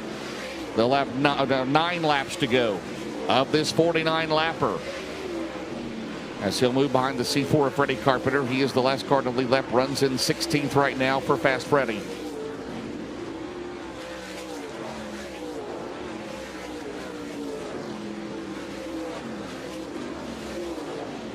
Right now, Moran again came in 15 points in, and Brandon Smith is out of this one as Freddie Carpenter, a little issue in turn number 2, keeps it going.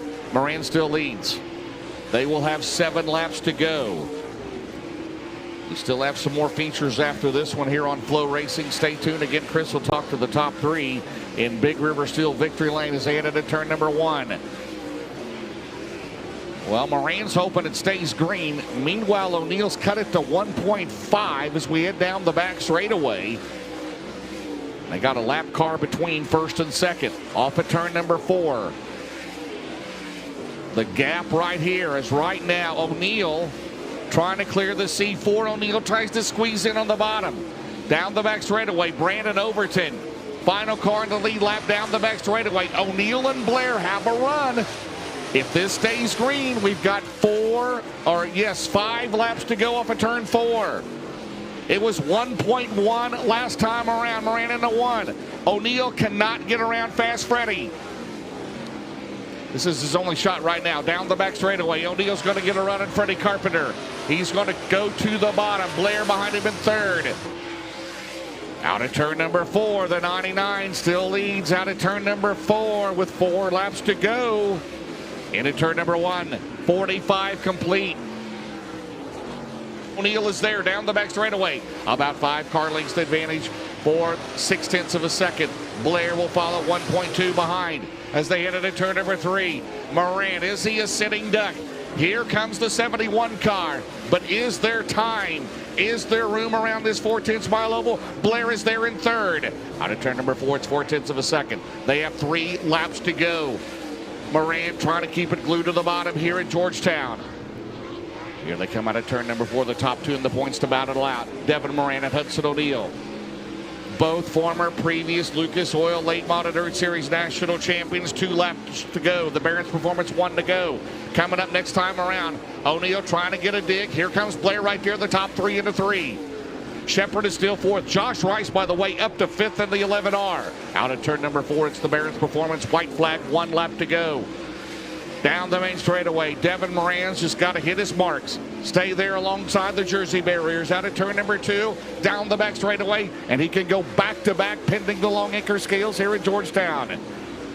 In at turn number 3, the top 3 out of turn number 4, and Devin Moran took the lead on lap 7 after starting in 5th out of turn number 4. He is going to win here tonight, the Melvin L. Joseph Memorial for the 2nd year in a row. Hudson O'Neal 2nd, Max Blair 3rd, Brandon Shepard 4th, Josh Rice 5th. 6th unofficially Carson Ferguson, 7th Daniel Hilzebeck, 8th Garrett Alberson, 9th Clay Harris, 10th Dylan McCowan, 11th Brian Shirley, 12th Kyle Bronson, 13th Willie Milliken, 14th Trevor Collins, 15th Brandon Overton. All 49 laps complete. 16th, 1 lap down, Freddie Carpenter, Dan Ebert, Corey Lawler, Brendan Smith, Donnie Lingo, Danny Snyder, Ross Robinson, Rick Eckert, Rick E. Thornton Jr. round out the field.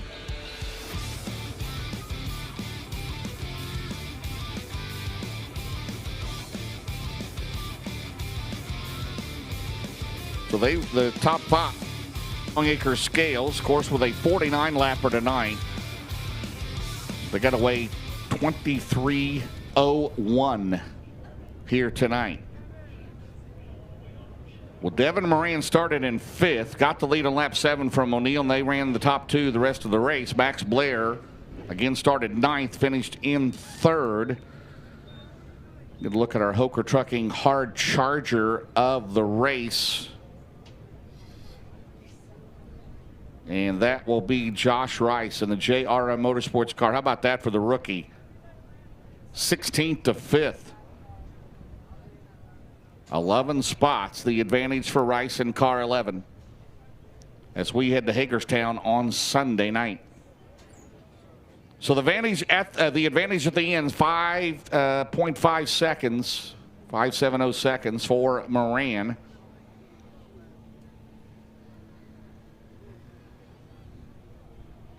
So O'Neal led the first 6 laps. Moran led the final 43 here tonight. Gets his 5th series win of the year, the 29th of his career. The fastest lap of the race was Devin Moran back on lap 7 when he took the lead. So 18 of the 24 starters finished the race here tonight.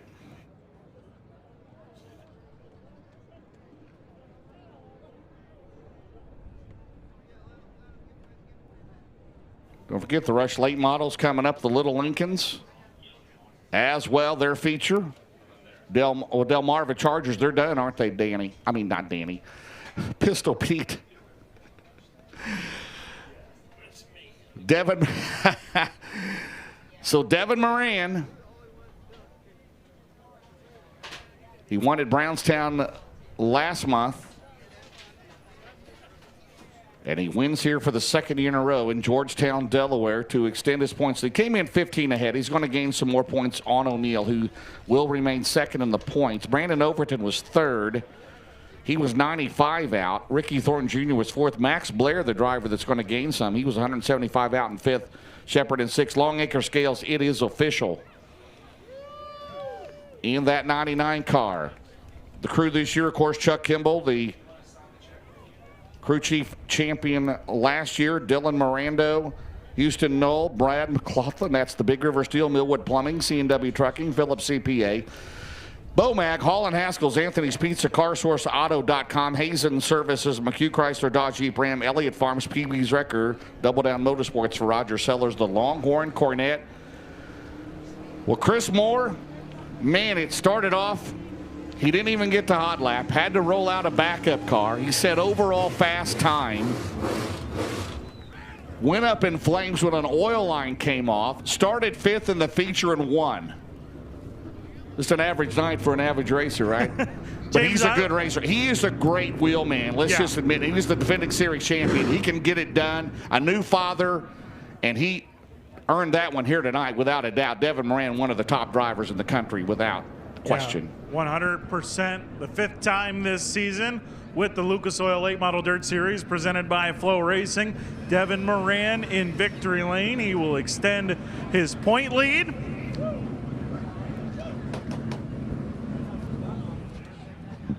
As he'll get high fives from the crew, get the Hoosier neck band ready to go. And his 2nd win now as a father.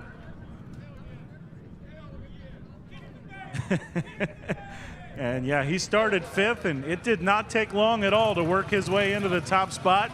And from there, it was pretty smooth sailing. Looked like Huddy might make a late race charge, but never was able to offer anything serious to the driver of the Double Down Motorsports, number 99.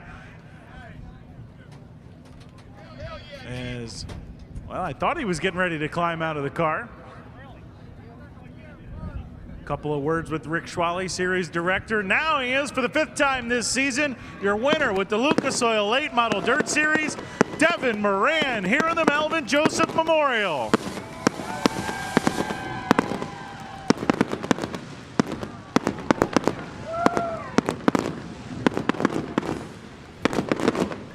Fireworks going in the background.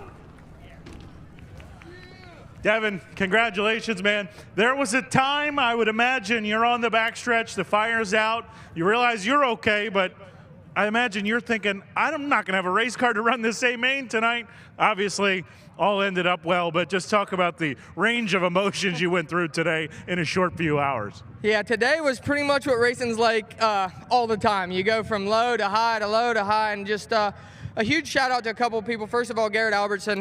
We didn't know if we were going to get a race after that heat or not, and he offered one of his cars if we needed to. And then half the Rocket crew, we were parked by them tonight, and they just helped us on anything. So just want to thank them guys. You know, just the glory to God. But man, it's tough out here sometimes. And tonight's one of them nights that proves as long as you keep fighting, the end will come for sure. Tell me about this race car then. Obviously, you get it turned around. It was good enough to beat quick time and looked really good early in the heat and kind of started to fade. And then it took you no time at all to go from 5th to the lead here tonight. How good was this thing first 20 laps or so?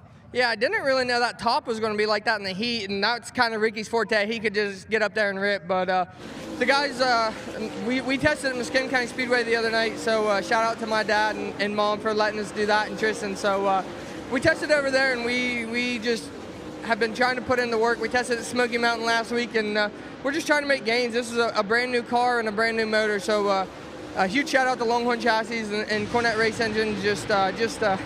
Yeah, it's unbelievable. Did not expect out of all the trials and tribulations that we'd be standing here tonight. Does this ship to the primary car now for Sunday? Yeah, that is the game plan. You know, I'm really bummed. I was super excited to go to BAPS tomorrow, and unfortunately that won't be the case. But yeah, we'll definitely keep this one out for Sunday and see how it goes. But just so many great sponsors and supporters.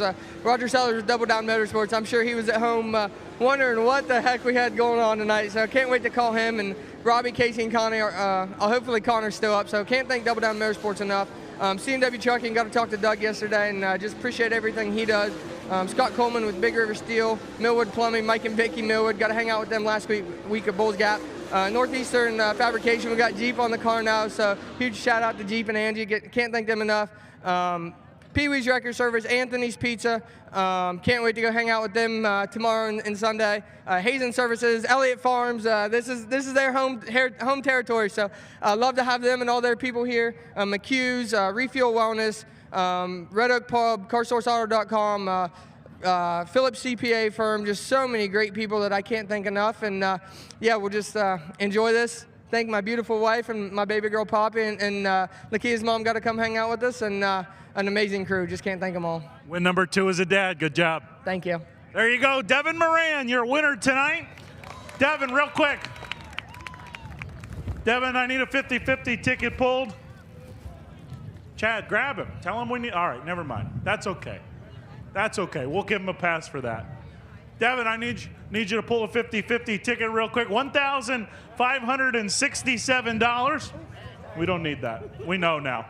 $1,567. Get your tickets out. It is a blue ticket, 380-0133. Again, a blue ticket, 380-0133. 380-0133. If you have the winning ticket, head to the main office behind the grandstands. Let them hear you one more time for the 5th time this season. Devin Moran, your winner tonight. James, I'll head over here to Huddy. But yeah, Devin Moran, the man to beat right now with Lucas Oil Late Models. Well, I tell you what, in Victory Lane, if you can get a Donnie Moran and a Jeep Van Warmer reference in, I'm all for it, right? I'm all for it.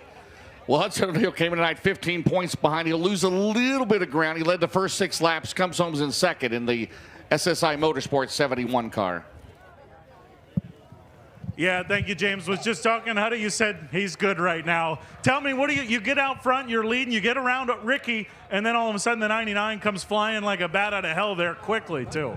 Yeah, just showed us a different part of the racetrack. I really thought that top was going to be dominant for a while in that race, and then by the time I knew he was coming on the bottom, he was already by me, you know. So yeah, he did a good job. His race car was really good. I felt like I had my moments, but just overall wasn't as good as he was. Just need to be a little bit better, be a little bit tighter to start the race. But all in all, like I said earlier after the heat race, you know, we were kind of just had to rebuild a little bit after we got back from Florida. We came back from Florida, ran really good down there. It was like, all right, we're going to carry on, you know, and it really wasn't like that. So we've had to just kind of go, you know, put the notebook aside and just start working a little bit. And I think we're getting a little bit better. And a lot of thank you to Longhorn and Kevin Rumley and everybody that's a part of it, and all my guys, Jason Durham, Riley, Kyle, Logan, my wife Tessa, Todd and Vicky Burns, SSI Motorsports, Subsurface of Indiana, all my family back at home, everybody that's a part of it. It's a challenging effort out here sometimes, and we're trying our best to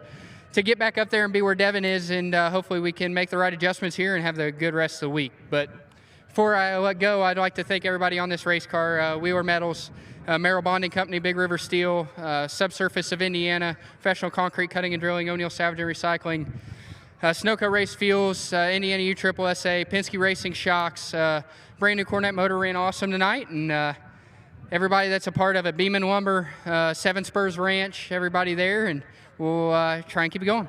All right, there you go, James. Hudson O'Neal going to try and get back on that top step Sunday at Hagerstown.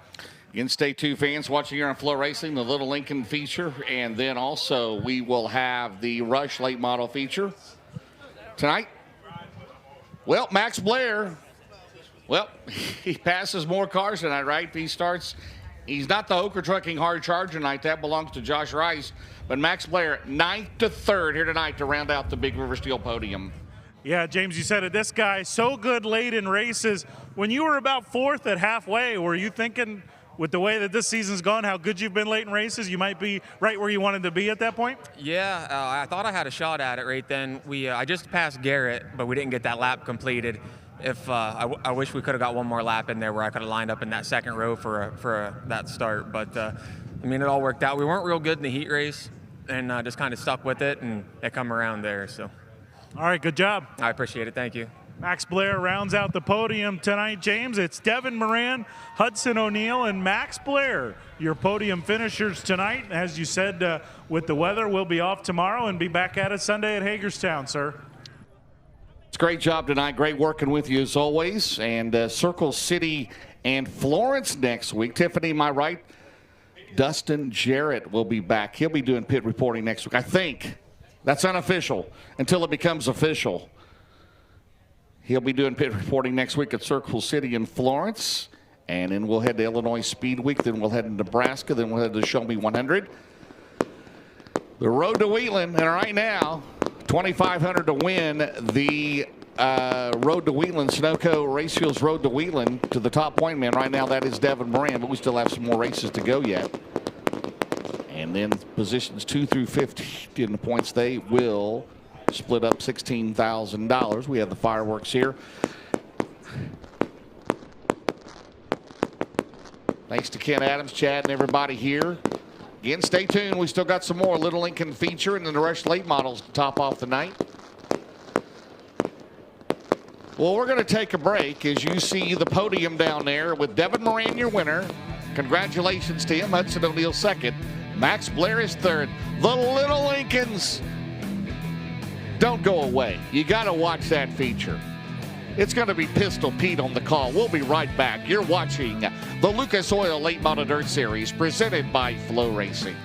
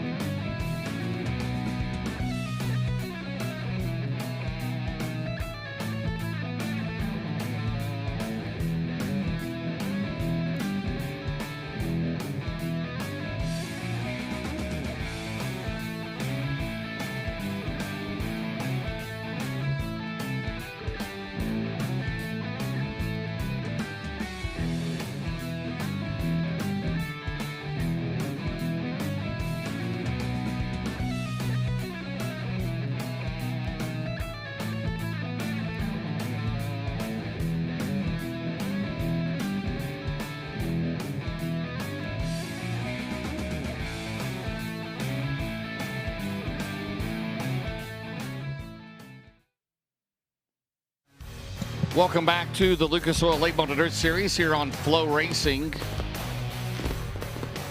In Sunday, we will be at Hagerstown Speedway, Hagerstown, Maryland, the capital of dirt track racing. And then 1 week from tonight at Circle City. And in next Saturday at Florence, we have the Lucas Oil race recap. In his 49-lap A main, paid $21,049 to win. Hudson O'Neal got the jump at the field, led the first 6 laps. Ricky Thornton Jr. ran in second for the first 6 laps. And lap 7, Devin Morant, as you see, taking the lead after starting in 5th. Goes on to lead the rest of the way. And then Ricky Thornton Jr. had the tough luck to drive shaft failure. 7 laps into this one, he will finish in 24th here tonight. As you see the 20 RT off the pace. Brandon Sheppard was in the hunt for most of this race. Comes home in the top 5. As you see the battle for second there between Hudson O'Neal and Max Blair, who again started in the 9th spot. As the fireworks display continues. Devin Morant gets his 5th Lucas Oil Late Model Dirt Series win, and the 29th of his career, to tie Bobby Pierce on the all-time win list.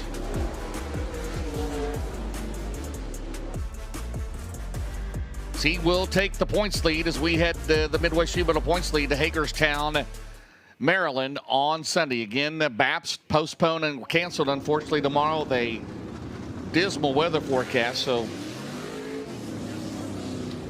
All right, Pistol Pete, the Little Lincoln's coming up next.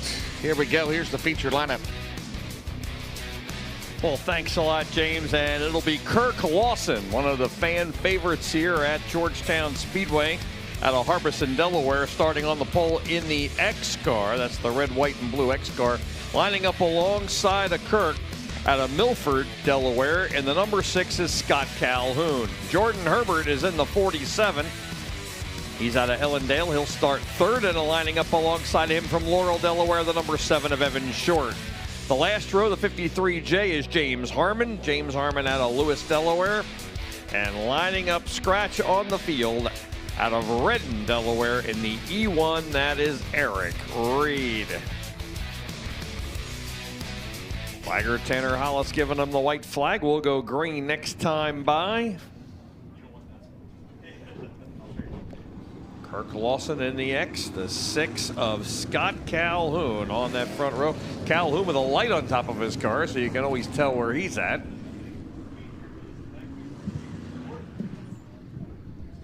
Remember, folks, as you're leaving, we are in action next Friday night, May 1st, right here at the Georgetown Speedway. It is Phil's Electrical Service night at the races, the Millman's Napa Auto Parts Modifieds, the Blue Hen Disposal Crate Sportsman, along with these Little Lincolns, the Delmarva Chargers, and the Delaware Super Trucks. Racing gets underway at 7:15, hot laps at 6:30. All right, it's up to Lawson. He's got Calhoun alongside, all 6 cars bunched together there. There are the Royal Farm start zone. Kirk Lawson kicks the wheel, racing. And they head into turn number 1, angling through turn 2 and moving down the back. Scott Calhoun grabbing the early lead. He opens up a couple of car links on Lawson quickly. Herbert 3rd. Eric Reed, who started last, already moved up a spot, and he is side by side with Evan Short for the 4th position as they come down the front. One lap in the book. Scott Calhoun, 3-car length lead over Lawson. Lawson's got Herbert and Eric Reed right there. Herbert right on his bumper looking for a way by, and Herbert goes to the outside. Side by side, these are the Lincolns. Now Lawson will regain the spot as he charges through turn 4, but Calhoun on cruise control out there in that immaculate looking number 6. Lawson trying to gain that ground he lost, but Calhoun will have none of that as he holds him off down the back. Herbert right on Lawson's back bumper.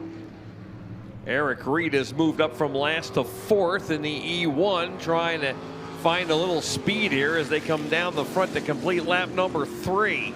Evan Short is 5th, and James Harmon runs in the 6th spot.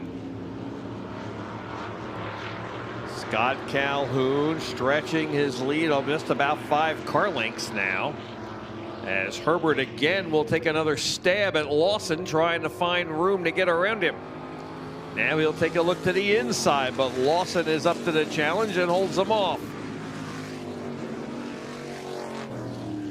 Reed is trying to close in. He's gotten within 3 car lengths, but he can't get closer as Lawson and Herbert really running. And here comes Herbert again, putting his nose under Lawson. Lawson saw that, and he once again shuts the door and opens up a car length. While these two battle for second, Scott Calhoun continues to pull away. Calhoun enjoying the fact that Lawson and Herbert really going at it behind him, because that keeps the focus off of him as he can drive away there. Eric Reed has closed in on Herbert, and we may have a 3-car battle shaping up for second. Halfway, the cross flags are out. 6 down and 6 laps to go as Calhoun continues to set the pace. Lawson has broken away from Herbert momentarily here at about 4 car lengths. That gets trimmed in half as Herbert reels him back in down the backstretch. Reed there in 4th. He's at a solid 4th, and he's been close, but not close enough to challenge. Once again, he'll try to reel in those 2. Lawson continuing to run in that 2nd position. Herbert has lost a little ground on Lawson. It's about 2.5 car lengths now, as Scott Calhoun has more than half a straightaway on 2nd place Kirk Lawson. 4 laps to go. Lawson throws it, or Herbert throws it in there trying to catch Lawson. He's trying everything he's got, letting it all hang out here. And he has gotten back within a car length of Kirk.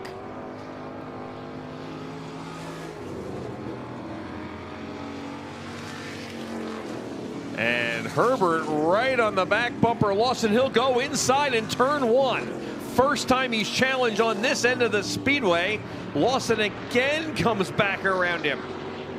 Jordan Herbert had pulled even in between turns 1 and 2. And Lawson once again gets on his horse and pulls back in front of him. 2 laps to go, 2 to go. Lawson this time keeps it glued on the bottom, almost trying to protect Jordan Herbert right on his back bumper. That is a great battle going on for second. As you see on Flo, we have split screen with the leader on the left, Scott Calhoun, in that yellow number 6. He'll take the white flag down the front. We're side by side again for second. Here comes Herbert to the outside, and Jordan Herbert, for the first time in this race, takes 2nd spot. But the yellow is out, and we'll see if they counted that lap as James Harmon in the 53J coming to a stop in turn number 2. First yellow of the event with what looks to be 1 lap to go. We took that lap. And that lap is scored in the book, so Jordan Herbert will be scored 2nd for the first time in the event. We're double file? Okay. We are double file on the restart. As you know, at Georgetown here with most of our regular divisions, we do the Delaware restart with the leader by himself on the front, but the class rules for the Little Lincolns, they are a club amongst themselves, and their rules are double file restarts, which we will have here. They do all the way to the end. There's no single file in Little Lincolns. So Calhoun, who has led dominantly, and James Harmon tried to go to the pits and has not made it. He has stopped halfway down the backstretch, so that's going to require a wrecker to take him to his pit area. Scott Calhoun had things well in hand. The last thing you wanted to see was that caution. And Jordan Herbert, who had been behind Kirk Lawson this whole race, takes 2nd at a very appropriate time. He took it through 3 and 4, beat Lawson to the line, and the lap counted as the yellow came out after they crossed. And that's going to put him on the front row next to Scott Calhoun with a chance to steal this one. Kirk Lawson third, Eric Reed in the fourth spot. Evan Short in that white number 7 as Harmon requiring wrecker service, and he is towed off the speedway there in turn number 3.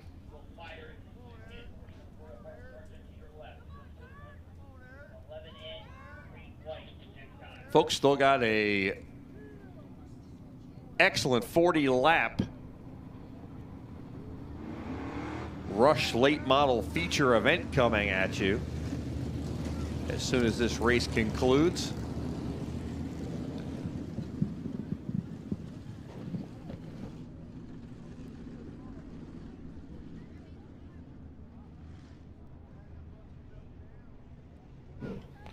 Now, victory lane for the Little Lincolns will be combined after the Rush late models. We're going to finish the night. We're going to keep this moving along here. All right, lights are out. We are ready to go. It'll be green and then checkered. Green and white will come out together here. Can Scott Calhoun, he's led all 11 laps. He is 1 lap away. Jordan Herbert, the new challenger. Here is the green and the white together racing down the front. And Calhoun right back to the point, but Jordan Herbert tries to cross him over. Puts a nose underneath him. It doesn't stick. He'll pull in behind as Calhoun leads him down the back. Into 3 and 4. Final 2 turns. Calhoun. Whoa, Kirk Lawson getting way up outside. The checkered flag down the front. Scott Calhoun will win the Little Lincolns tonight. Jordan Herbert is second. Eric Reed, after starting last, finishes third. Evan Short will take fourth as Kirk Lawson drops back on that last lap and finishes fifth in the X car. So that completes the Little Lincoln feature event. Scott Calhoun is a winner for the first time in 2026 in that beautiful number 6. And we'll be back with a word with him after the Rush late model feature. And it is time to turn it over to Mike, as Mike has got his notes here. And he'll give you the starting lineup and tell you where everybody's starting in the Rush late model 40 lap feature event. Mike?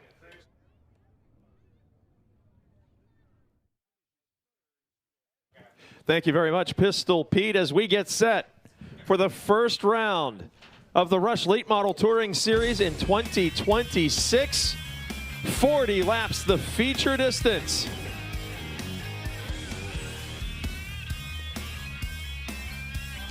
And starting from the back of the field, moving forward, introducing the drivers who will compete tonight in round number 1.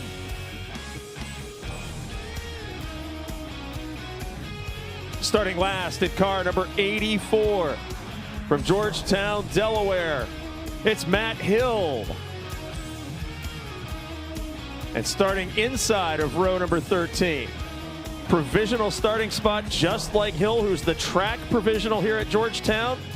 It's the Rush Series provisional from Addison, New York, in car number 4, Jason Knowles. On to row number 12. On the outside in car number 2 from Georgetown, Delaware, Trevor Collins. And on the inside in car number 32A, New York's Austin Allen. Another New Yorker in car number 8 from East Concord. It's Bill Holmes starting in 22nd, and starting in 21st spot, the car number 43, Jarrett Edwards from Mechanicsville, Maryland. On to row number 10 on the outside, the 14G is Jake Gunn from Coriopolis, Pennsylvania. On the inside, driving car number 11K from Winchester, Virginia, Davin Kaiser. Into row number 9 from Laurel, Delaware, in car number 36 on the outside, it's Cody Dawson. And on the inside of row number 9 in car number 11W from Georgetown, Delaware, Joey Warren. Into row number 8, your 16th place starter drives car number 2C from Freedom, New York. It's Zach Carley. And to his inside, starting in the 15th position, in car number 42 from Bolger, Pennsylvania, Daryl Charlier. Into row number 7, the 67 machine is driven by Winchester, Virginia's Greg Carrico. And to his inside from Elkins, West Virginia, in car 29, Ryan Hare. Into row number 6 on the outside, a home track favorite in car number 4R. It's Amanda Robinson from Georgetown. And to her inside in car number 72, it's Seaford, Delaware's Trevor Collins. 10th place starter in car number 13 from Cream Ridge, New Jersey. It's Steve Davis. And to the inside of his number 13 car, McDonald, Pennsylvania's Zach Gunn, driving car number 17G. Into row number 4 on the outside, the 02 machine is steered by Linesville, Pennsylvania's Ben Eastler.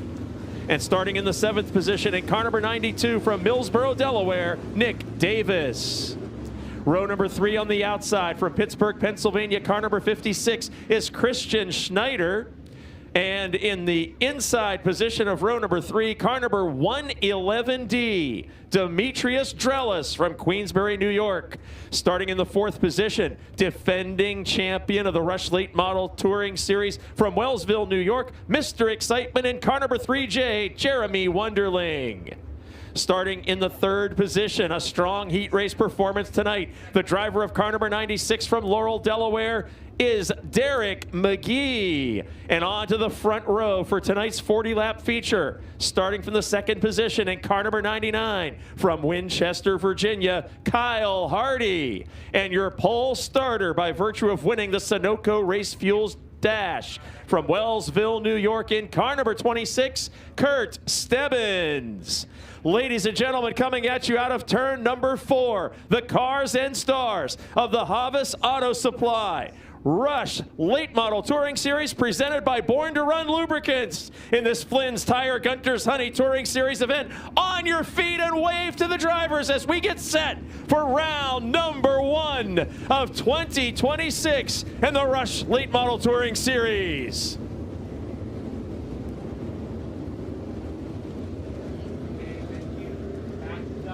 "40 laps the distance. Double file restarts throughout the entire event. Race leader will have his lane choice. All restarts following a caution flag will be launched from the Illusion Coats Power Coating firing zone in turn number 4. 40 laps, $4,000 awaiting the winner. Chief starter Mike Reininger will turn him loose in just a moment. Thank you to everyone for being here with us at the Georgetown Speedway to kick off this season. Thanks to all of you joining us on FloRacing this evening.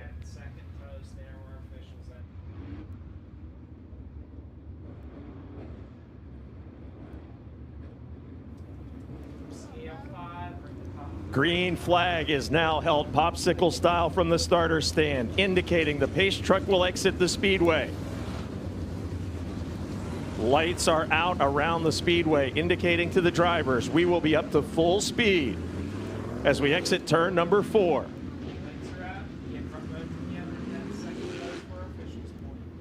Pole starter Kurt Stebbins from Wellsville, New York, former champion of the Woodhull Speedway in the Empire State, seeking a first career Touring Series victory with the Rush Late Models.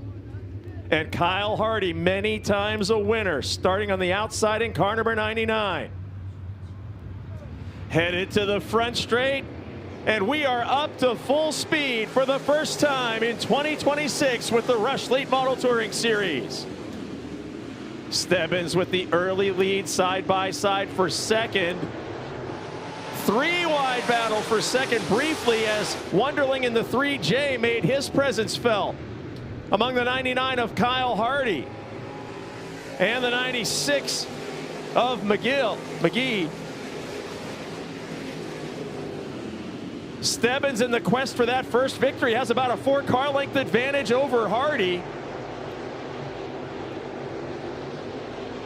Single file through the top 5, then side-by-side action. Drellis had a bit of a problem there in the black and orange 111, lost a couple of positions there. Drellis, the defending Rookie of the Year on the tour. And we see him with the 0-2 of Eastler, a heat race winner tonight. That battle for the 7th position as we stay single file through the top 5. Drellis all the way to the top, and he's defending his position against the advances of Zach Gunn, the Pittsburgh driver. Up front, the lead battle intensifies headed into turn number 1. Hardy on the outside, gaining a bit of ground on Stebbins. Meanwhile, Drellis fumbles out through the cushion and loses another position in the 111. Up front in turn 4, Hardy moves to the outside once again. Stebbins has led from the drop of the green flag as we're working lap number 4. Stebbins goes up a lane higher, and Hardy uses the cushion to pull side by side on the back straightaway. Headed into turn number 3, Hardy on the outside. And Stebbins, the 26-year veteran in car number 26, will be second place at the scoring line as Hardy officially takes over command of the event on lap number 5. Hardy immediately pulls away to about a 4-car length advantage. It's now Stebbins in second, McGee in third, Wonderling, the defending champion, 4th, and Christian Schneider in the 5th spot. Working lap 6, the leaders are still about a straightaway from lap traffic and catching the tail of this field. Hardy stretching it out for the moment.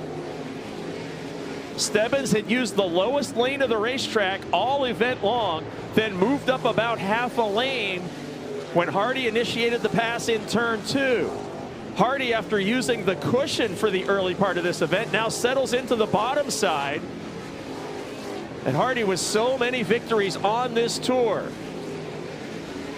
In car number 99, pulling away as we begin to work lap number 8.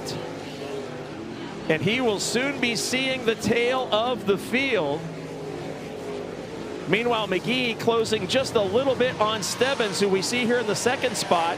There's the 96 car. McGee having a career night here in the quest for his first Georgetown feature victory with the Rush late models.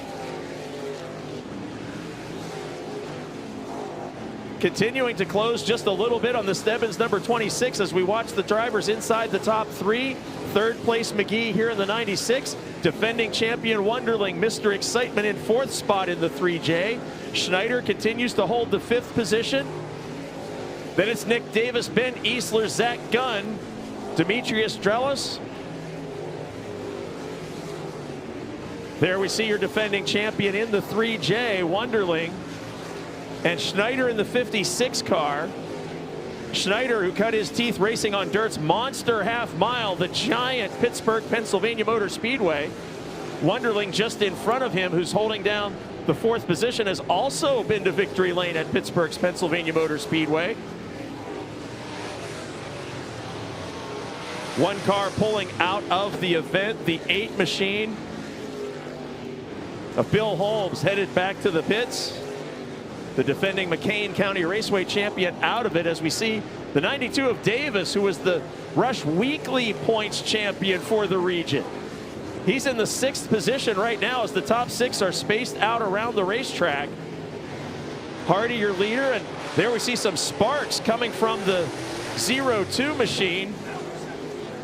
And the battle for second now with the 96 machine of McGee moving around Stebbins, the pole sitter. With Hardy pulling away from Stebbins, let's see if McGee can cut into that big lead of your race leader, Hardy. Wonderling now closes in on Stebbins, and the defending champion takes a spot away. Mr. Excitement climbs to the podium, and here comes Schneider taking a peek to the inside of Stebbins. After starting on the pole and leading the early portions of this event, Stebbins now falling back several positions. And the 96 of McGee is closing the gap on Hardy. Both drivers on the backstretch heading into turn number 3, the white and blue 99 of Hardy had pulled away from Stebbins substantially. And as we begin working lap 17, Hardy goes into turn number 1. He was able to feel the presence of McGee just a moment ago. Oh, we got a problem with the O2 into the wall.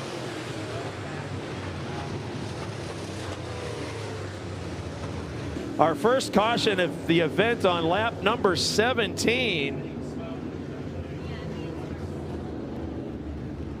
Ben Easler's machine was throwing some sparks a little bit earlier. I'm guessing a mechanical problem here was the cause of this incident, as Easler has had a stellar night here. Oh, mechanical problem? That's a flat right rear tire right there. Easy to identify that mechanical woe. With 17 of 40 laps completed, Easler's fantastic night encountering a bump in the road here. How about Hardy, the race leader in the 99? When he took the lead from Stebbins, he was blowing the entire pack away. And now McGee in the 96 car was able to close up just a little bit. McGee started his career racing the modified lights from his hometown in Laurel, Delaware. McGee told me earlier tonight he suspects that 13-year-old rocket chassis might be the oldest car competing here tonight. They have got it set up perfectly as he was reeling in your leader, Kyle Hardy. As we're still inside the first half of this event with 17 of 40 laps completed. Hubbs Auto and Truck Supply Rush Late Models presented by Born to Run Lubricants in this very first Flynn's Tire Gunter's Honey Touring Series event of the year. Hardy in car number 99 solidly inside the top 3 in the final point standings last season. Spent some time racing super late models as well as the Rush Late Models. Leader gets lane choice. Double file restarts throughout the entire event. And we will get back to full speed racing when we reach the Illusion Coats powder coating firing zone. Alex Anderson, the owner of Illusion Coats, a former Rush Series competitor, now a car owner for superstar driver Dave Hess.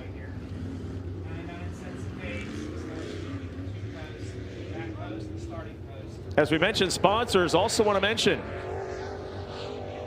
the presenting sponsor of the Wheelman Bonus Event Challenge Series, a new marketing partner for Rush in 2026, Real Merchant Services, DMV. And that business owner, Donnie Tepper, another former Rush late model racer in the Mid-Atlantic region. Hardy in the 99 chooses the inside lane for this restart on lap 17 of 40. And having a career night here, Derek McGee in the 96 in second spot. Then it's Wonderling in the 3. Defending champion 56 Schneider. 26-year pole sitter Stebbins, and we're green. Oh, we've got a problem. 2 cars stopped. We've got the 36 of Cody Dawson. He pulls away from the scene, and then we see the 13 machine of Steve Davis, the New Jersey competitor. Davis completed the 2025 season in the top 10 of the point standings for the Rush Weekly Series. And he's got some damage to the nose and the side of the 13 machine.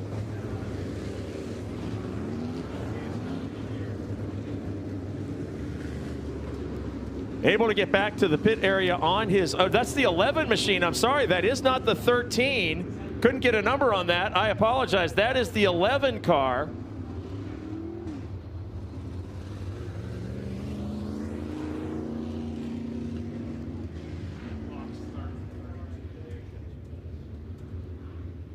Well, great news for the Steve Davis fans as he was well in front of this incident. See the 11K of Kaiser from Winchester, Virginia, able to continue on after that incident with the 36 of Dawson.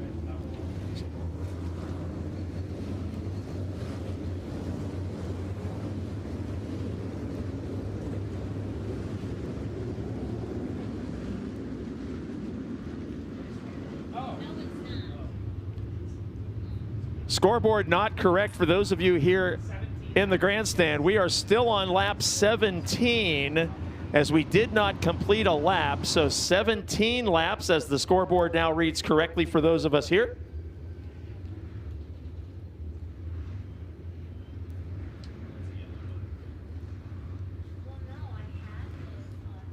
Kyle Hardy in car number 99 has claimed paychecks of $20,000 and $25,000 throughout his career, and hoping to score another $4,000 tonight, as he was in contention for the championship last season in the Rush Touring Series.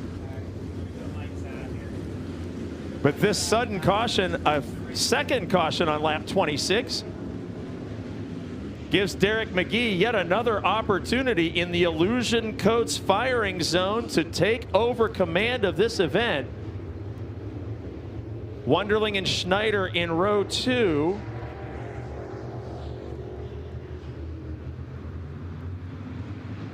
Back to full speed, and McGee hangs even, nearly makes contact with the right rear corner of Hardy's machine, and for the second straight restart, it's the 3 of Wunderling gaining positions, and we've got a caution for an incident in turn 2. Lap 17 proving to be a problem as Gunn turns around the 14 machine. Jake Gunn began his racing career back in 2013, the Coriopolis, Pennsylvania driver, second generation driver. The older brother of the Gunn racing duo goes around on lap 17.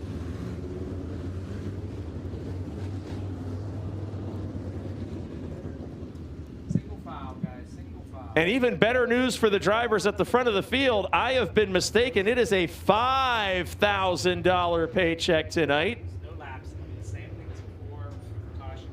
None of the Rush races on the tour pay any less than $4,000. And here tonight at Georgetown, it's $5,000 to the winner.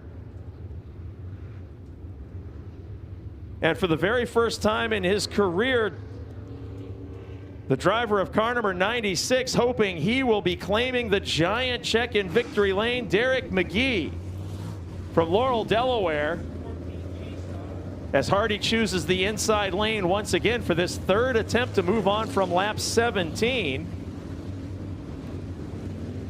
Continued thanks to sponsors on the 2026 Rush Late Model Tour. Insinger Performance, Jones Racing Products, we told you about them earlier. Landrum Performance, Spring MSD Performance. On Time Body and Graphics, Racing Electronics, Real Merchant, DMV, Russ King Racing, and of course Huvis Auto and Truck Supply, the presenting sponsor of the Rush Racing Series. Since 1952, Huvis Auto and Truck Supply has been Western Pennsylvania's trusted parts supplier for automotive, heavy-duty, and paint and body supply needs. With hundreds of years' experience behind the Huvis counter and an extensive inventory of quality name brand products, Huvis is able to get you the parts you need when you need them at a competitive price. Born to Run Lubricants, also part of the Huvis family of companies.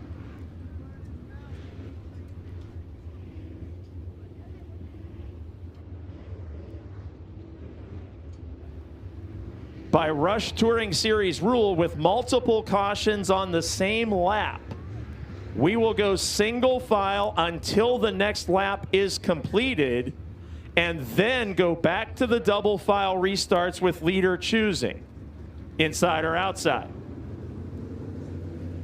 Gunn now comes down pit lane. Repairs made. So this time, after Jeremy Wunderling had 2 fantastic start attempts to gain positions, we will be single file here on lap 17, and a problem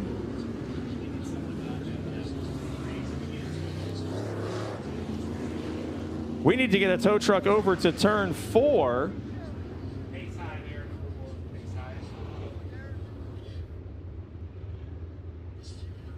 (17G) Zach Gunn, the younger of the Gunn Racing brothers, has come to a stop while we are under caution here on lap 17.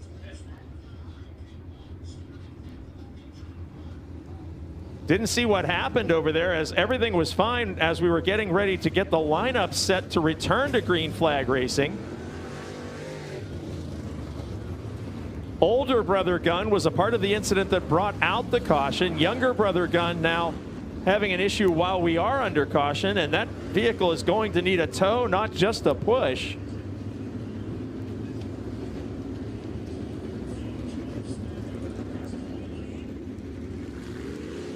Flynn's Tire Group is a major regional tire retailer and wholesaler. There are 24 Flynn's Tire and Auto Service retail stores located in Western Pennsylvania and Eastern Ohio. We thank Flynn's Tire and Auto Service for their continued support. Gunter's Honey. Greg Gunter has been a fixture in the racing community for more than 2 decades. Gunter has been a car owner and sponsor for many late model and modified teams, both regionally and nationally. As he continues to sponsor race teams, he is also the owner and promoter of the Winchester Speedway. Thanks to Gunter's Honey. From Berryville, Virginia, a longtime supporter of the Rush Touring Series. And keep in mind, race fans, if you had tomorrow circled on your calendar for the Winchester Speedway event, that event has been canceled. So this event, round number 1 of the 2026 Rush Touring Series, will be the only event completed this weekend. And there we see the debris that the Gunn machine left in turn 4. And with that debris picked up, we should now be set to move on to lap number 18 of 40 with a $5,000 paycheck awaiting your winner. Kyle Hardy, your race leader. The 96 of McGee in second, the 3J of Wonderling in third, the 56 of Schneider in fourth. Pole starter Stebbins in the 26 car is fifth. Davis in the 92 in sixth spot. He knows this place very well. And the 7 in the 7th position, the 111D of Drellis, who's had a couple problems in this event, but still solidly in the top 10. And we are back to green flag racing. Single file this time.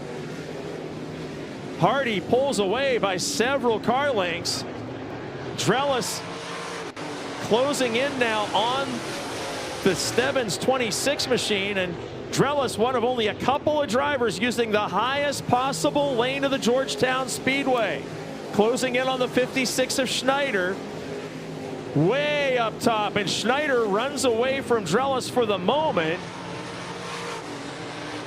Drellis boldly using what's left of that cushion and trying his best to advance inside the top 5, challenging for 4th with the 56 of Schneider.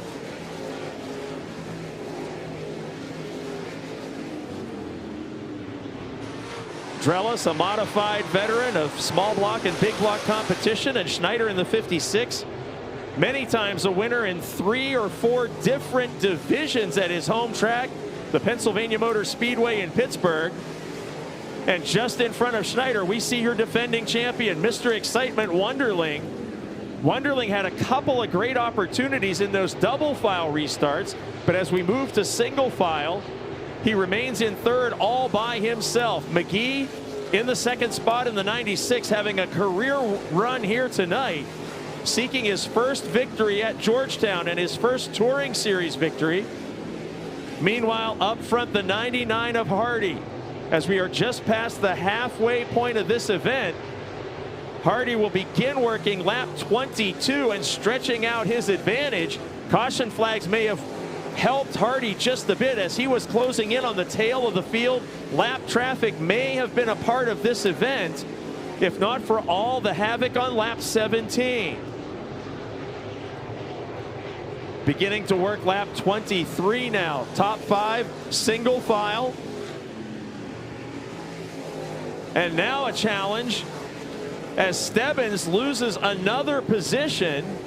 This time it's Collins in the 72. Collins started this event in the 11th position and has climbed into the top 5, moving around your pole sitter. Collins knows this track very, very well.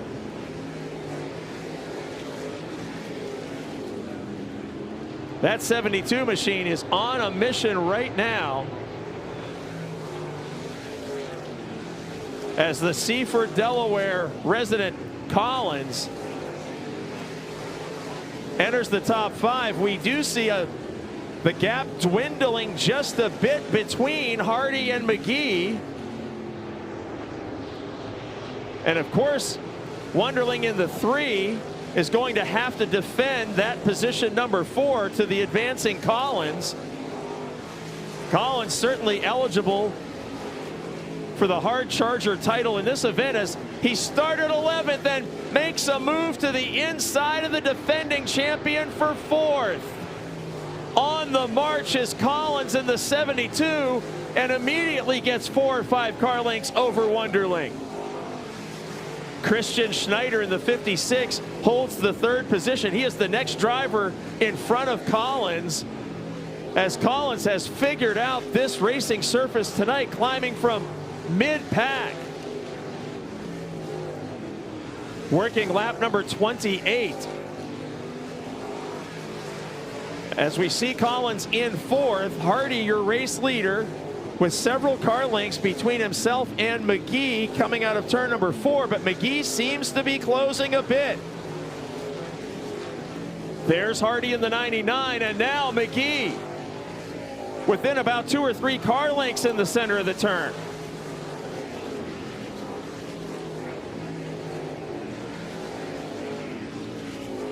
In 3rd spot is Schneider, who's holding right with McGee. And both of those drivers have got to be concerned with the 72 of Collins gaining on both of them. There we see 2nd, 3rd, and 4th on the racetrack at lap 30. And Collins in the 72 closes in on Schneider. Collins with an amazing drive from the 11th starting position, and we've got a problem. Slowing on the back straight, it's the 13 machine of Steve Davis, and the New Jersey driver makes it off the racetrack. We stay green inside of 10 laps to go. After Collins gained so much ground and quickly passed Wunderling, Schneider in the 56 is able to maintain a couple car length advantage, trying to secure a podium finish here in 3rd position.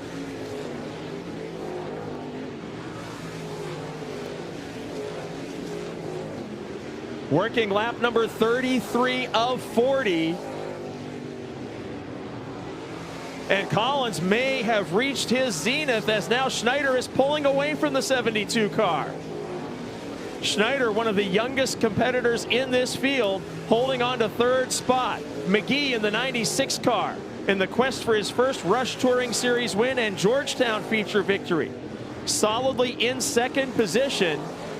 And while all 3 of those cars make their way into turn 3, Kyle Hardy in car number 99 will see the signal of 5 laps to go. A 3-car battle brewing for 2nd and 3rd positions, but Hardy will close in on a lapped car here with just over 4 laps to go.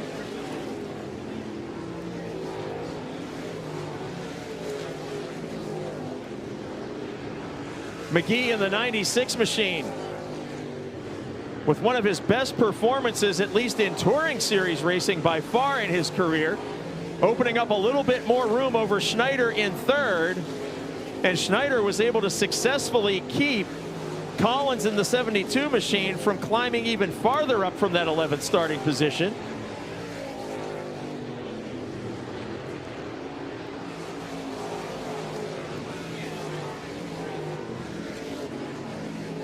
Headed down the front stretch, your race leader, Kyle Hardy. with the signal of 2 laps to go, and suddenly McGee closes in just a little bit more. Hardy opens it up on the backstretch, but in turn 2, McGee was right there. And now the white flag signals the final lap of the opening round of the Rush Late Model Touring Series for 2026. Down the back straightaway, veteran Kyle Hardy, championship contender a year ago, and kicking off the 2026 campaign with a victory in the Rush Late Model Touring Series at Georgetown. And the caution flag waves as we conclude the event with McGee in second, Collins in third, Wonderling in fourth, and Stebbing in fifth, because we see the 56 of Schneider spun just before the finish line with a podium finish in sight. And there you see the unofficial results of Kyle Hardy taking the win over McGee, Collins, Wonderling, and Stebbins. And we will meet your Rush Late Model Touring Series feature winner in victory lane momentarily.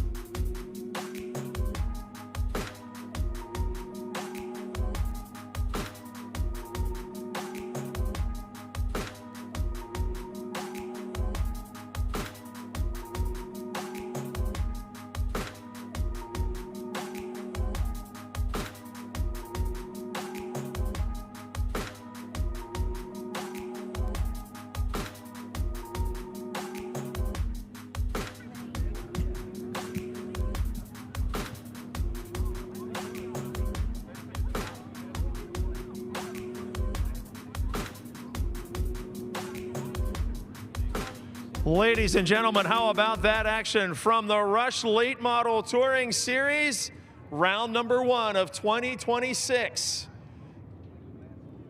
And a familiar face coming to victory lane from this tour.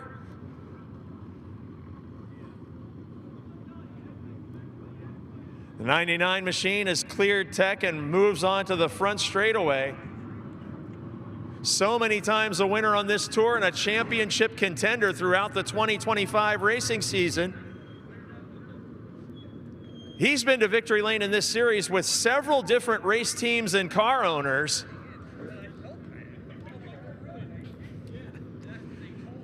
And with a $5,000 paycheck tonight.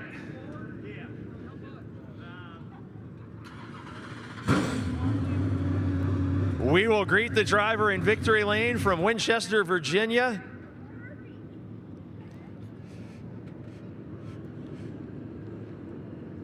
Ladies and gentlemen, your opening round winner of the Rush Late Model Touring Series in 2026 is Kyle Hardy.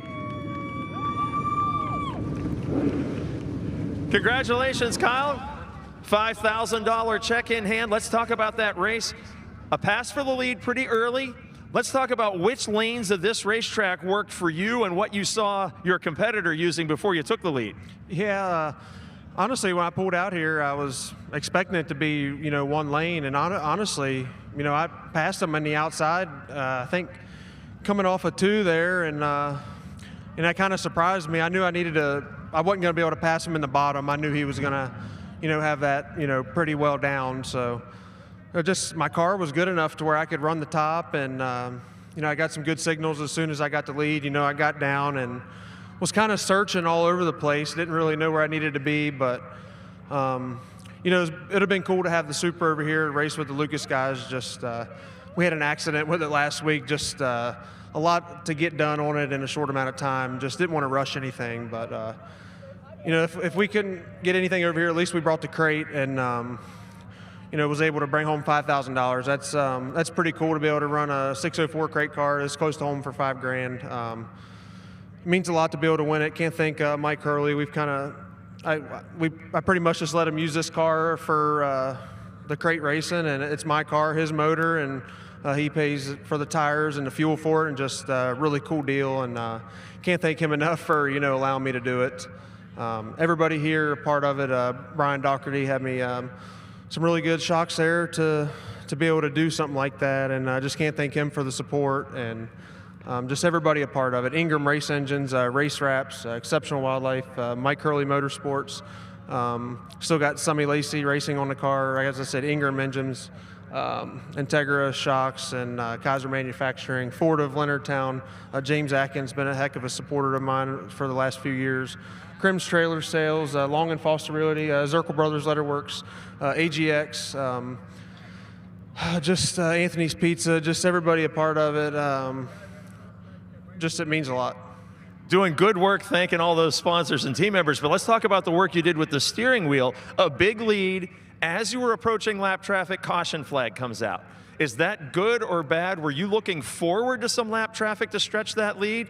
How did that work out for you? Yeah, I wasn't looking forward to lap traffic. If we could have got to lap traffic and had a yellow every time, I would have been okay with that. But no, the car held together great. Just can't say enough about all the parts on this car. This is a 2025 XR 1.2. It works really, really well for what we're doing, and just can't say enough about Rocket and the kind of car the caliber car they build to be able to do something like this for me and our small team. So, like I said, I wish we could be racing Lucas stuff, but you know, we'll get everything fixed up in the right order, and we'll be back after. But in the meantime, I enjoy racing this crate car. We'll be able to eat good this week. No stranger to the Rush Touring Series victory lane and claiming round number 1 of 2026, ladies and gentlemen, Kyle Hardy.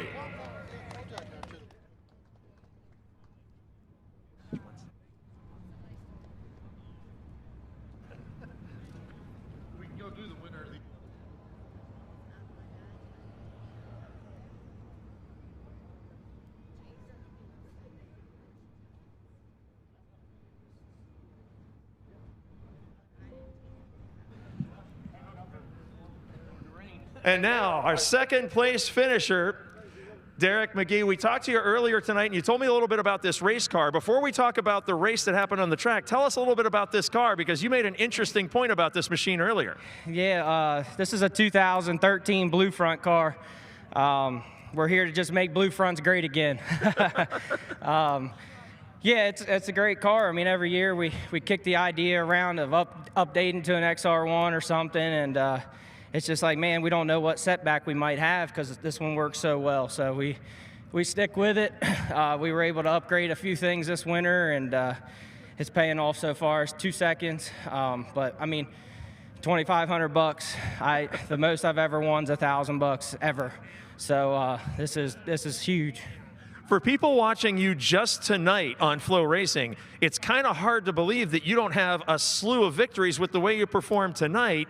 I talked to the winner. He said, no lap traffic for me. Were you hoping to catch the tail of the field? Yeah, right before that caution, Kyle was kind of running the middle down in 3 and 4, and I had found the bottom at that point, and I'm rolling pretty well, and I think I had a shot to get under him there and see what would happen in 1 and 2, but caution came out, and then I think his crew told him to move down, and that was it. But we still had a good run after that. I still was putting some pressure on him and just waiting for a mistake, but it's Kyle Hardy. He's not going to make many mistakes, if any at all. So it's always fun racing with them. And we haven't been running with Rush and since I think the last time I was here 3 or 4 years. And we used to do the Battle of the Bay, and we just run locally now. And yeah, this is a surreal moment. This is gonna get me choked up. Excellent run in time trials, excellent run in the heat, excellent run in the feature.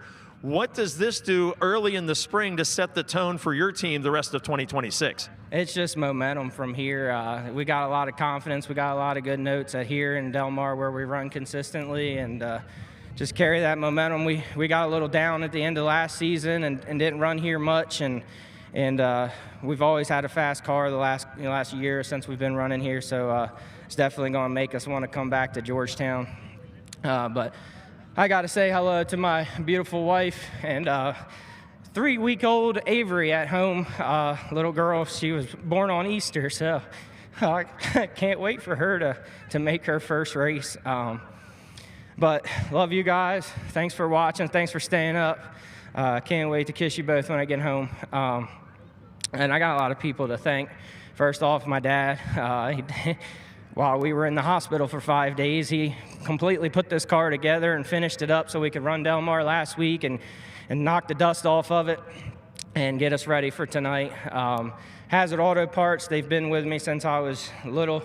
Addington Auto Sales, Delmarva Sporting Clays. Got a few new sponsors this year. Tim's here from Wilson's General Store. If you haven't had the Scrapple sandwich or a sub from there, you're missing out. It's right down the road here in Georgetown. Chuck Hall State Farm, S&S Salon. We have Atlantic Millwork. We also have another new sponsor on Colby Wilson and Rod Wilson and Sons. He's here back there tonight as well. Ken Barrett Builders, Ingram Race Engines, Integra Shocks, Rocket Chassis. They usually don't post my picture of my car when I do well because it's not an XR1, but we still appreciate all they've done in the history of these cars, and all the $100 Club. I hope I'm not forgetting anybody. Noonan Industries, PJ1 for sure. Mark Pettijohn was here tonight. He was the one that said, go with the hard tire, stick with it. I was questioning myself when they wet the track there for the Lucas Oil race, and I was like, man, I think I'm going to go with a 25, and he's like, stick with the 55. So thanks to Mark and everything that he does for our program. Wow, $2,500. I literally can't believe it. A career night, ladies and gentlemen, for Derek McGee. And a quick word with our final podium finisher here. How about this run? Starting in the 11th position and climbing to the podium. Talk about what you saw over that steering wheel tonight.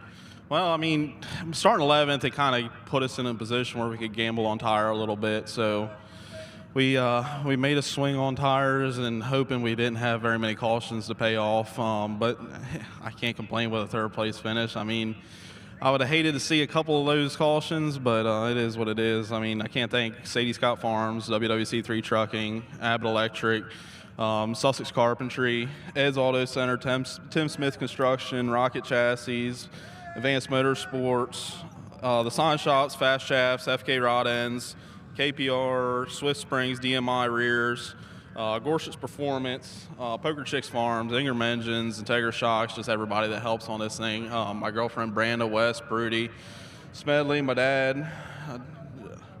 There's a whole slew of them over here. I mean, Sam, Jacob and his dad, and just everybody that helps on this thing. I can't thank them enough. Ladies and gentlemen, Trevor Collins, your third place finisher in the Rush Touring Series. Pistol Pete, take it away. Thanks a lot, Mike. We're going to get a real quick word with Scott Calhoun, the winner of the Little Lincolns. Scott, great job tonight. You proved that the car doesn't only look good, but it's fast too. Yeah, we made a few changes from last week when we went to Del Mar.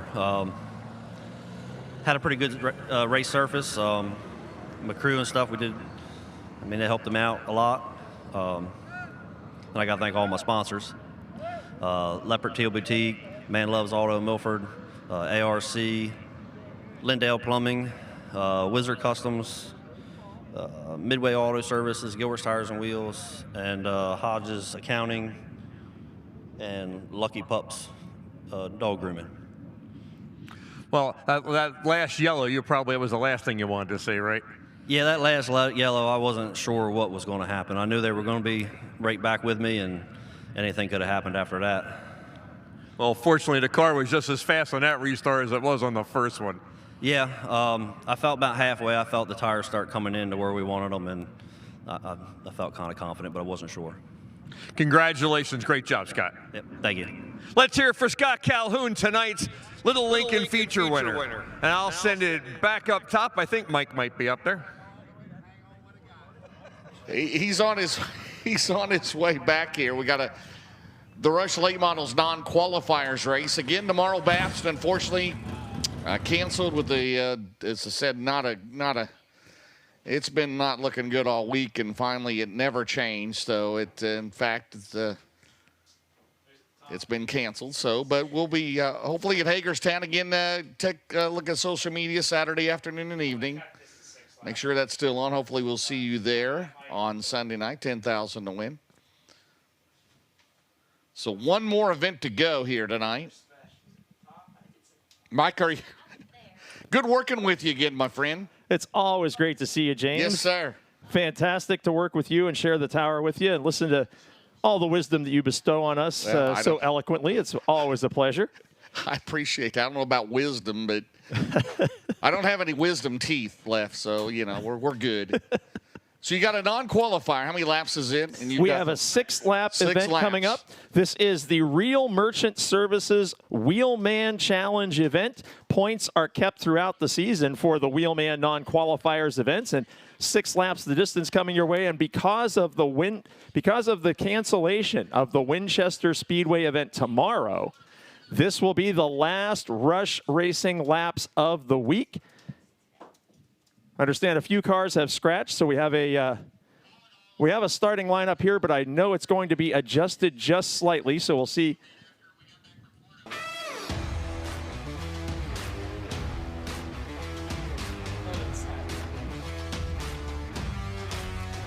Starting on the pole, we have Pittsburgh, Pennsylvania's third-generation racer, the 8S car, Tommy Schernhofer Jr. We have the number 101 car, Albion, Pennsylvania's second-generation race car driver, Kyle Zimmerman. We have the number 97 machine, the Enfield, New Hampshire entrant of Alan Hammond. We have the 01S car from Del Mar, Delaware, Robert Smith.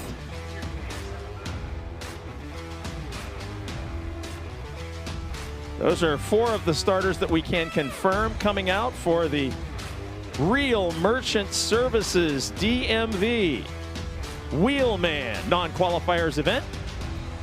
Mentioned earlier, Donnie Tepper of Real Merchant Services, a former Rush Late Model competitor himself, and jumping on board as a new marketing partner to sponsor the Wheelman Bonus Challenge.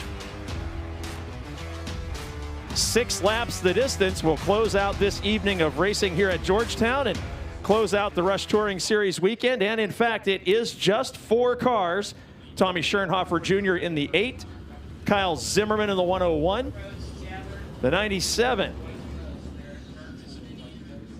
of Alan Hammond, a Rookie of the Year candidate on the tour. He's hoping to follow the entire Rush Late Model Touring Series from his home in New Hampshire in the car number 97. And the 01S of Robert Smith. He was a super truck standout with over 50 feature victories in the truck division. He currently sits in 6th in the current point standings for the Rush Late Models on the weekly competitors here at Georgetown. Schernhofer and Zimmerman, both from late model winning fathers, taking the green flag. 6 laps of action in the Real Merchant Services Wheelman Challenge. Smith in the 01 knows this racetrack much better than either of the 2 drivers in front of him, and there's hard contact with the Zimmerman 101. Body damage visible on the left side door of Zimmerman's machine. See a tire mark and some damage on the right side of Smith's 01 car. As Zimmerman drops back, Smith makes a brief challenge for the lead as Tommy Schernhofer Jr. has taken off from the pole position, holds about a 2 or 3 car length advantage. 6 laps the distance, and Smith trying every lane of the racetrack. You see that damage on the right side from that door hit with the 101 of Zimmerman. And right after the contact, Smith seemed to be able to keep pace with Schernhofer, but now with Schernhofer headed into turn number 4, we will be at the midpoint of this event. Side by side again is the battle for second. Now remember, there was contact before. This time Smith goes way up the top, and Zimmerman makes a clean pass and gains a few car lengths of advantage in that second position right away. Now you see the interval between Zimmerman and Schernhofer in the 8. The Pittsburgh driver throws it into turn number 1 with a big lead here in the Real Merchant Services Wheelman Challenge.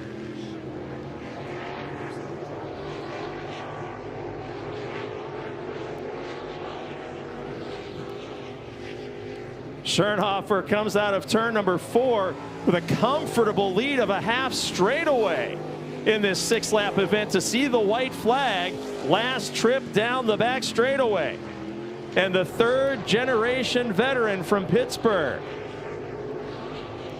takes the number 8 through the final turn at Georgetown and closes out the Rush Racing night with a victory in the Real Merchant Services Wheelman Challenge over Zimmerman, Smith, and Hammond. We'll get a chance to meet your winner, Tommy Schernhofer, in just a moment.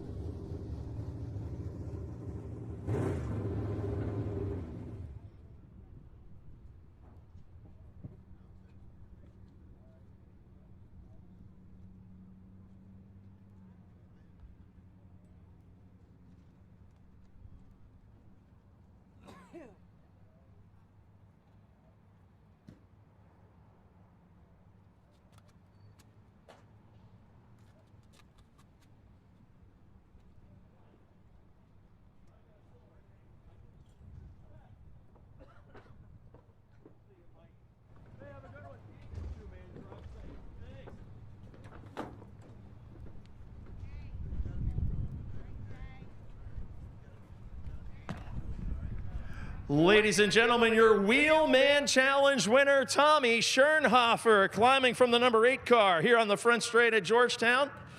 A quick photo opportunity and give Tommy a chance to thank his sponsors and crew.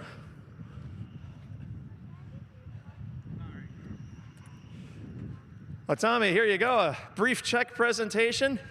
Thank you. You pulled away from that small field, but let's talk about your plans for 2026 because you're a little bit far from home in Pittsburgh here tonight. What are you looking to do for the rest of the Rush season? I'm planning on hitting the races the whole tour, but we'll see as it goes every day, day by day. But I have the tour is the plan right now, but gotta qualify better. That put me behind all night. And how about a chance to thank sponsors and crew for the trip down here this weekend? I got to thank my dad and Jarrett for bringing me down here. Zuko's Pizza, Schernhofer Welding, Carmody's Grill, Rocket Chassis, D&T Auto Body. So, yep. Congratulations, our first Wheelman Challenge winner of 2026, Tommy Schernhofer Jr. All right, Michael Isakowski, great job. We'll see you guys along with the Rush late models. We will be at the Firecracker. They'll pay $20,000 to win that weekend along with the Lucas Oil Late Model Dirt Series. Then we'll be at the Pittsburgher in October. Great night of racing here from Georgetown, Delaware. Thanks to everybody involved, Ken and Chad, and a host of thousands of fans here tonight and everybody FloRacing. Hope you enjoyed it. Well, we're off tomorrow. Again, Bapst, unfortunately, weather has canceled that race, but all plans go right now still for Hagerstown on Sunday, and in Circle City next Friday, Florence on Saturday. On behalf of my executive producer, Tiffany Swisher, I'm James Essex along with Chris Moore. Thanks for joining us from the first day tonight. Congratulations to Devin Moran. He now leads 35 points ahead of Hudson O'Neal. We'll see you Sunday at Hagerstown.